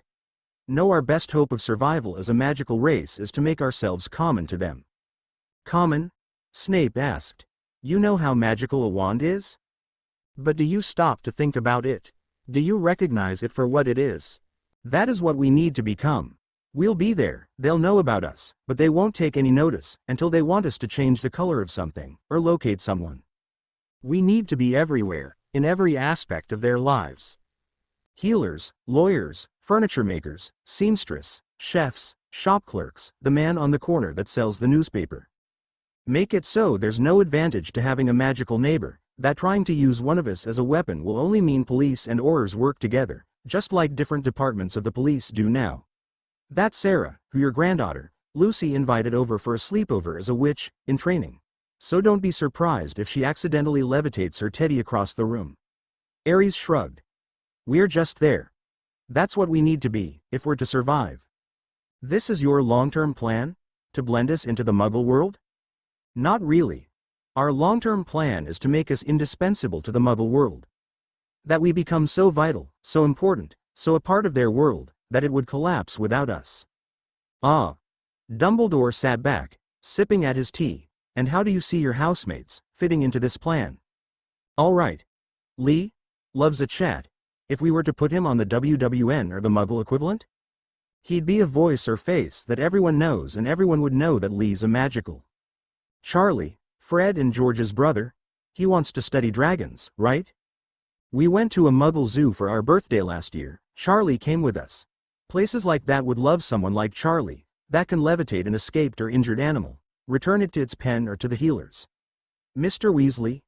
He loves muggle things. He'd be the person everyone on the street came to when their toaster grew legs and tried to run away, because their neighbor's son, who was playing with their boy, had a burst of accidental magic. Dumbledore huffed in surprise. I'd not thought of that. Who would have? Magicals don't, because they understand how muggles can get by without magic. If we can learn that and make ourselves indispensable, the statute can fall, and not only will the muggle know, but on the whole, they'll be pleased. On the whole? Oh, you'll always get some idiots, on both sides, but they'll be the minority. And if we do it right, word it right, set the right whispers in the right ears, it'll be the purebloods that first publicly suggest letting the statute fall. If you can do that, you're better wizards than I, Dumbledore chuckled. It's already started. This last summer, we had Daddy's cousins, Lady Narcissa Malfoy and Mrs. Tonks, join us for a day. We went Muggle clothes shopping and they loved it. Lord Malfoy and Mr. Tonk came another day and we went to a Muggle hotel for an investment lecture.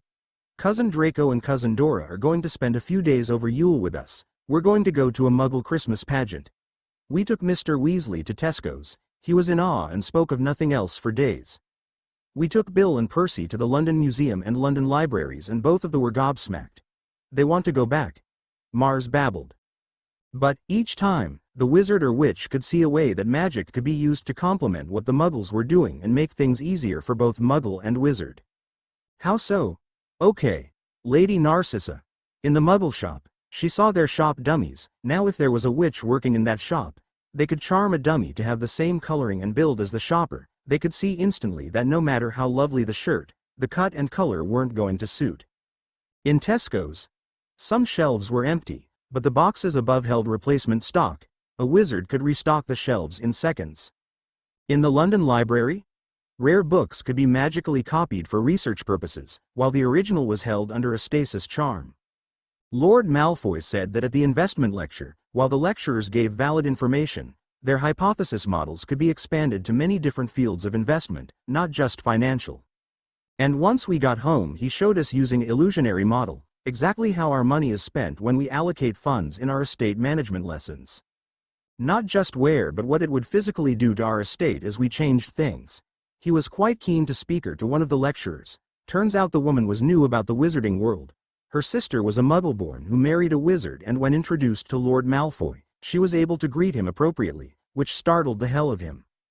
Snape laughed. I think I heard about that. Miss Tonks said something about Lord Malfoy actually blinking. Something occurred to Dumbledore. Who's going to lead this movement? Are you going to be the face of this infiltration? Gods, no, Ares snorted. Cedric is. Cedric? Cedric Diggory is our foster brother. Mars laughed. Cedric will be the Minister for Magic. Fred and George keep swapping around, but they're going to take on finance and commerce. Mars will be Chief Warlock, I'll be head of the DMLE. Lee for the WWN. And we've our eyes on a few likely Muggleborns for. How can you know who the Muggleborns are? Dumbledore snapped. Most of them are overachievers. They tend to stand out in the Muggle world. Some are descended from squibs, and if you know how to track your family history, tracking someone else's isn't that hard. Oh, excuse me, but I do believe we have got slightly off subject and these young men have a curfew shortly. Minerva pursed her mouth in disapproval. Of course, Minerva. My apologies, I was simply curious. Gentlemen, I would like to talk to you about this more. Would your uncle be able to visit and meet with me? We can only ask, Headmaster. That would be much appreciated. But for now, back to Hogwarts and your positions. The Sorting Hat has stated that you, Mr. Black, refused individual accommodations when it was offered. Why is that? Headmaster, at home I share a room with Mars, Fred, George and Cedric. By choice. If we were to do that here, in an heir's room, that would leave Lee all by himself and us still sharing a room. We like Lee and felt it better for him and for us if we all stayed in one room. Now because we knew this was coming, we took steps. Each of us have a trunk. It has an expanded compartment and a number of wizard space rooms. An office, a bathroom, a walk-in wardrobe and various study rooms. But these trunks aren't for everyone, and in comparison to a school trunk, they're exorbitantly expensive. He held up a hand. Now before you start to panic over us having expanded trunks with wizard space room, Uncle Remus put restrictions on them. They can only be used in 3 places, our dorms, the common room and in a classroom with a professor present. In our dorms, our dorm mates are the only one we can invite into our trunks. In the common room, we can invite anyone in, but we have to have a prefect with us and keep the doors to any room we enter open. In a classroom, same rules apply. No one can enter a trunk unwillingly and we have to willingly invite them in. The wards are intent-based. Dumbledore closed his eyes in thought. I dare say we can trial them, however you are found to be abusing the privilege, he trailed off. Uncle Remus made it quite clear what we could expect if did that. Trust us, Headmaster, we have no intentions risking that punishment. George spoke for them all. Very well, in that case gentlemen. Welcome to Hogwarts. Tomorrow I will be speaking with the other heirs. I understand that all of you have had prior tutoring, so we'll need to assess your current levels. We'll need a list of your tutors. We may have to contact them for past curriculums. I ask that you wait until the end of next week before scheduling any outside tutors. Certainly, Headmaster. Mistress Grubbly Plank, Andromeda Tonks, Uncle Remus and Master Snape were out tutors. We have a list of subjects and levels, in our trunks. We'll provide that to Professor McGonagall in the morning, if you like, Aries replied. Yes, thank you. That will be fine. For now, as Professor McGonagall said, it is getting late and you lads need your rest. Minerva, would you be so kind as to escort them back to their dorm? Dumbledore nodded. McGonagall nodded and stood. Gentlemen, she said. Yes, Professor. Good night, professors. Master Snape. Each boy said their good nights and bowed to Professor Sprout and nodded to the 3 male professors, before joining Professor McGonagall for the walk back to their dorm. Well, they were greeted by Lee and Cedric. It went well, Mars said. Far better than we expected. Aries added. Aries made them think, Fred said. Cool. Can we go into a trunk and shift? I haven't been able to shift into my magical form since arriving back. Lee moaned. I miss my feathers. Thursday, 30th of November 1989, the memorial for the Potter family that was hosted by the Wizengamot was broadcast over the Wizarding Wireless Network, and classes for the afternoon were cancelled as a result, as they were each year. Each house had a WWN set and a larger one was placed in the Great Hall for those that didn't want to be crammed into a small space. Another was in the middle courtyard for those that wanted to be outside. The fiends sat draped around a platform in the higher branches of the only tree in the middle courtyard. The 2 sets of twins had convinced Hagrid to give them some boards and nails. These, along with borrowed brooms, had used Ben to make a carefully placed platform in the tree. It had taken only a week for the professors to realize that the fiends, plus Lee, were significantly advanced, far enough that each of them could easily have taken their owls before the end of the first week of school, and that before the end of the first month, would have likely passed most of their newts.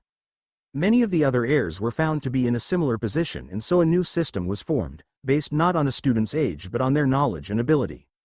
While this meant that the fiends plus 1, which is how many of the professors identified the 6, were almost qualified to graduate, Wizengamot law stated that all children must participate in so many hours a week of educational study, until the year they were to turn 16. So, study they did. At their request, and cost, a Muggle teacher was brought in. Mrs. Margaret Beeson was probably the most overqualified tutor in existence. Maths, English, basic science, including chemistry and biology, were just a few of the subjects that she taught. But the most important thing she taught was an up-to-date version of Muggle studies, alongside a slightly lost Quirrell. This came as a massive shock to the stodgy purebloods and their children, but not so much to the Muggleborns, half-bloods and the few purebloods that had been exposed to the fiends. But the older purebloods were horrified to discover just how advanced the Muggles were. Transport 200 people from one country to another in a few hours? Not possible. Yes, possible. Been doing that since Grindelwald was around. People on the moon? Impossible. No, did that over 2 decades ago.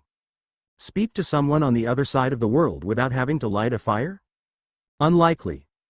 Yeah, been doing that since before Grindelwald's arrest. Destroy an entire city in seconds? No way. Yes, way. Did that over 30 years ago, killing over 200,000 people.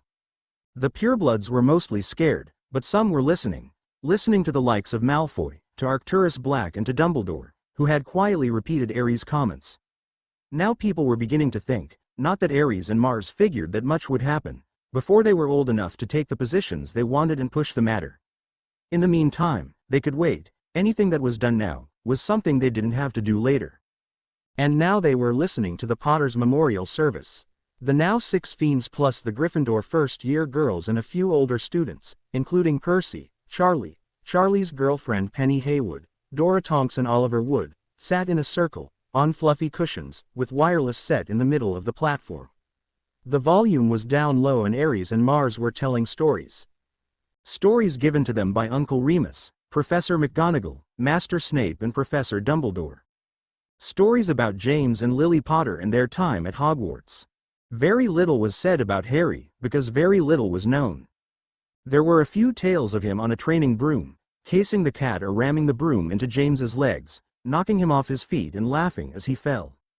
Of his accidental magic floating James along the ceiling of the hallway of their cottage. Of Harry letting himself out of the house on the morning of his first birthday and wandering around the yard, with his parents having panic attacks until his godfather Sirius Black, Mars and Ares' father, changed into his animagus form and used Harry's scent to track him to the vegetable garden, where a happy boy sat, eating strawberries. Of Harry using accidental magic to almost bury Remus and Sirius in sand, at the beach. Mostly, the stories were things like pranks gone wrong, James losing focus halfway through his animagus change and being stuck with a magnificent pair of antlers, that everyone thought was a hex from a Slytherin or Lily. Of Lily pretending that her animagus form was her dorm mate, Alice Matheson's, pet dog, and convincing the entire dorm to go along with it.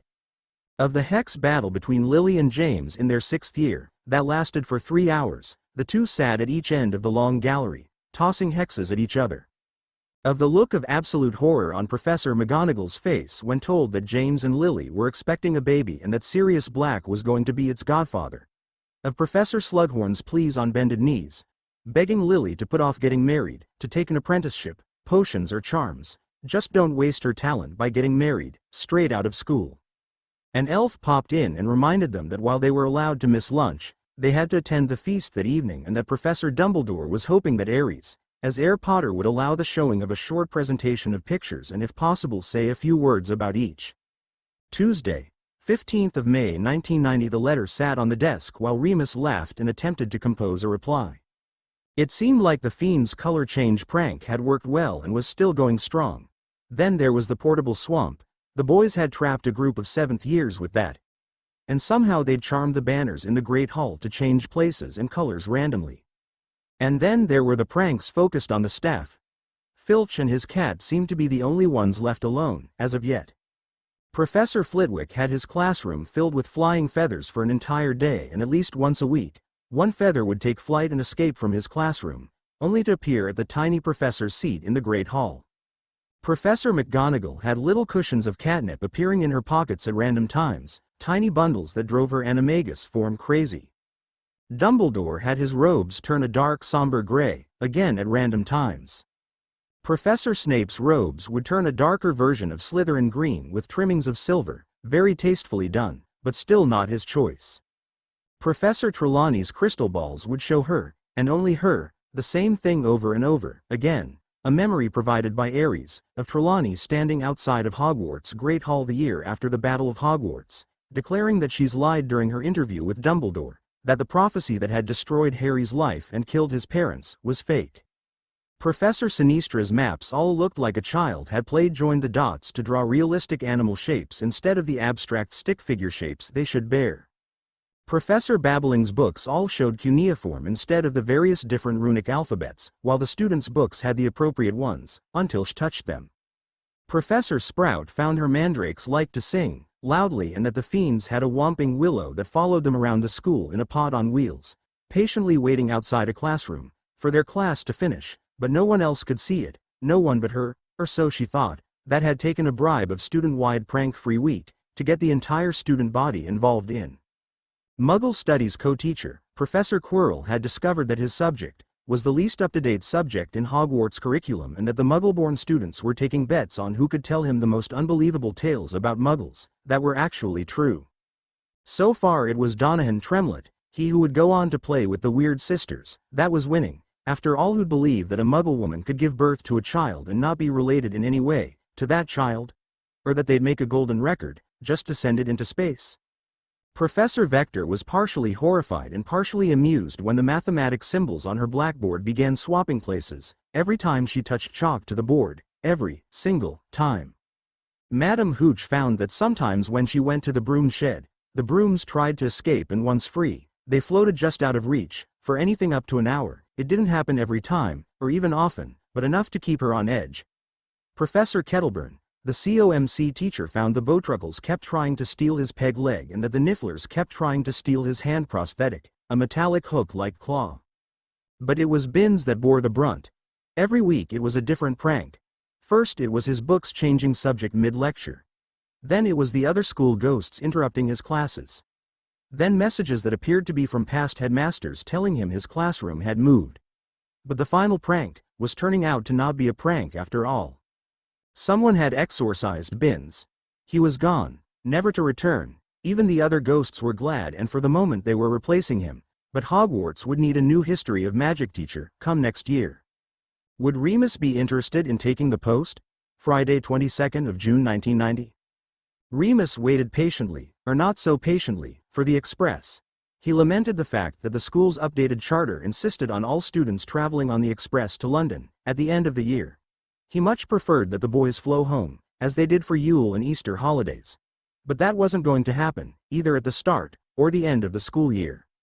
So, here he was, shoulder to shoulder with Amos and Arthur, waiting for their sons. Thanks to the boys adopting Lee into their group and the fact that Lee's mother worked for British Airways as a hostess and was often away from home, Lee would be joining them for most of the break. Another boy to add to Remus' collection of mischief makers. How many would he end up with? Saturday, 1st of September 90. A wave of his wand and Remus had doubled the size of their compartment aboard the express, and it was needed. In addition to himself and the, now 6, boys that lived under his guardianship, there were a collection of other students. Charlie was popping in and out, and the train even hadn't left the station yet. Percy had been in, but after a few minutes had hugged the boys and left.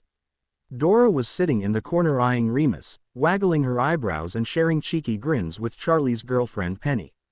Oliver Wood knelt on the floor in front of the boys, alternately begging or badgering the boys to try out for the Quidditch team this year, and of course, the boys were teasing him by not commenting either way. It wasn't until they were on the platform that Remus enlightened the boys just who their new history of magic teacher was going to be and what that would mean for them. The boys would stay in their dorm room, but would be permitted to visit Remus' quarters outside of school hours and weekends. The only other change was that with Remus in attendance, they would be able to leave the school on house business. That did not include tutors, who had to attend them at the school. Each of the 6 boys had been assessed, and all were advanced enough to decide on the subjects they were going to study, and those electives were no longer limited to what they all remembered the few choices to be. All of them had chosen history of magic, not knowing that their new professor was to be their uncle. Law, charms, transfiguration, dada and potions being the other 5 subjects they had in common. In addition to these, Aries had chosen to study Wizengamot protocols, as did Mars. Fred and George added finance and commerce to their study load, while Cedric and Lee added business management. For now, Remus was jammed into a train compartment with sometimes as many as a dozen students, all of them hyped up on chocolate and sweets. Lovely. Maybe he should give them a little more before he handed them over to McGonagall? Or would she insist that, as it was Saturday, he could keep them? Decisions. Saturday, 10th of November 1990. Remus sat back, waiting for Madame Hooch to call the teams out. He'd had a little snicker earlier when Snape had cast a long yearning look at the House Cup trophy and sighed dramatically. He'd known that he'd lost the cup, even if the students didn't. Charlie had decided to focus on his newts and had reluctantly given over his captain's baton to Oliver Wood and his seeker's position to Aries. Even Cedric was pleased that Aries got it. Fred and George were, of course, the beaters, but Mars and Cedric decided to be the support crew and let Angelina Johnson take the only chaser spot available. The last 2 of Remus' boys would be the support team. They'd schedule the practices, organize the after parties, and if someone was too ill to compete, they'd take their up brooms fro Gryffindor. The history professor knew what was going to happen. It did every time the boys played, whether with the older Weasley boys and their friends or against each other. The only request from Snape was Quidditch as a spectator sport. Give them something to watch, of course. Remus had winced when he'd heard that. He had a fair idea what that meant to his boys. 3.5 hours later, he reached out and swatted at Snape's arm. "This is your bloody fault, Severus," he muttered. "Mine? How do you figure that?" Snape replied. "Quidditch is a spectator sport. Give them something to watch." Remus reminded him. "Oh, hell." Snape slumped back in his seat. "This is not what I meant." "Yeah, well, it's what you got. Remember who their father is." Snape groaned, burying his head in his hands. "It's bad enough that Slytherin stand little chance of winning the cup, but this," he flung a hand in the direction of the pitch. "They're just bloody playing with us." "They are." Remus shrugged. It was so obvious that he couldn't deny it. "How do we get them to stop? Can we get them to stop?" They're 410 points up. Are you prepared to concede the game? McGonagall asked, from her seat beside Remus, feeling a little embarrassed on Snape's behalf. It's not a game, it's a bloody embarrassment, a new voice said. Turning, the two professors saw the Slytherin captain, Robert Brewster, floating just a few feet away. Mr. Brewster. Language, please. Professor McGonagall chided. Damn my bloody language. Those gits are toying with us. They haven't bothered to score in the last 3 hours and they've kept us from scoring at all. The seventh-year captain snarled. We never stood a bloody chance. We concede the game. Brewster huffed. Are you certain, Mr. Brewster? You can't change your mind, McGonagall said. Professor, I've got an entirely new team, no existing players, except me. We need a hell of a lot of practice, before we'd even stand a chance of beating this year's Lions. He turned Remus. Please tell me that they had some professional training over the summer, please. Sorry, Mr. Brewster, but no, they did not. But they did get a fair amount of broom time over the summer. Mr. Wood, Miss Johnson, Miss Spinnet and Miss Bell did stay with us for a few weeks. Ah, hell. We concede the game and, can we book the pitch for practice? Brewster replied. Snape nodded, while McGonagall headed for Lee in the announcer's box. Wednesday, 20th of March 1991. The twins were all 12 in just over a week and someone had suggested a school-wide party, cough, Dumbledore, cough. But as their birthday this year fell on the Monday of Easter, it had been decided to hold a party on the spring solstice, a week and a bit earlier, partially for the boys, but also as an introduction to solstice celebrations. So, today Hogwarts was in a tither, all in preparation for a big party tomorrow. While the spring solstice may not have the importance that autumn's harvest solstice has, it was still one of the balancing days, days that the wizarding world revered as days where the borders between the realm of Lady Magic and the living world were at their narrowest, where the touch of Lady Magic was at its strongest. Tomorrow would be the first time in almost a century that a solstice celebration had been held at Hogwarts. A few Muggle-friendly families had objected, but Dumbledore had sat down with them and a solution had been reached. Solstice celebrations would happen. Muggle-born children were entering the magical world, but if the celebrations and offerings to Lady Magic didn't happen, who knew how long before she stopped blessing them with her touch? By the same token, those children came from a world that celebrated different events and no one could expect them to forego their celebrations, so why should the magical raised? But neither should anyone, Muggle-born or magical, be forced to attend any celebration. What one chose to attend was private, much like which religion one chose was private. A number of celebrations would be happen, from a number of different religions. Pagan, yes, but also Jewish, Chinese, Muslim and Hindu, to name but few of the more widely supported ones. Unsurprisingly, atheism and agnosticism weren't among them. Lady Magic would not allow her touch to reach those who did not believe, whether it be in her or someone else. Essentially, magic is belief. If you don't believe, how can you do something? Apparition?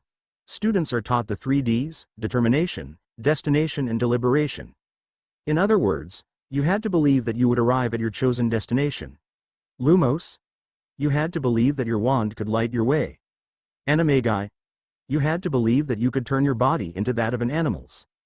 Without that belief, nothing happened. With that the belief, you did magic. So that brought back the reminder that Hogwarts was getting ready for a party to say, thank you. In the middle of the week. Sometimes one could be grateful for the ministry insisting that Hogwarts take on the Muggle school year schedules, including the appropriate holidays. Easter might be a Christian event, but school holidays were a teacher's sanity saver. Sunday, 1st of September 91. Stepping from the flow on platform 9 3/4, Remus sighed. A new school year, this was the year that Harry was to have started at Hogwarts.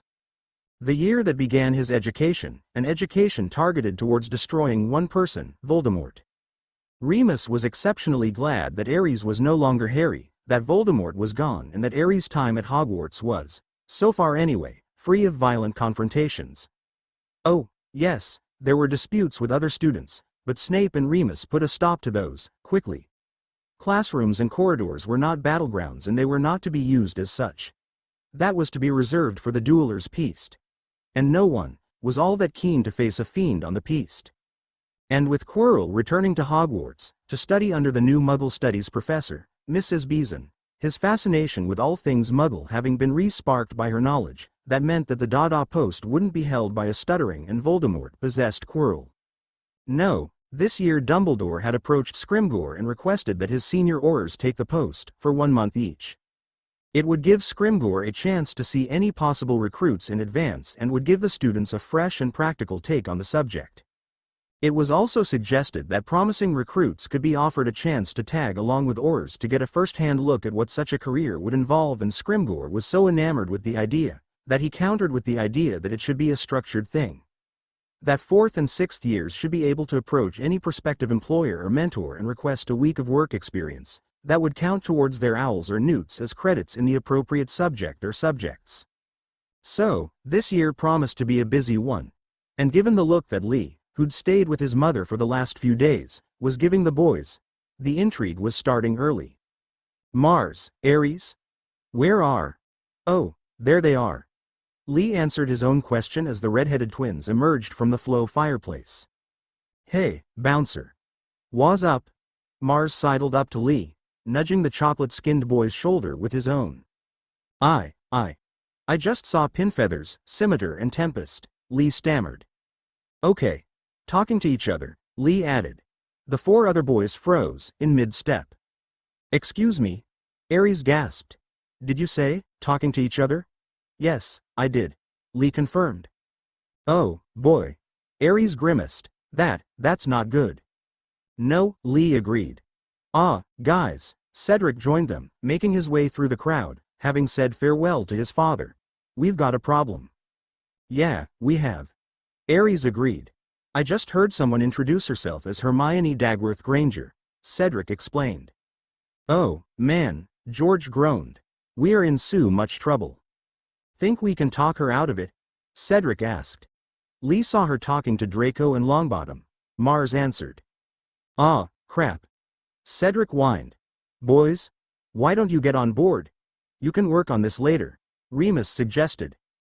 Yeah, here's hoping Trevor stays where he should. Fred lead them towards the carriage doors. If he does, we stand a chance, George finished. No, we don't. We're screwed. The moment she sees seed in red and gold? Aries disagreed. Bollocks. Mars moaned. Boys. Remus chided. Train. Now. Go. He pointed at a carriage door. Yes, Uncle Remus. They answered. Uncle Remus? Could you check up with the Dagworth Grangers? Mention magical guardians and how the headmaster becomes Hermione's at midnight. If they don't have someone, will you do it? Mars asked. I'll ask, Mars. I won't push any further, but I'll ask, Remus replied. He gave each of the boys a hug and stepped back. I'll see you in a few hours. The 6 boys sighed and headed for their compartment. Each of them were hoping that Lady Luck would look favorably on them and not let them get killed before the start of term feast. An hour later, Aries glanced over towards the door and what he saw made him shudder. I'm dead. He groaned. I am so dead. The other boys looked at their brother and frowned. What? Asked Cedric. Why now? A tapping was heard on the compartment door and the 5 other boys all looked in that direction. Cousin Draco stood behind a young girl with bushy brown hair and a chubby-faced boy. Cedric winced as he looked at Aries. Whadda y'all wanna do? Let him in. If we don't, we'll pay for it later. Right. Cedric flicked his wand and the door opened.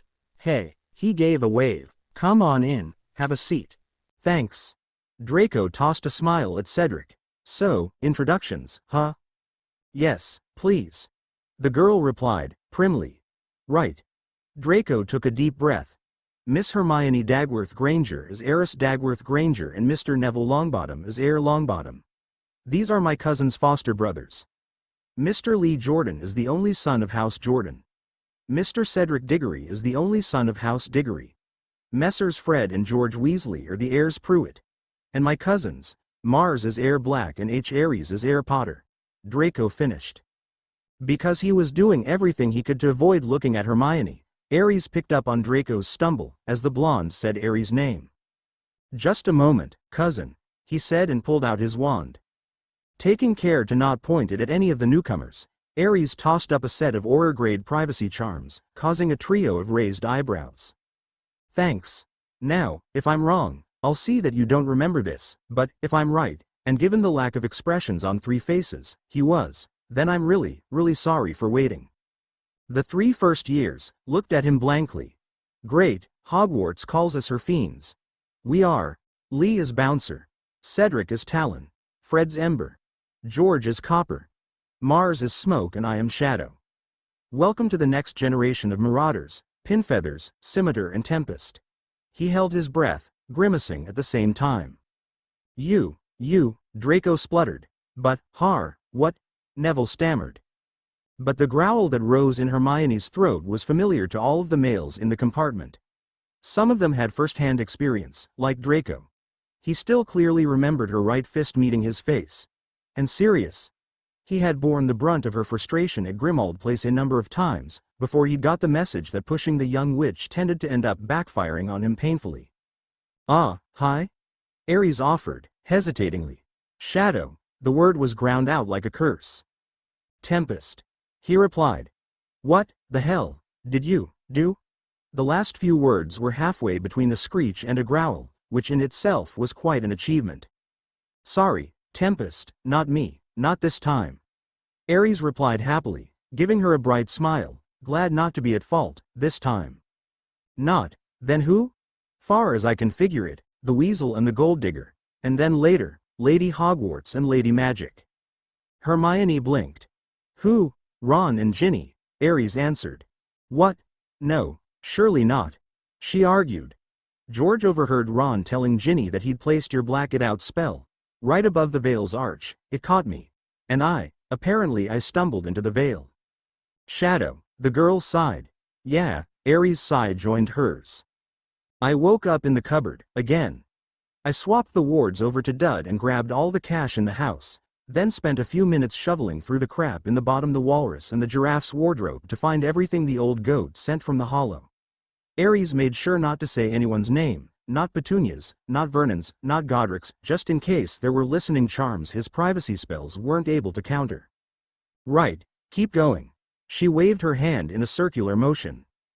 Right, so, I did that and left. Got as far as the walk, meaning Wisteria Walk, the entrance to Magnolia Gardens estate. I was debating where to go, when I got a Patronus from Snuffles. He remembered, my own, he remembered.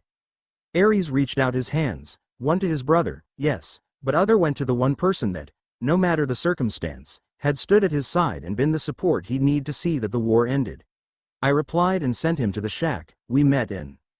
For the next hour, Ares told Hermione, Neville and Draco what had happened and where they were at now. Finishing, he sat back. Nev. I tried, mate, but I need your input on the potion for your parents. We've a whomping willow sapling, but Stompy's not old enough to flower yet and none of us have your green thumb. We can't get Hogwarts willow to flower. Ares finished. And to complete the potion you need full moon dew collected from the willow's petals. Neville's answer confirmed that like the others, he remembered. Yeah, Ares answered. So, Hermione tilted her head. Let me get this straight. You went through the arch, woke up here and proceeded to change everything? Kinda, but not really. Ares held up a hand. Wait. Look, we've done as much research as we could and later tonight, we'll show you. I don't think. We. Mars cut him off. What? Ares asked, blinking. We, Ares, not just you. All of us, so far, agreed. So, we don't think. Oh, okay. Ares shook his head. We don't think that we've looped right back, but rather, stepped sideways and backwards. Wah. Explain. Looping back? Who loops back into their younger body? There's how many? 219 cases, not including us, and one, maybe, went back to his younger body. But Horace Brackett was already a brain-damaged squib, so we can't take that as evidence. Ares began. But there are 3 cases of, for lack of a better term, dimension stepping. And in all 3 cases, their ages were altered, dramatically, 2 younger and 1 older. The bit that confuses us is that, well, we're all here, all the ages we are and we all arrived within a few days. And your possible theories? It all comes down to Lady Hogwarts and Lady Magic. Snuffles and I went to the room and spoke with Lady Hogwarts. Oh, her name is Gwen, too, by the way. Gwen? She was Lady Gwendolyn Hogwarts, Ares stated. Right. So, she and Lady Magic, what? Brought us here? As near as we can figure, yes. Once we had an order of action, I made the comment, and it was a throwaway comment by the way, that it would have been nice to have a few others with us. Gwen said she'd ask Lady Magic, but I never expected the response we got. We met Cedric, Fred and George less than a fortnight later, but it took another 2 months before Seed slipped up and mentioned the cemetery. And we didn't meet Lee until our first trip on the Express, 4 years later. Ah, yeah, and there's a few other differences. Here. Draco? You've seen it. Your father's not so. Ares trailed off. He didn't know how to explain it, but it was kind of obvious to those that remembered. Yes, he's not. And Snape? He's more accepting? The last was asked as a question to the other boys and he got shrugs and tilted heads as answer. He's not the same git. Lee shrugged. And the manipulator? Hermione asked. The third-year boys started to laugh. Ares and Mars set him back, on the first night of our first year. He's not after us. He comes and talks to us and not just us, but all the heirs. And he takes note of what we say, some of it is acted on, some not, but he listens now. And he explains things, why he's done something or why he's not done it. Cedric was the one to explain. So, what now? Neville asked. Yeah, cousin, what about us? What are you going to do with us? Draco asked. Right. We're going to take over the ministry, from the inside. The statute is breaking, guys, you know that and you know how close it was to complete failure. The 3 first years nodded. So, we decided that the best thing to do, for us, for the wizarding world in general, was to hide it, not like we've been doing. But in plain sight. Think about it, another half-hour passed while the older fiends explained their plans for the future. Then we'll be so embedded in the Muggle society that we'll be invisible. Ares finished. All right, but what about the fanatics? The religious ones? Hermione asked, frowning. It's the same as with the purebloods, we make it seem like it's their idea for us to be there. Not the nut on the street, but their leaders, the Pope, the Dalai Lama, the patriarchs. Here in the wizarding world, it's going to be the purebloods, led by Malfoy, not Parkinson, Yaxley and Abbott that are going to be the ones that approach the Muggles. And in the Muggle world it's going to be the religious leaders and the politicians that respond. Mars answered. How are you going to do that? Nev was curious. Myrtle's brother, Andrew, he's a priest, works as an aide to the Pope. Ted Tonks. His sister is a secretary to Mrs. Thatcher.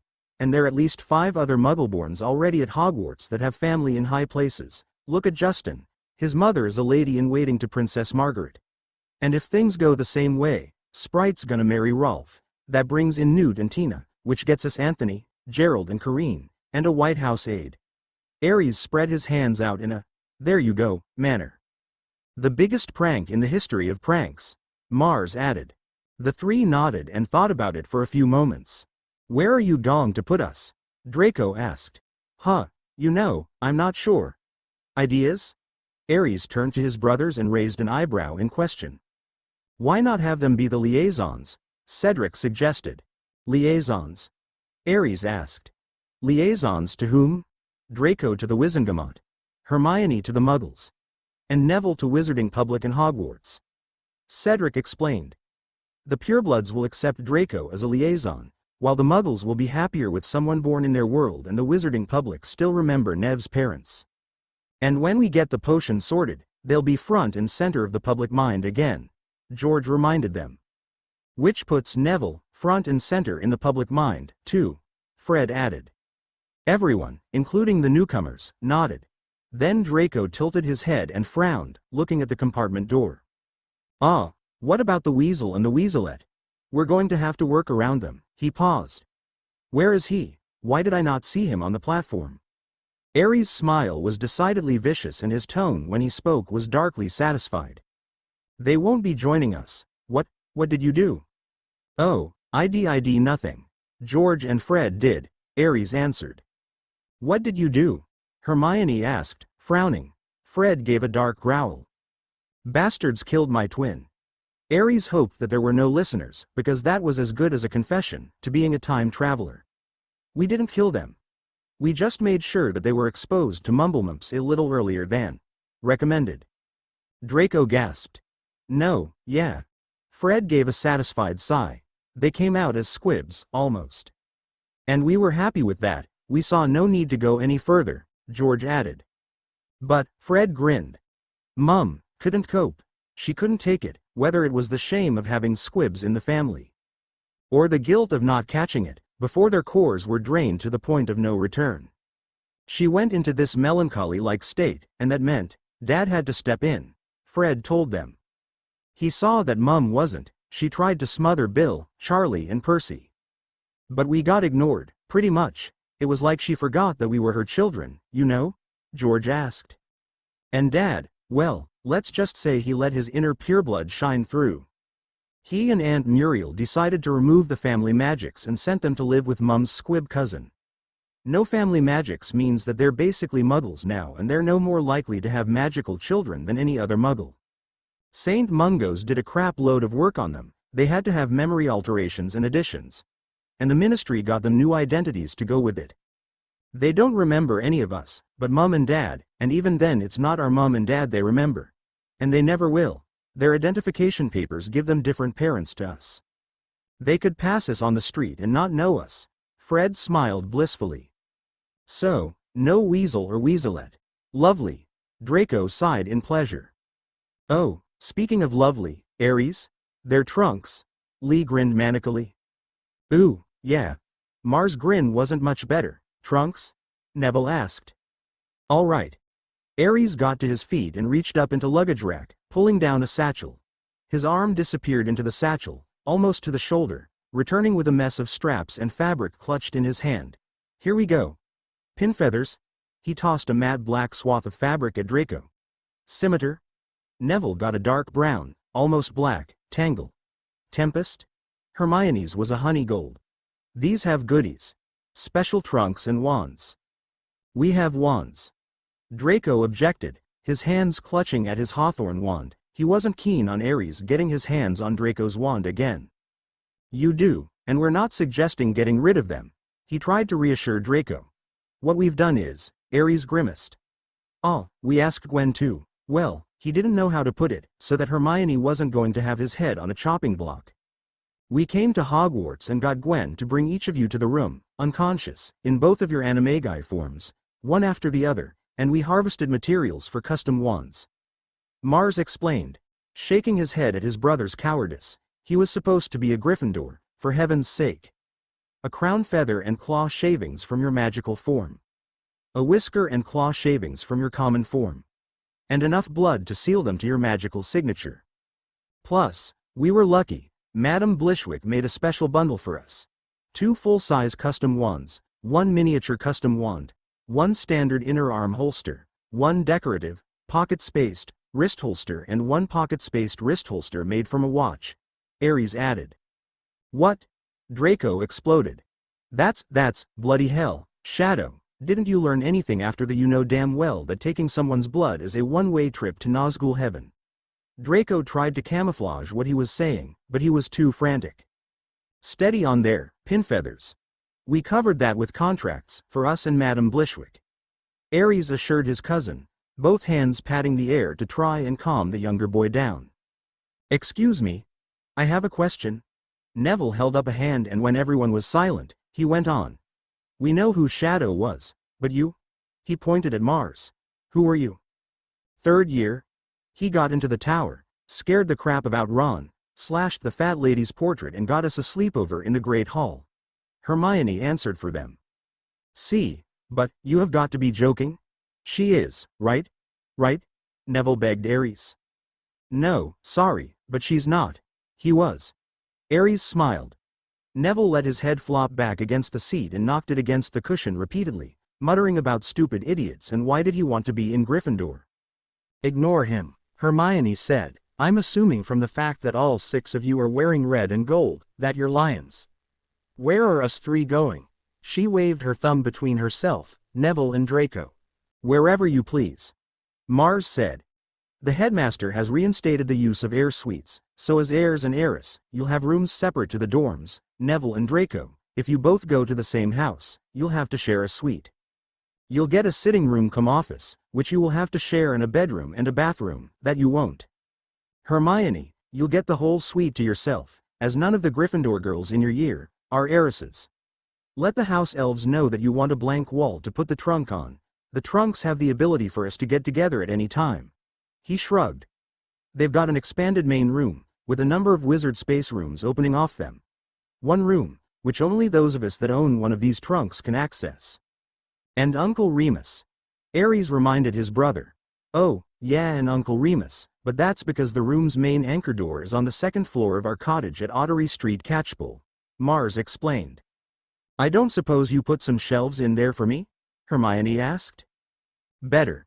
Ares smirked. "We turned the communal room into our main library.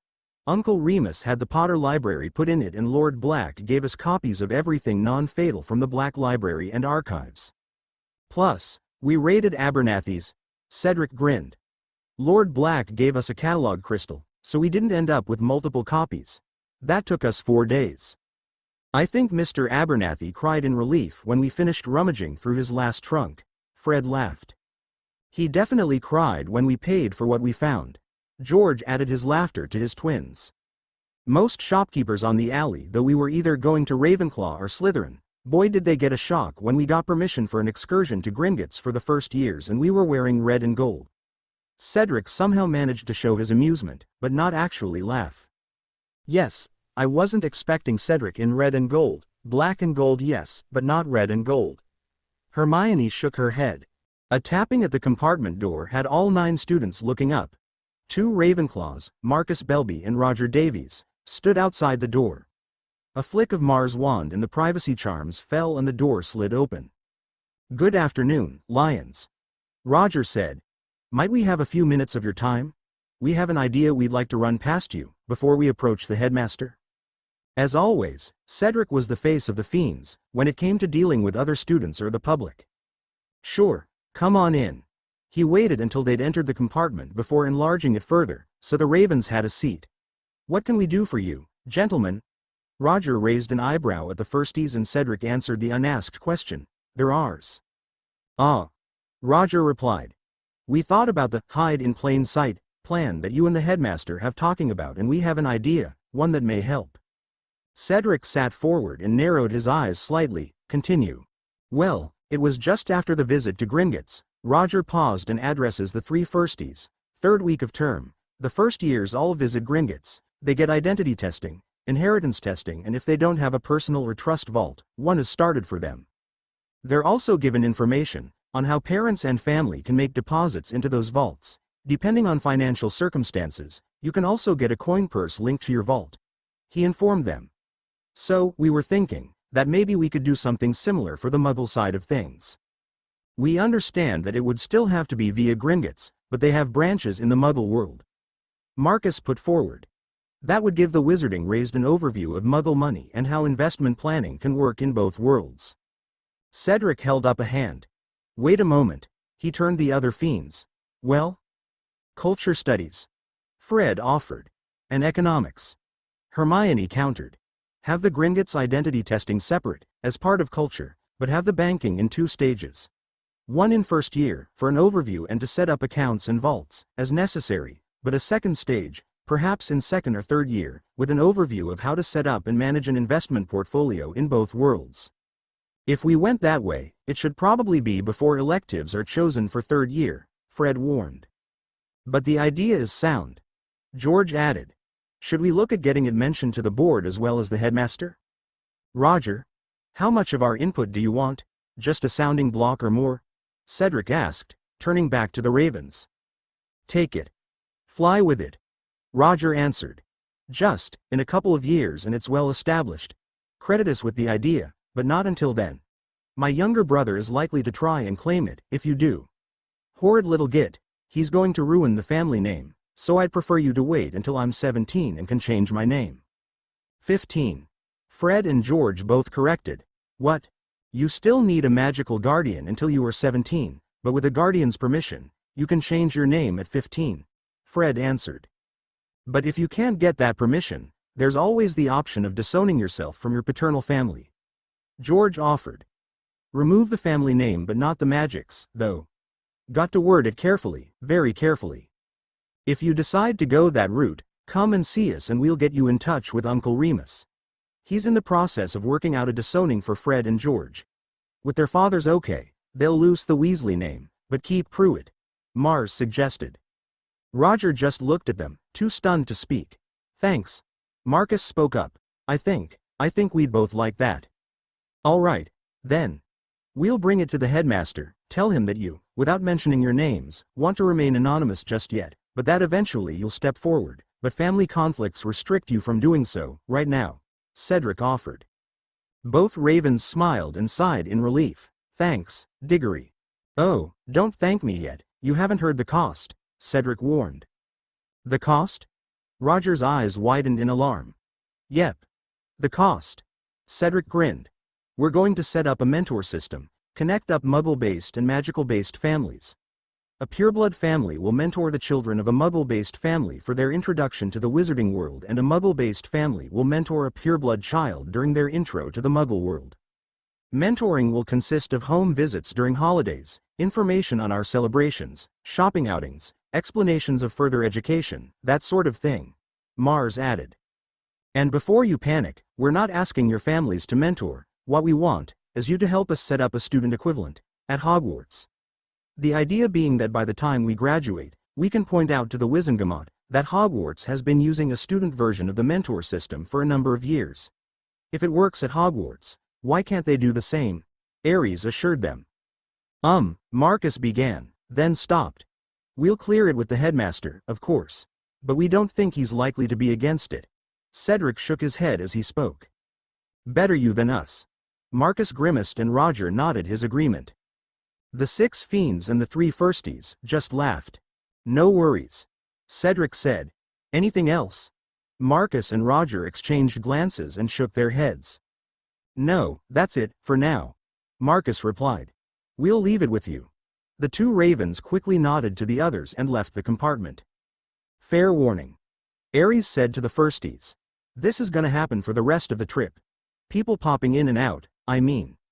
We seem to be among the few that are not afraid to approach the headmaster, so most people bring their ideas to us and we pass them along or refer the headmaster to them. So, anything questions, best wait until tonight. Right.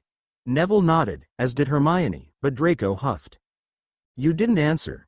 These 2 are going to Gryffindor, but me? Where do you want me to sort? He asked. Like we said, it's up to you. We'd love to have you in the den, but it's your choice, Ares answered. Draco huffed as the next tapping came at the door. Hi, Puff ducked her head around the doorframe. Can I talk to you guys about something? She asked. The first years marched into the Great Hall, Draco, Neville and Hermione at the rear. Why they were at the rear, the fiends didn't know, but that's where they were. They stayed together until Hermione's name was called. Dagworth Granger, Hermione.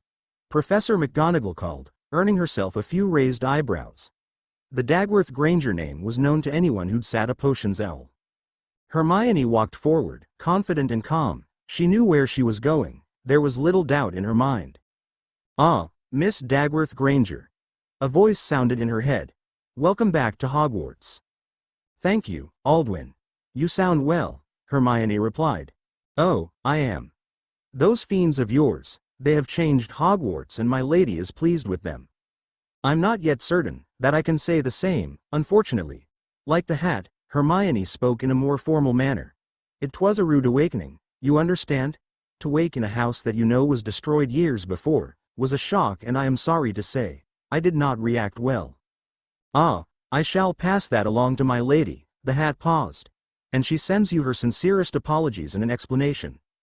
Lady Magic could bring you here, but bringing so many of you, at the time she did, it weakened her, and my Lady Hogwarts was the one that had to splice you into your existing bodies. Splice? Hermione asked. Perhaps not splice, it was more of a combining of your 2 beings.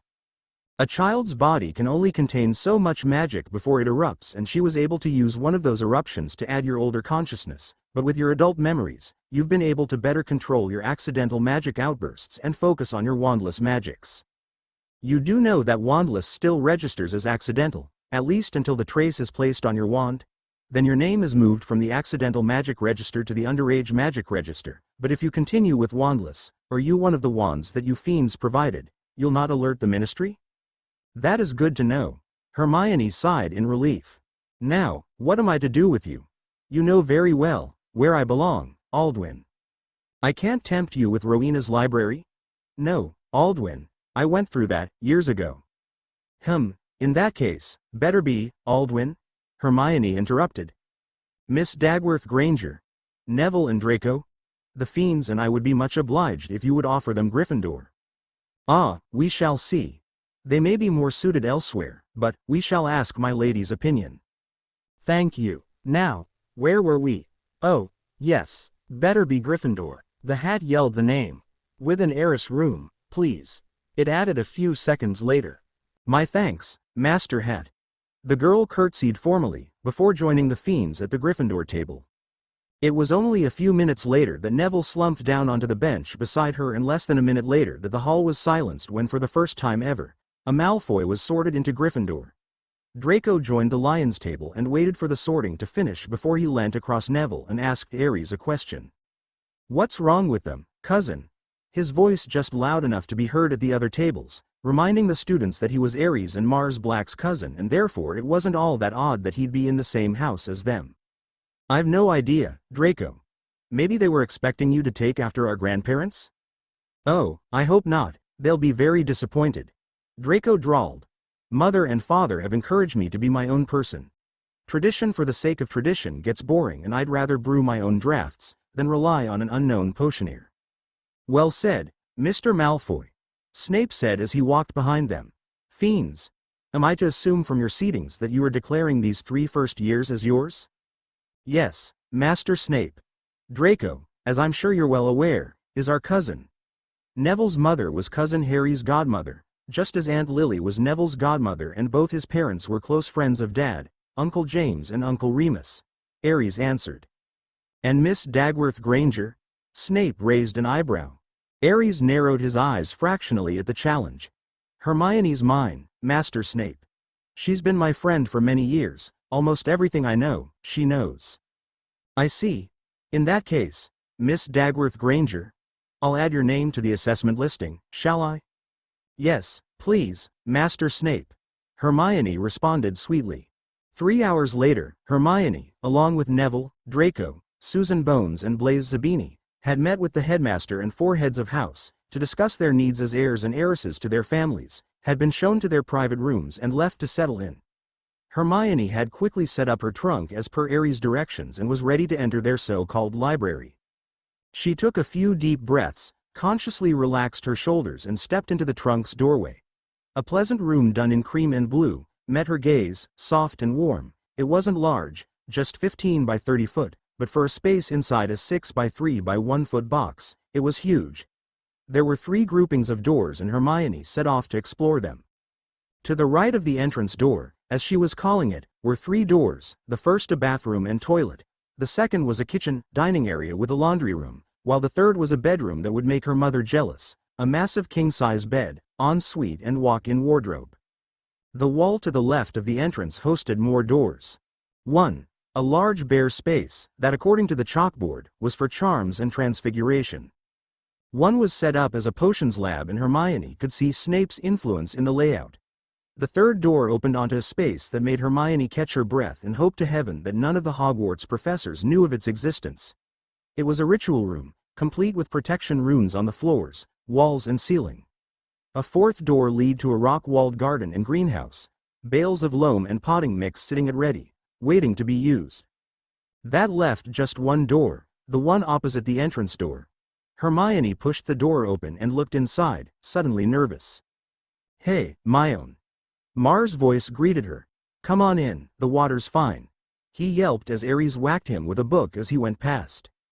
Tempest, welcome to our humble library, Aries grinned.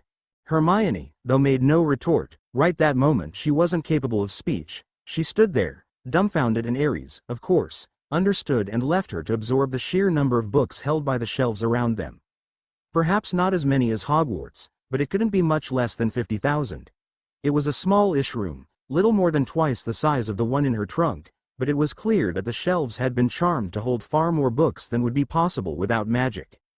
But even the draw of books couldn't hold Hermione's attention for long. not over the presence of her best friend, and eventually she made her way across the room, absently smacking Fred, George and Mars across the back of the head, as she passed behind their seats. Finding a clear space on the sofa that Ares was lounging on, she plopped down beside him. So, she started and discovered that she didn't know what to say. Yeah, Ares was feeling much the same. He slung an arm around the, now younger, girl and hugged her close to his side. "I missed you, my own," he whispered, burying his face in her hair. "Ah, they're so cute," Fred said to George. "School sweethearts," George agreed. Ares and Hermione exchanged glances and without saying a word, sent a pair of hexes at the redheads, turning them both purple. Skin, clothes and hair. "Lovely." Remus sighed, shaking his head at them all. "Not 5 minutes and already the color hexes are being pulled out. Why did I sign up for this?"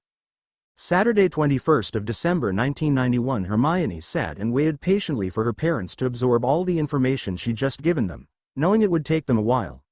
Anything up to an hour would pass before Aaron and Juliet Granger would enter the living world again. It was just the way their minds worked.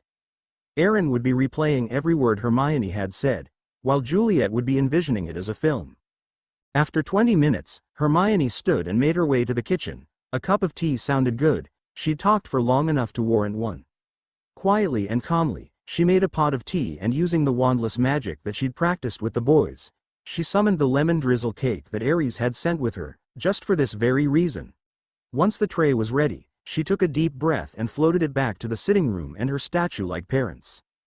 It took 3 cups and a fresh pot of tea before there was movement. First her mother and then her father, but eventually both adults blinked and began to move. "My own, love?" Aaron asked. "Yes, Daddy," she replied. When did you combine, you said?" "Yes, Daddy," she answered, "and I'm not exactly certain of the time, but I know the date. Harry's 5th birthday, 31 Staff July 1985. From what I was told by Aldwin, the Sorting Hat, Lady Magic brought us here and Lady Hogwarts was the one to combine us." "I see." He hummed in thought even as his hands sorted out the teapot and poured tea for himself and Juliet. "Thank you, dear," his wife commented absently, her mind still dwelling on Hermione's tale. "So," Aaron drawled, "where do you go now? What direction?" "Well," Hermione shrugged. "I'd like it if you'd let me go to Sorrel Cottage for Yule, even more if you'd come too." "Yule?" "Yes, Daddy. Yule. What's entailed in Yule? For you?" She knew he meant for the wizarding world, not just her. "Well, there's the log.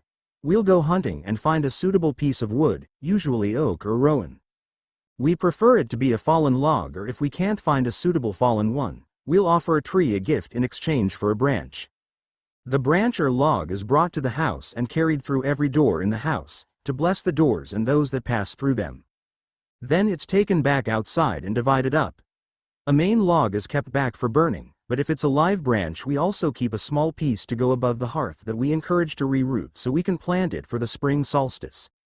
Each person that's present gets a small twig or piece of bark, and once the main log is burning, they offer the flames their piece of bark, as thanks for the fire's guiding light during the year." "Right." Aaron nodded, waving a hand to encourage her to continue. "Then we have a feast, again offering a small sample of each dish. The same deal as with the log. After that, it's presents. We give our gifts on Yule as opposed to Christmas, but we put the same thought and care and love behind each gift. Yes, Uncle Remus will probably give us a small box with certain things. A candle to light our way through the coming winter. A coin, so we are never penniless. A packet of seeds, that we might grow with the new year. A loaf of bread, that we might not go hungry. A cloak or blanket, to keep us warm when our loved ones aren't with us. A square of woven cloth, to remind us of those that are woven into our lives. And a seedling, usually of whatever timber our wands are made from, and sometime in the next year, we'll take a cutting from that seedling to the wandmaker that made our wands. That cutting will be trimmed and a sliver will be inserted into our wand." Seeing the look of confusion on her father's face, Hermione quickly explained. "It refreshes the wand wood and the connection between the wood, the wand core and our magic. Particularly if we've tended the seedling personally. Handling it, watering it, pulsing our magic through it. There's a little more involved, but it's different for each person. More a personal choice of how much of ourselves we open to the seedling. She didn't know how to explain it. I see. And strangely enough, Aaron felt that he did understand. In this, at least. And what do you hope to achieve over these holidays? Other than to enjoy the holidays with both sets of people that matter to me? Nothing, Daddy. Hermione huffed. Really? Should I be disappointed? You've been very ambitious in your academic goals these last few years. Why not now? I don't need to be, Daddy. I know what I'm capable of. I know what my boys are capable of. Our challenges won't really come until we're out of Hogwarts. That's when we're going to have to work hard, really hard. Now. It's a refresher course, with just enough new subjects to keep us interested. Your boys? Juliet finally spoke up. Yes, Mummy. My boys. Aries was my best friend, Harry. We went through Hogwarts, we went through Horcrux hunting, and we went through the Ministry, together all the way. Fred and George were in Gryffindor with us last time, but like this time, they're older than you than I am. Cedric, he was in a different house, but his death shaped Harry's life, in a way. Hermione answered. And the other two? No, 3. The other 3? Aaron asked. 4, Daddy. Draco, Neville, Lee and Mars. Draco was our nemesis at school, in just about everything, right until the end. It was during the final battle that he realized that the person he was fighting for wasn't fighting for him and didn't care about him at all. And Harry, who'd been his rival for years. Harry risked his own life for Draco, to save him from a fire that Draco's people started. It was a wake-up call for him. Aries says that it changed him, in a good way. She shrugged. Neville? Well, Neville was Neville. That's all you can say. He's good, kind, honest and a true Gryffindor. Lee was Fred and George's best mate, their partner in pranks, and like them, he stood by Harry. And the other boy? Mark? Mars. Mars was Sirius Black, the man that, however they did this, Mars and Aries have made Sirius Black into their father. They used bloodline conversions, which are complicated and messy, and the actual process is not very nice, but the end result is Harry Potter is now Aries Black. Sirius Black is now Mars Black, and according to Lady Magic, Mars and Aries are the sons of Sirius Black. Super confusing and not a little mind-bending. But that's magic for you. Aaron and Juliet exchanged a long speaking look before Juliet asked the next question. Can we expect one of these boys to? Will you be bringing one of them home formally? Romantically? Mummy. Hermione objected. I'm 12 years old, Hermione Jean Granger. We know you better than that. I will admit that I didn't expect time traveling to be the cause, but only your body is 12, darling. Now, answer the question, darling. Juliet was not going to be deterred. Hermione stared at her mother, a slight frown marring the smoothness of her forehead. She really didn't want to answer, but she knew her mother, the woman, wanted an answer, and she wasn't going to be happy until she got it. Tuesday, 1st of September 1992. A tapping at their compartment door made the fiends, now numbering 9, to look up. A tiny blonde Firstie stood at the door, her big blue eyes wide, giving her a startled look. Hello, fiends. She said calmly, may I join you? Certainly, Cedric said, still not sure if the girl remembered or not. Thank you, Cedric. How do you like being a lion? She tilted her head at him. Red and gold suit you better than black and gold. Well, that answered that question. I like it. I like having brothers, Cedric answered. And sisters? She asked. Well, considering that Hermione could flatten me if she tried and I didn't have much to do with you, sisters are good, Cedric answered hesitantly. The girl beamed. She just beamed. Well, come on, in here. Draco huffed. You're blocking the door, Sprite. There was no need for further introductions, everyone knew everyone. So, Luna, question? Aries asked. Yes, Aries. Luna turned to the twins. Oh, hello, Mars, she added. Hey, he answered, waving at her. Is this it? Or will there be others? Aries asked. He figured if anyone knew it would be Luna. No, it's just us and Astoria. She tilted her head in thought, as Draco sighed in relief. He'd missed his wife. Do we need more? Lady Magic likes what you're doing. She'd probably bring more if you asked. But it could get a bit complicated if you do. Thanks, but I'm kinda happy with what we have. Ares assured her and pulled out a square of folded fabric. Here, this is for you. He held it out in front of him, but still a few feet from her. My trunk and wands. Her eyes lit up and she reached out her hands and made grabby motions. Gimme, gimme, gimme. She chanted the words and her smile got even larger when Mars snatched the fabric from Ares and passed it to her. Not nice, teasing the firstie, Ares. Mars mock frowned. Ooh, is Mars sweet on Luna? Fred asked with a cheeky grin. Me thinks he is, George agreed. Knock it off, you two. Mars growled. Draco sat back with a smirk. Ares has Myone. And now, it looks like Mars has Luna. He turned to the other boys. Who have you four got? Us, spluttered Cedric. What about you? Gods, you lot are blind. Lee shook his head. What? Cedric asked. What did we miss? Fred wanted to know. Hermione and Luna exchanged glances and shook their heads. Wednesday, 1st of September 1993. The Fiends, all of them, smiled gently as Draco escorted Astoria Greengrass into their compartment. It went well, then? Cedric asked, knowing how worried the younger blonde boy had been about the signing. It did. Draco replied. Yes, Father and Lord Malfoy signed our betrothal contract, Astoria added quietly. On the summer solstice. Just like Luna suggested. Draco continued. Father also wants to know when you lot are going to put your own contracts in place. Ah, Mars grimaced. Myone's parents and Uncle Remus did ours the same day, but earlier in the morning. Lord Black is being stubborn about Luna. Ares answered brightly. Suggestions? Not needed, Ares. Cousins Narcissa and Andy have him in hand. He'll give his approval before Yule. Luna smiled at them.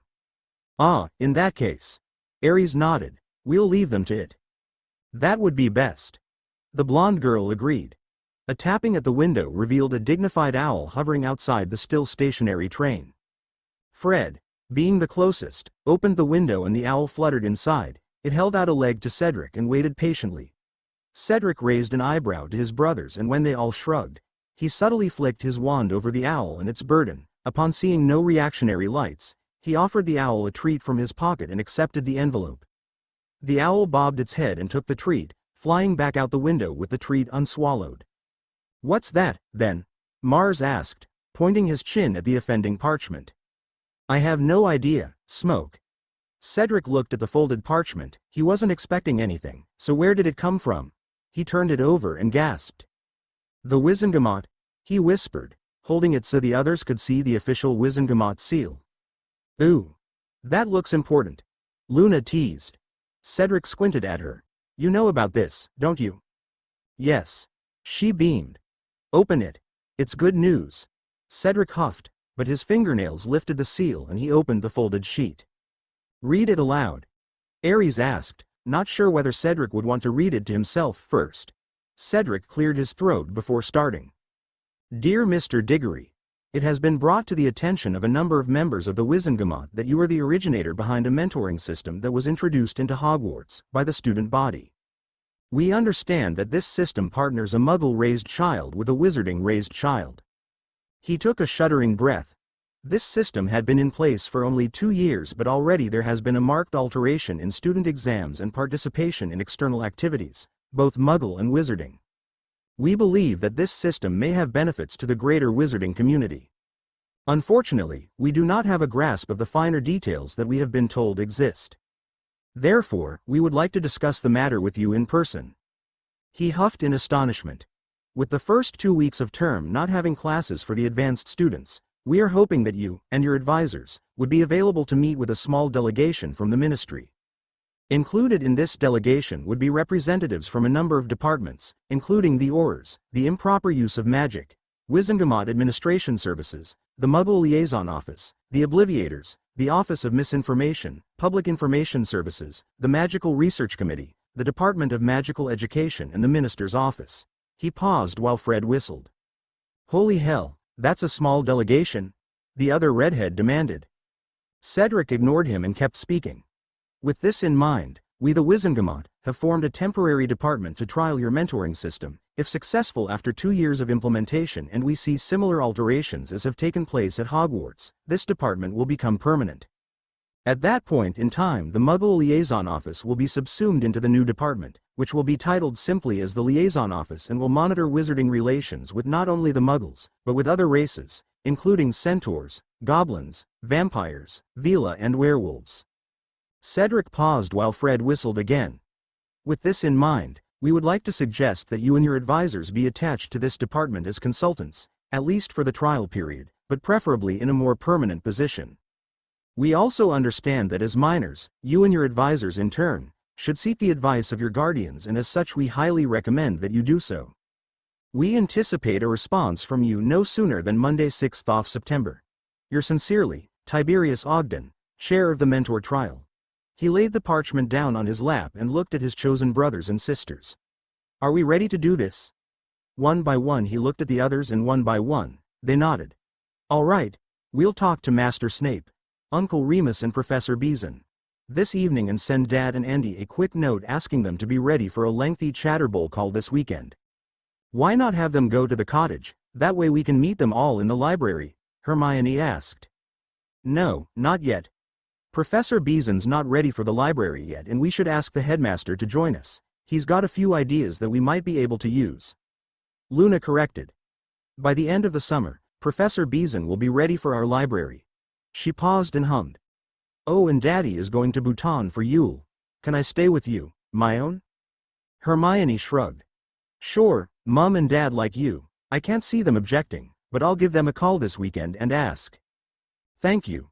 Luna leant back against Mars' shoulder and began to hum the theme to the Addams Family movie. And we're all okay with meeting this delegation? Cedric brought them back on track to confirm their agreement. As long as Umbridge isn't invited. Ares snarled. Ares. Umbridge is dead, she was killed years ago. Neville reminded them. What, when, how, why didn't someone tell me? Ares demanded. Well, it's been kinda kept under wraps, Neville grimaced. What happened? She was illegally breeding measles, trying to breed the magic out of them by crossing them with cats. Don't lots of breeders cross them with cats? Mars asked, not understanding. Yeah, but she wasn't just crossing them, she was using charms on them. Neville warned. To do what? Ares asked. No one's really sure. She was either trying to cut their connections to their core or remove it completely, the younger boy answered. So the Kneazles killed her? Ares huffed. Fitting. No, Neville laughed. Even better, she drowned in kitty litter. The entire compartment was silent for a few seconds, and then the laughter started. One of them would get themselves under control, only to look at someone else and lose it, again. All in all, it took the train lurching into motion before the group settled, each of them holding their ribs and alternately chuckling or groaning at the ache. How? Ares snickered.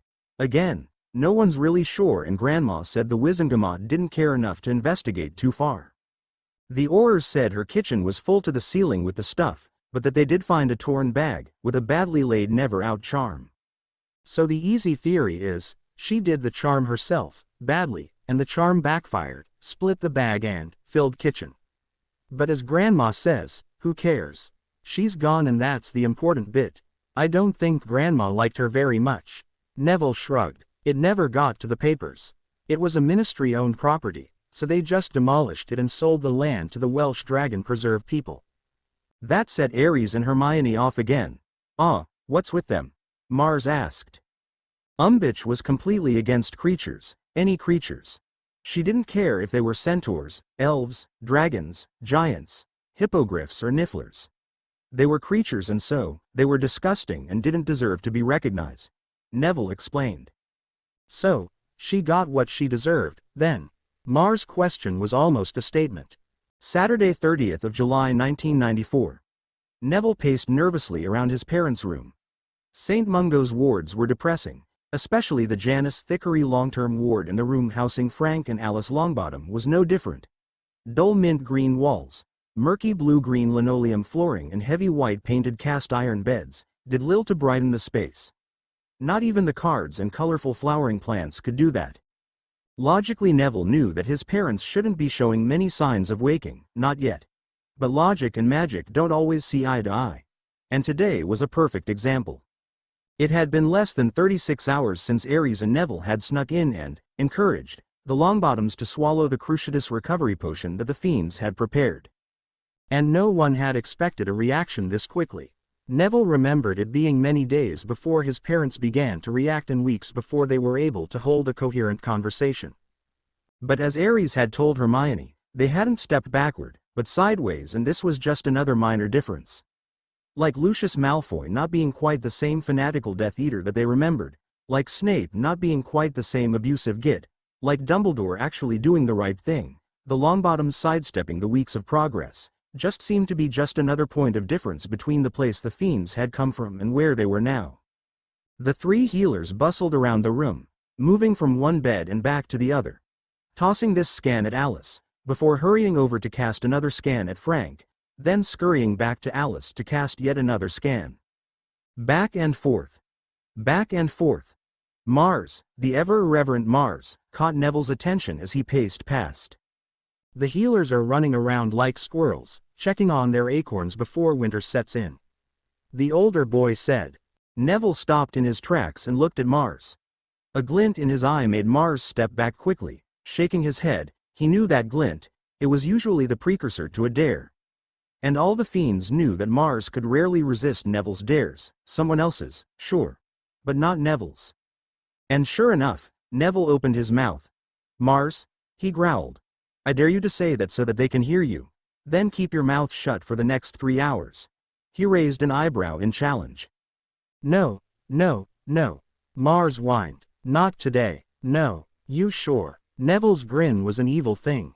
I'm sure. Ares said. He'll make me a batch of chocolate and peanut butter Swiss rolls with butterscotch mallow icing. Mars whined. And I want it. Are you sure? Neville knew exactly how much Mars liked the gooey treat. I'm not listening to you. I'm not listening to you. Mars closed his eyes, covered his ears with his hands and began to hum the tune from the Flintstones movie that they'd seen the weekend before, as a part of Neville's birthday outings. Oh, leave him be, Nev. He's been really good this week. Really good. He knows how much this means to you. Ares whispered in Neville's ear as he turned the younger boy to face the healers. And they do look like squirrels. Neville huffed, but he looked at the room and the way the healers scurried about. Huh, wada ya no. Mars was right. They do look like squirrels before winter. As one all the healers turned to Neville, their faces varying expressions of dismay. Neville. His grandmother chided. That's not a nice thing to say.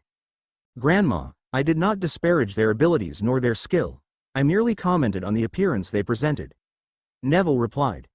They are scurrying around like squirrels checking on their caches. Mr. Longbottom, an officious healer started, only to be cut off by Neville. Heir Longbottom, healer Rudlow.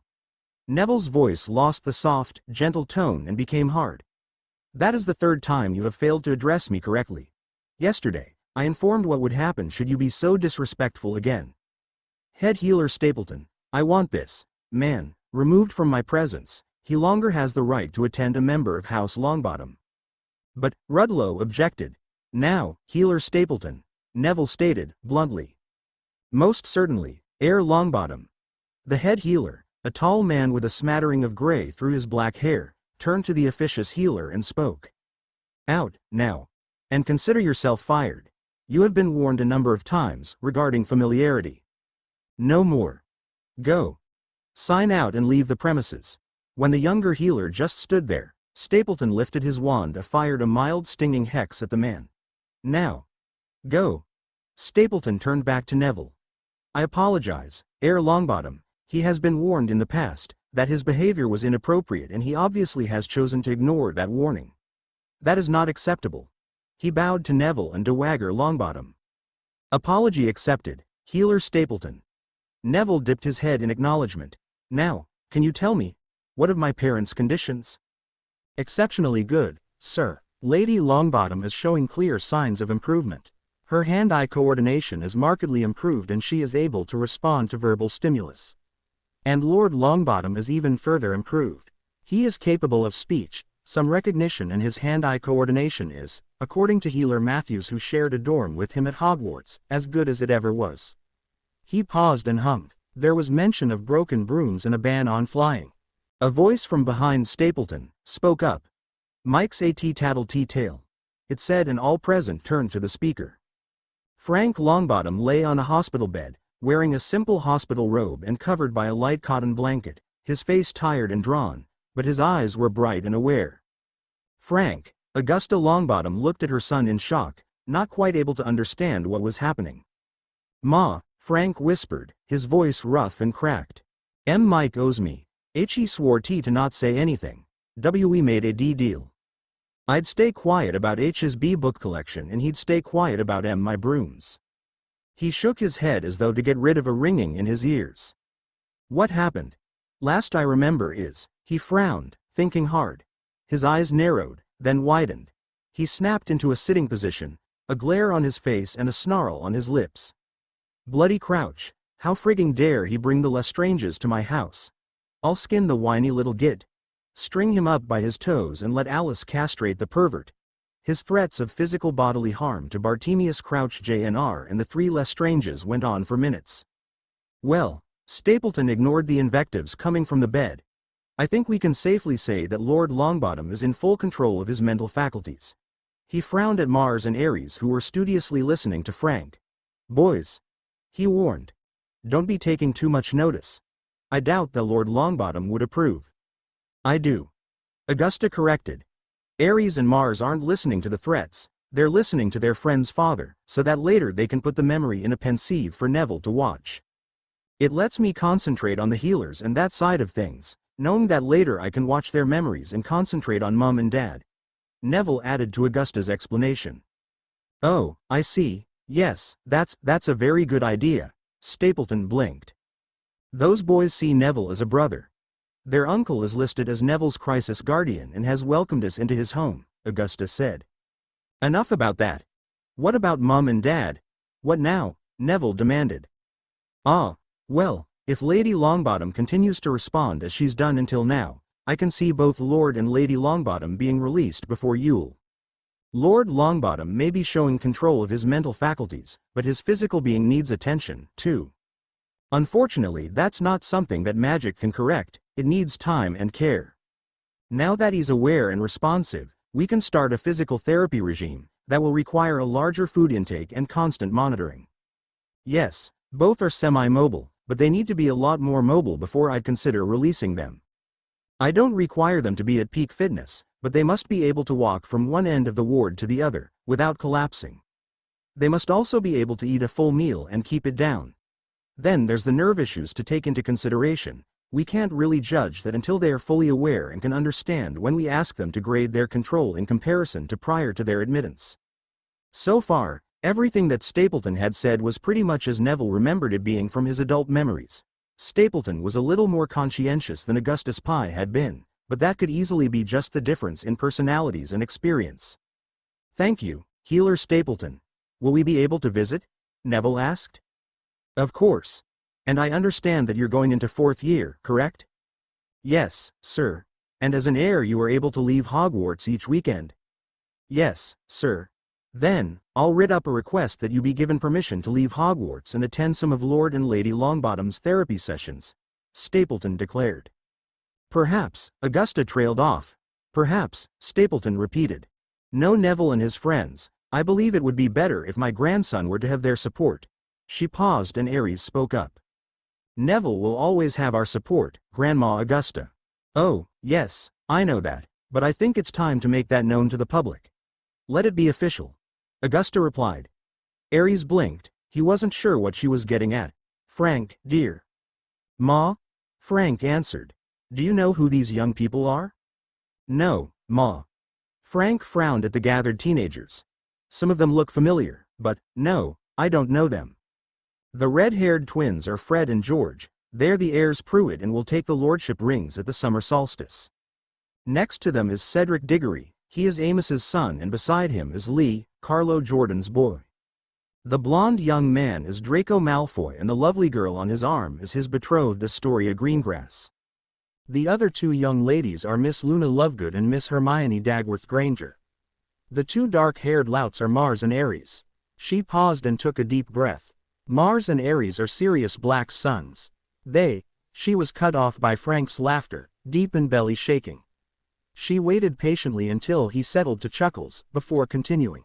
Mars, as you probably guessed, is Heir Black and is betrothed to Luna. Ares is Heir Potter and betrothed to Myone. What about Harry? Frank's voice was hard and cold. Mars stepped forward. Lord Longbottom, our cousin Harry, he's dead. Stapleton stepped up beside the lad. He was found in a Muggle hospital, badly beaten. Their healers were doing everything they could, but he just wasn't responding. I was the healer on rotation that week and I couldn't do anything to help.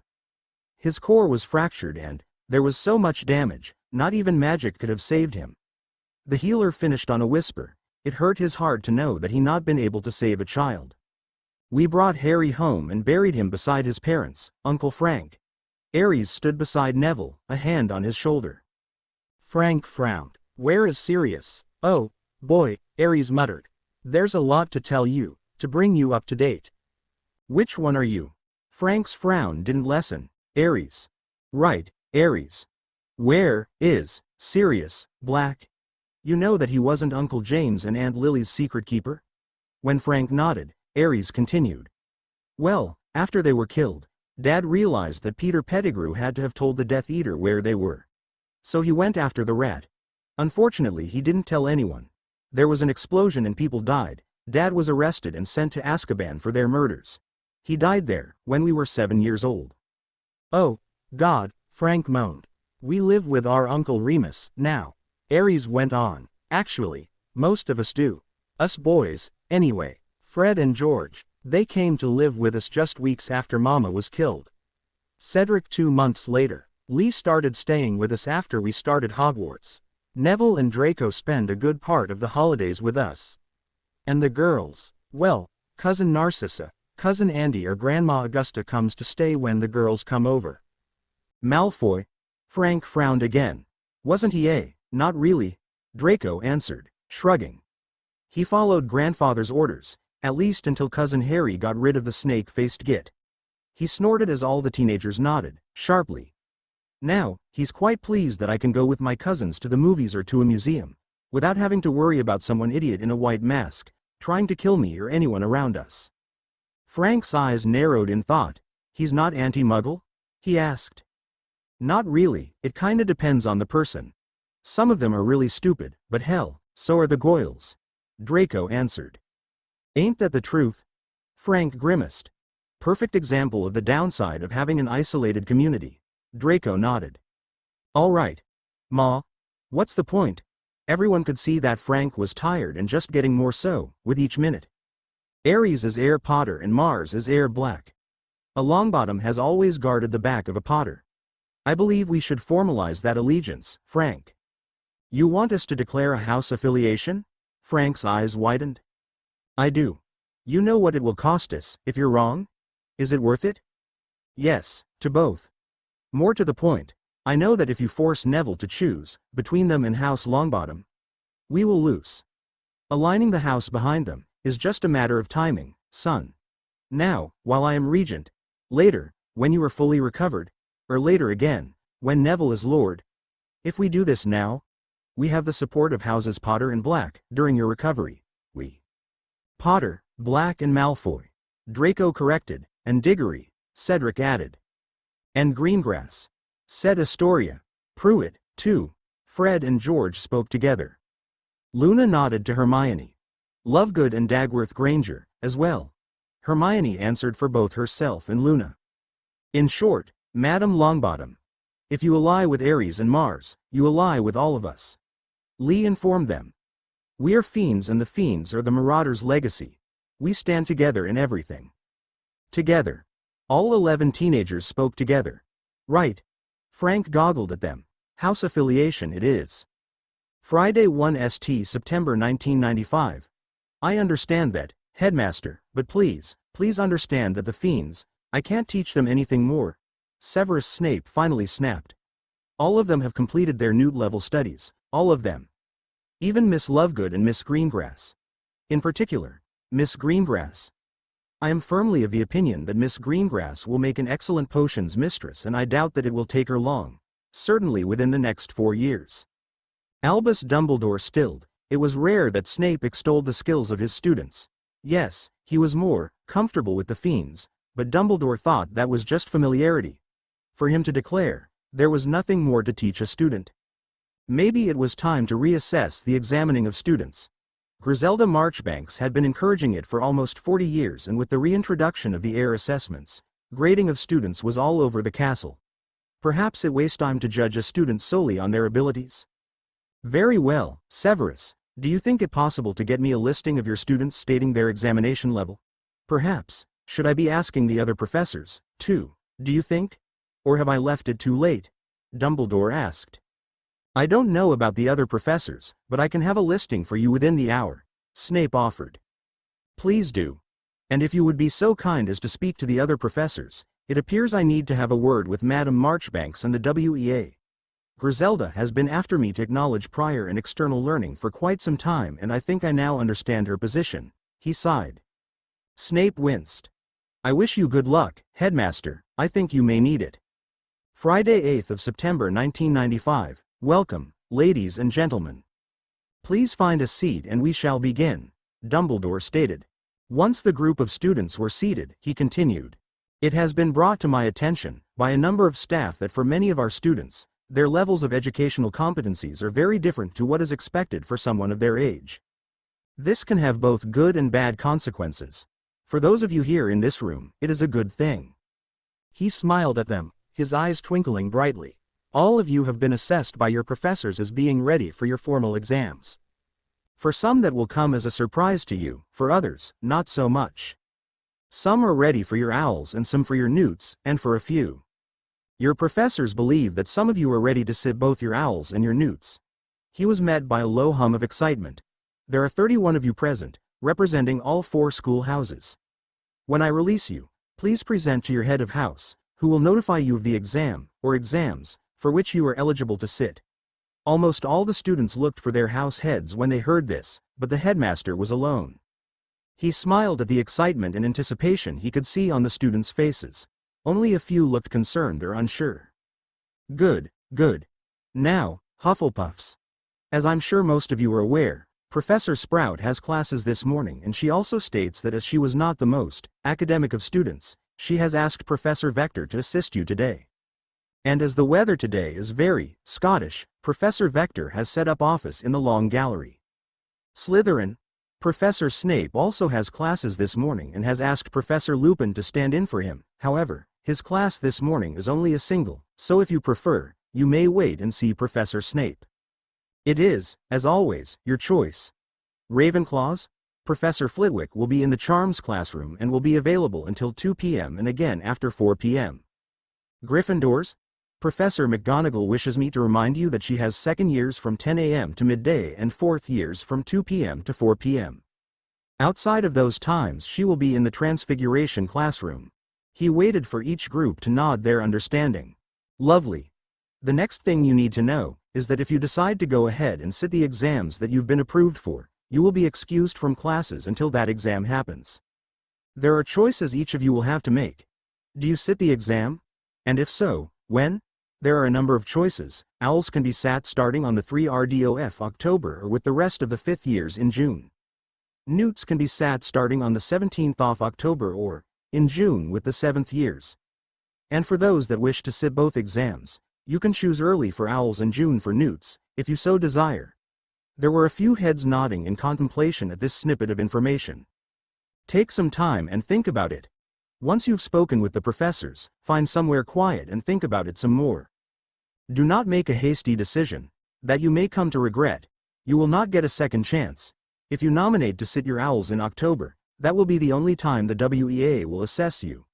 A few faces fell, but even they nodded in acceptance. Good. Now, off you go. The professors are waiting. He flicked his fingers and the doors of the great hall opened, and after a few seconds, students rose from their seat and trundled out into the school. The bell for the last class had rung and the fiends had all had a chance to speak to Professor McGonagall. Now they were all gathered in their library, chairs pulled up to a table. Well? Remus asked. Who's going first? As one, they turned to Cedric. Me? Why is it always me? He muttered. You're the one that's going to be minister, Seed. George reminded him. Is it too late to back out? Cedric whined and the others all nodded. Bugger. So, Remus raised an eyebrow and opened his hands in a, well, gesture. Newts starting on the 17th of October. Cedric sighed. Fred, you. Same. George? Of course, brother mine. Lee? George nodded. Yep, me too. Draco, owls and newts, both in October, Draco answered. Me too. Neville said, and me. Hermione added. I will be sitting my owls in October, but I've decided to wait until June for my newts. Astoria offered. Yes. Luna agreed. I'm doing the same as Astoria. Mars? Aries? Remus asked. The two boys exchanged looks and both nodded. We'll be joining our brothers in October, Aries spoke for them. In that case, will I be correct in assuming that you'll be spending a fair amount of time in here? Remus asked. Because if the ladies are joining you, I will need to organize a suitable chaperone. Yes and no, Uncle Remus. Yes, we'll be here and no, you don't need to. We've already asked Professor McGonagall if Grandma Augusta is suitable as a study monitor. Cedric responded. Ah, yes, I dare say Professor McGonagall would agree with that. He nodded a few times. Very well, fiends. I suggest that you head for the Great Hall and plan an early night.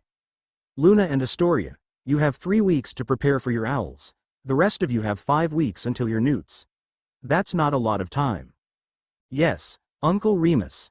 Came from all 11 teenagers and one by one, they gave their honorary uncle a hug and headed for the doors that corresponded with their own trunks.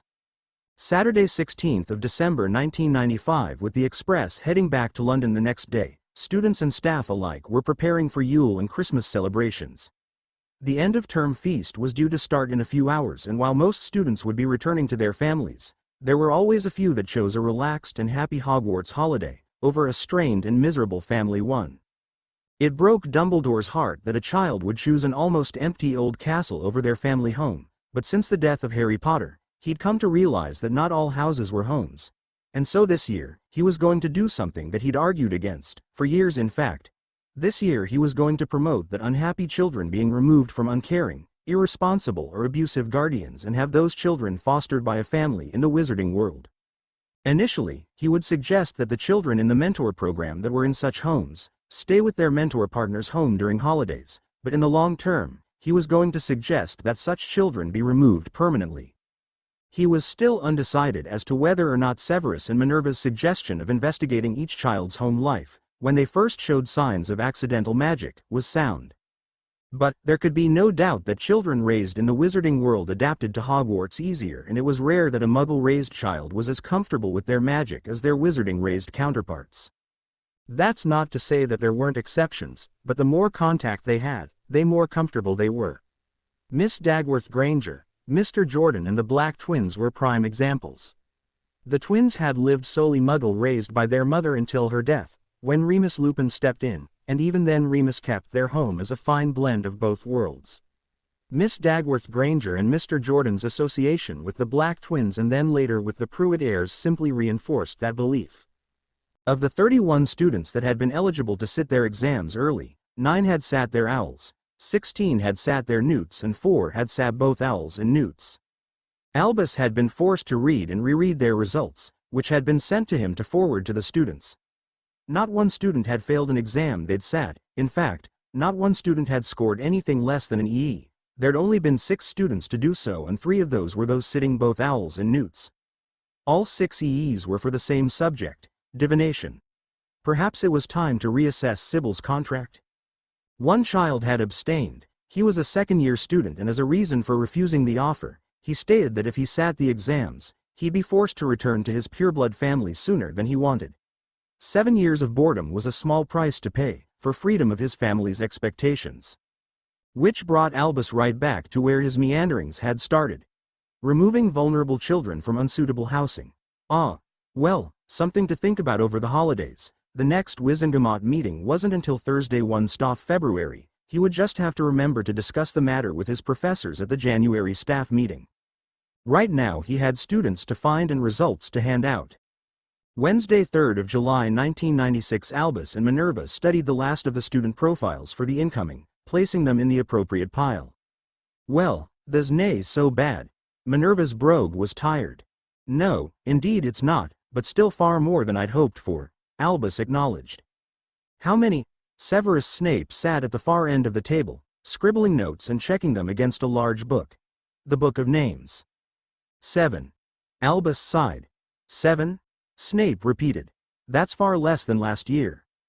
Yes, we had 53 last year, but that was for the entire school. This is just the incoming first years. Minerva agreed. Still, 7 is a marked improvement. I hope it continues. From your lips to Lady Magic's ears, Snape intoned formally. A house elf popped into the room. Master Snape, sir? Jelly is having a letter for Master Snape, sir. The little elf beamed as she performed her appointed task. Thank you, Jelly. Snape nodded graciously to the young elf. He knew it was her first solo task. Please attend me when I've returned to my quarters. I have a task I would appreciate you undertaking. The little elf bounced slightly before taking a deep breath and nodding. Yes, sir, Master Snape, sir. Jelly will, and away she popped. Severus? Dumbledore asked. A task? With Draco's birthday in a few days, Narcissa and Lucius are hosting the Fiends and they've asked me if I would transport the Dagworth Grangers from Salisbury to the manor. Snape replied. While I could easily respond by sending an owl or even Flo calling, Mipsy asked if I might have something young Jelly could do. She's gone along with other elves on deliveries, so this should hold no difficulties. While Dumbledore's curiosity was sated, Snape was opening the letter. A brief read through and Snape let out a most un-Snape-like sound. Laughter. Severus. McGonagall gasped. I have no idea how they do it, but those bloody fiends. Snape's deep chuckle filled the room. He leant back in his seat and shook his head in amusement. 6 years ago, Mars and Ares told me it would happen, but I refused to believe it. Severus? Dumbledore asked. It appears that you are going to have to adapt, Headmaster. It has been many years since Hogwarts was home to a married couple. Snape answered. Married? Who's getting married? Dumbledore blustered. Remus Lupin and Auror Tonks. According to Draco, held up the letter. She got tired of waiting for him to ask, so she took matters into her own hands and did the proposing herself. Oh, my. Dumbledore whispered. But the protocols? McGonagall asked. She followed them, even went so far as to ask Mars and Ares for permission.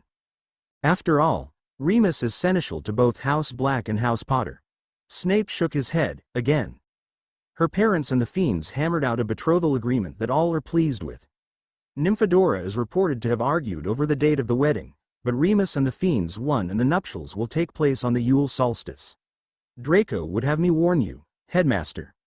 Narcissa and Andromeda will be requesting an appointment to discuss the possibility of Hogwarts being the venue. Dumbledore hedged. Draco states that Hogwarts would not be required to do anything other than provide a space for the ceremony. Snape added. Well, I suppose, Remus is one of our professors, Dumbledore allowed. And Nymphadora is a graduate and has been a guest professor, Minerva added. Thursday, 21st of August 1997. Good morning. Snape's quiet voice greeted those entering the staff room. Good morning, Severus. Remus' smile was almost blinding. Someone's happy. Minerva offered. I would agree, Snape replied, tilting his head in consideration. I am, and you're not going to spoil it, Remus warned. All right, gentlemen, enough posturing, Minerva warned. We need to get the incoming students reviewed and then we can go home again. Get to it, she directed, and the 7 present professors nodded. First, I have news, Remus put forward. Everyone turned to Remus, a few with raised eyebrows, others with a little confusion. Ran into Oliver Wood earlier this week. He's been offered reserve-keeper for Puddlemere, Remus said. Oh, lovely. McGonagall smiled. Also Mr. Flint? Wood tells me that he signed on with Tutshill also as a reserve, but as chaser not keeper. He should do quite well there, Severus. McGonagall offered. He should. Snape agreed. Also, the Fiends? They're all in the Ministry. With the liaison office now fully established, Myone, Draco and Neville are there permanently. Ares and Mars have moved over to the Aurors. Fred and George have moved to Wizengamot Administration Services, while Luna is apprenticing under Amaryllis Foppington in Misinformation. And Cedric's got a junior post in the minister's office alongside Percy Weasley. And Astoria Greengrass will be apprenticing under me, here at Hogwarts, Snape added. The next few minutes were filled by the other professors offering updates on other students, before Remus once again spoke up. Also, Dora, he took a deep breath. Dora and I, we're expecting a baby. The last 4 words came in a rush. We're going to have a baby. He repeated more calmly. The healers think, first half of April. For seconds there was silence, the silence of shock. Eventually, it was Snape that broke the stunned silence. Well, tripped you up, did she? Snape chuckled. Oh, be nice, and yes, she bloody well did. Remus snarked back, causing Snape to throw his head back and laugh. Remus reached back behind Aurora Sinistra, who was sitting between he and Snape, to smack Snape about the head and shoulders with a hastily conjured, rolled-up newspaper. Friday, 3rd of April 1998. Professor McGonagall stood and called for the students' attention. Good morning. A quick announcement before the day begins. Professor Lupin apologizes, but his classes for today are cancelled. She waited while the students had a quick burst of chatter before falling quiet again. In happier news, Professor Lupin also asks that I inform you of the reason behind that cancellation. Edward Remus Lupin was born late last night, just a few minutes prior to midnight. A healthy 6 pounds 4 ounces, baby boy, who is already showing signs of his mother's metamorph magie abilities. Professor Lupin says classes will resume as per normal on Monday and recommends that those sitting exams this year read or at least open The Highs and Lows of Magic. A History in Brief, by Heracles Poindexter, as this will be the next material covered.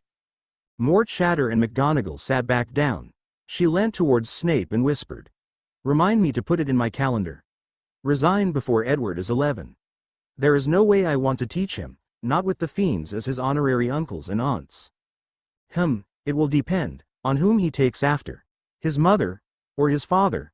Remus is a marauder, but Nymphadora. She was a pleasant student, surprisingly good at potions, given her clumsy nature. Snape responded. Saturday, 13th of September 1998. Ares Patronus burst into Remus' classroom, emerging from the wall in a shower of sparks. Uncle Remus. I need to chatter bull with you. Right now. Urgent. Ares' voice was sharp, causing a few of Remus' 7th-year students to catch their breaths. Ares was well known for not getting stressed. Go, Professor, go, urged Colin Creevey, waving his hand towards the door. Thanks, just be a minute. Remus bolted for his office at the rear of the classroom. It took him bare seconds to pull out his chatter bowl and set it ready to connect to Ares. A pinch of flow powder and a quick incendiate. Ares' voice emerged from the small flame. Uncle Remus. Ares. What's wrong? What is it? Not wrong, right? Right? Yep. Seed just bowled me.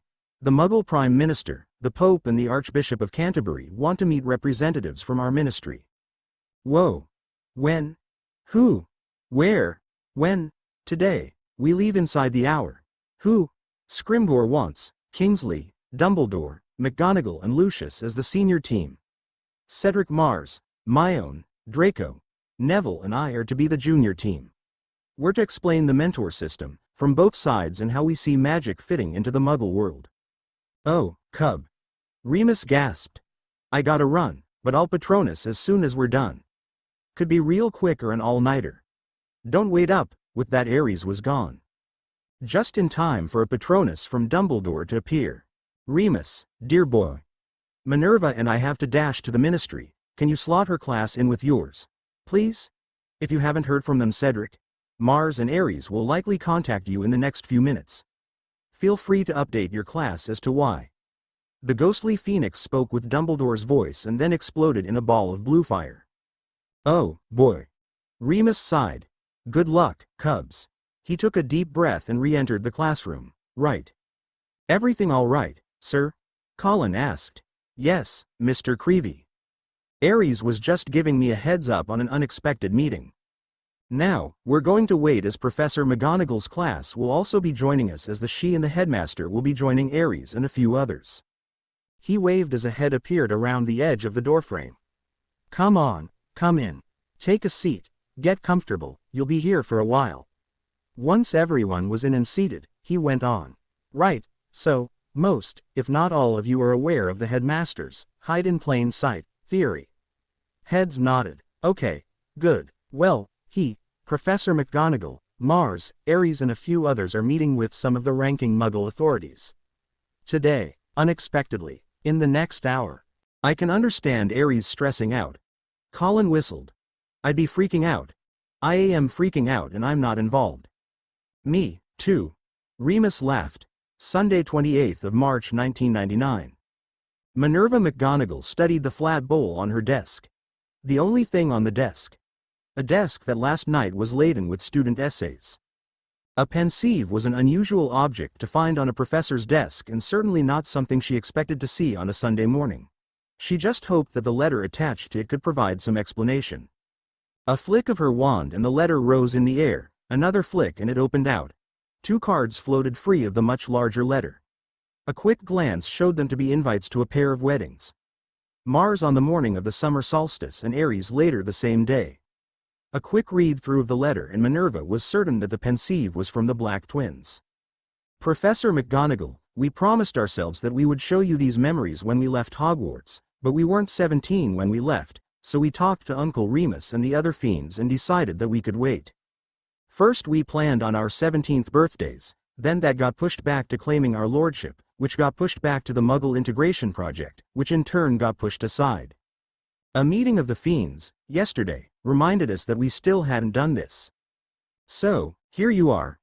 Myone and Luna charmed the pensieve. It will only let you view the memories we put in. Anyone else will be ejected. There is a reason for that, and once you've viewed the memories, that will be self-evident. This is not a prank, Professor, and you may use any means you feel necessary to verify the authenticity of what you see. These memories are the truth behind the fiends and what we call the Marauder's legacy. You will not find them easy to watch, but we hope that you will watch them from start to finish. Ares and Mars Black. Minerva frowned at the letter. It was definitely from them. It bore both their lordship seals. Seals that required the magic of the legitimate lord to leave an impression. Without it the seal would just be a set of round rings. While she debated with herself, she called a house elf for tea and toast. If the memories were as bad as they intimated, she was going to need fortification. An hour and a half later, tears trailed down Minerva's face, as she emerged from the pensieve. Those boys, those poor, poor boys. She didn't know whether she wanted to hug them or curse Dumbledore. But she understood better now. Seeing the war from Harry and Hermione's points of view was downright scary. Seeing Sirius Black fall through the veil and the devastation that Harry felt, hurt her heart. Seeing how close the statue was to falling and how the Muggles were reacting, made her very glad that Harry and Sirius hadn't just walked away. They could have, and after having watched their memories, Minerva wouldn't have blamed them. That they had stayed. Not just stayed, but were actively working to see that the future they knew never happened. And they were well on the way. Sunday 23rd of June 2003. The headlines screamed across the Prophet's front page. Youngest Minister for Magic, ever, in historic moment, Cedric Diggory, was declared Minister for Magic. Cedric, aged only 24, was one of the founders of the Liaison Project that involved integrating the wizarding world into the mainstream world. I'm sure that many graduates, who attended Hogwarts between 1989 and 1995, will remember Cedric and his foster brothers fondly. The article went on about Cedric's time at Hogwarts and the Ministry, detailing how the Liaison Project evolved from a simple mentoring system to the in-depth, Muggle-supported program now in place. Sunday 31 Staff July 2005. The 11 fiends sat in the library in Sorrel Cottage. So much had changed, but the people they trusted stayed the same. So, we did it, Ares said. We did. Mars grinned at his brother. We've come a hell of a long way, Cedric added. And now we've passed the point of no return, Fred added. The day it all started, George added. Harry's 25th birthday, Ares nodded. Yup. Mars smiled as he sighed, his shoulders falling and tension seeping away. Yeah. Astoria agreed. I hadn't realized how tense I was until this morning. And now, it's all gone. Hermione tilted her head and rubbed her distended belly. If only this one would go. She was already days past her due date. Oh, Love, she'll come when she's ready, Astoria assured her. I know, I'd like to see my feet again, you know? Hermione pouted. Then caught her breath. Oh, blast. You had to tempt fate and Lady Magic, didn't you, Myone? Aries sighed. I think I just may have. Who's taking me to St. Mungo's? Hermione breathed shallowly until the contraction passed. That would be your darling husband, Myone. He's the one responsible for knocking you up, earlier than you'd planned. Mars grinned. Here's the Medi key. Astoria handed Aries a leather band. You take Myone and we'll let everyone know, she assured him. Thanks, Tori. Aries gently lifted Myone from her chair and held her bridal style in his arms. He held up his hand. Hermione linked her fingers with his and lipped the band over their joined hands. Let's go do this. Once Harrowan nodded, he said the activation phrase. Maternity Day. There was a twisting in the air and they were gone. Hermione looked at the bundle in her father's arms and shook her head. This is your fault, she told her husband, you and Mars. Me? Us? How do you figure that? Twins? I wonder where that came from? There's no history of twins in the Dagworth Granger line, nor in the Watkins line. She reminded him. But you pair. Huh. All right, I'll give you that one. Aries remembered lines on a chalkboard. Too bad, if you won't, I'm taking it anyway. She poked her tongue out at him. Oh, you two, stop it. The midwife chided, shaking her head. Cho Chang, soon to be Diggory, re-entered the room. So, I need some names for their birth certificates. She held up a clipboard and a fountain pen. What are you calling them? Hermione and Aries exchanged long speaking looks. They'd long ago decided what they wanted to name their children, but as typical for them, the names they'd chosen didn't suit. It meant a few frantic moments between the new parents, while their unnamed children were passed from one set of arms to another. We wanted to keep true to the family traditions. Hermione answered. So our daughter is Titania Calypso. And our son is Curtis Mercury. Aries added. Calypso and Mercury for their grandfather Sirius. Titania and Curtis for the Dagworth Granger tradition of naming their children after Shakespearean characters. Hermione finished. Oh, Lord. Professor McGonagall poked her head in the door. There's two of them. She turned to someone in the hallway. Severus, there's two of them. Albus, consider this my resignation. I'll give you another 3 years, but that's it. I'm not teaching Lupins, Blacks, Pruitts, Jordans, Diggorys, Longbottoms or Malfoys, not again. Once was more than enough. She turned back to the maternity room and its laughing occupants. I'm not, she affirmed. I'm too old to live through that again. Snape stood in the doorway. I think I shall join you, Minerva. Once was enough. He agreed. The end. I hope you guys enjoyed this video. Please make sure to like and subscribe to the channel, and now we will see you in the next video.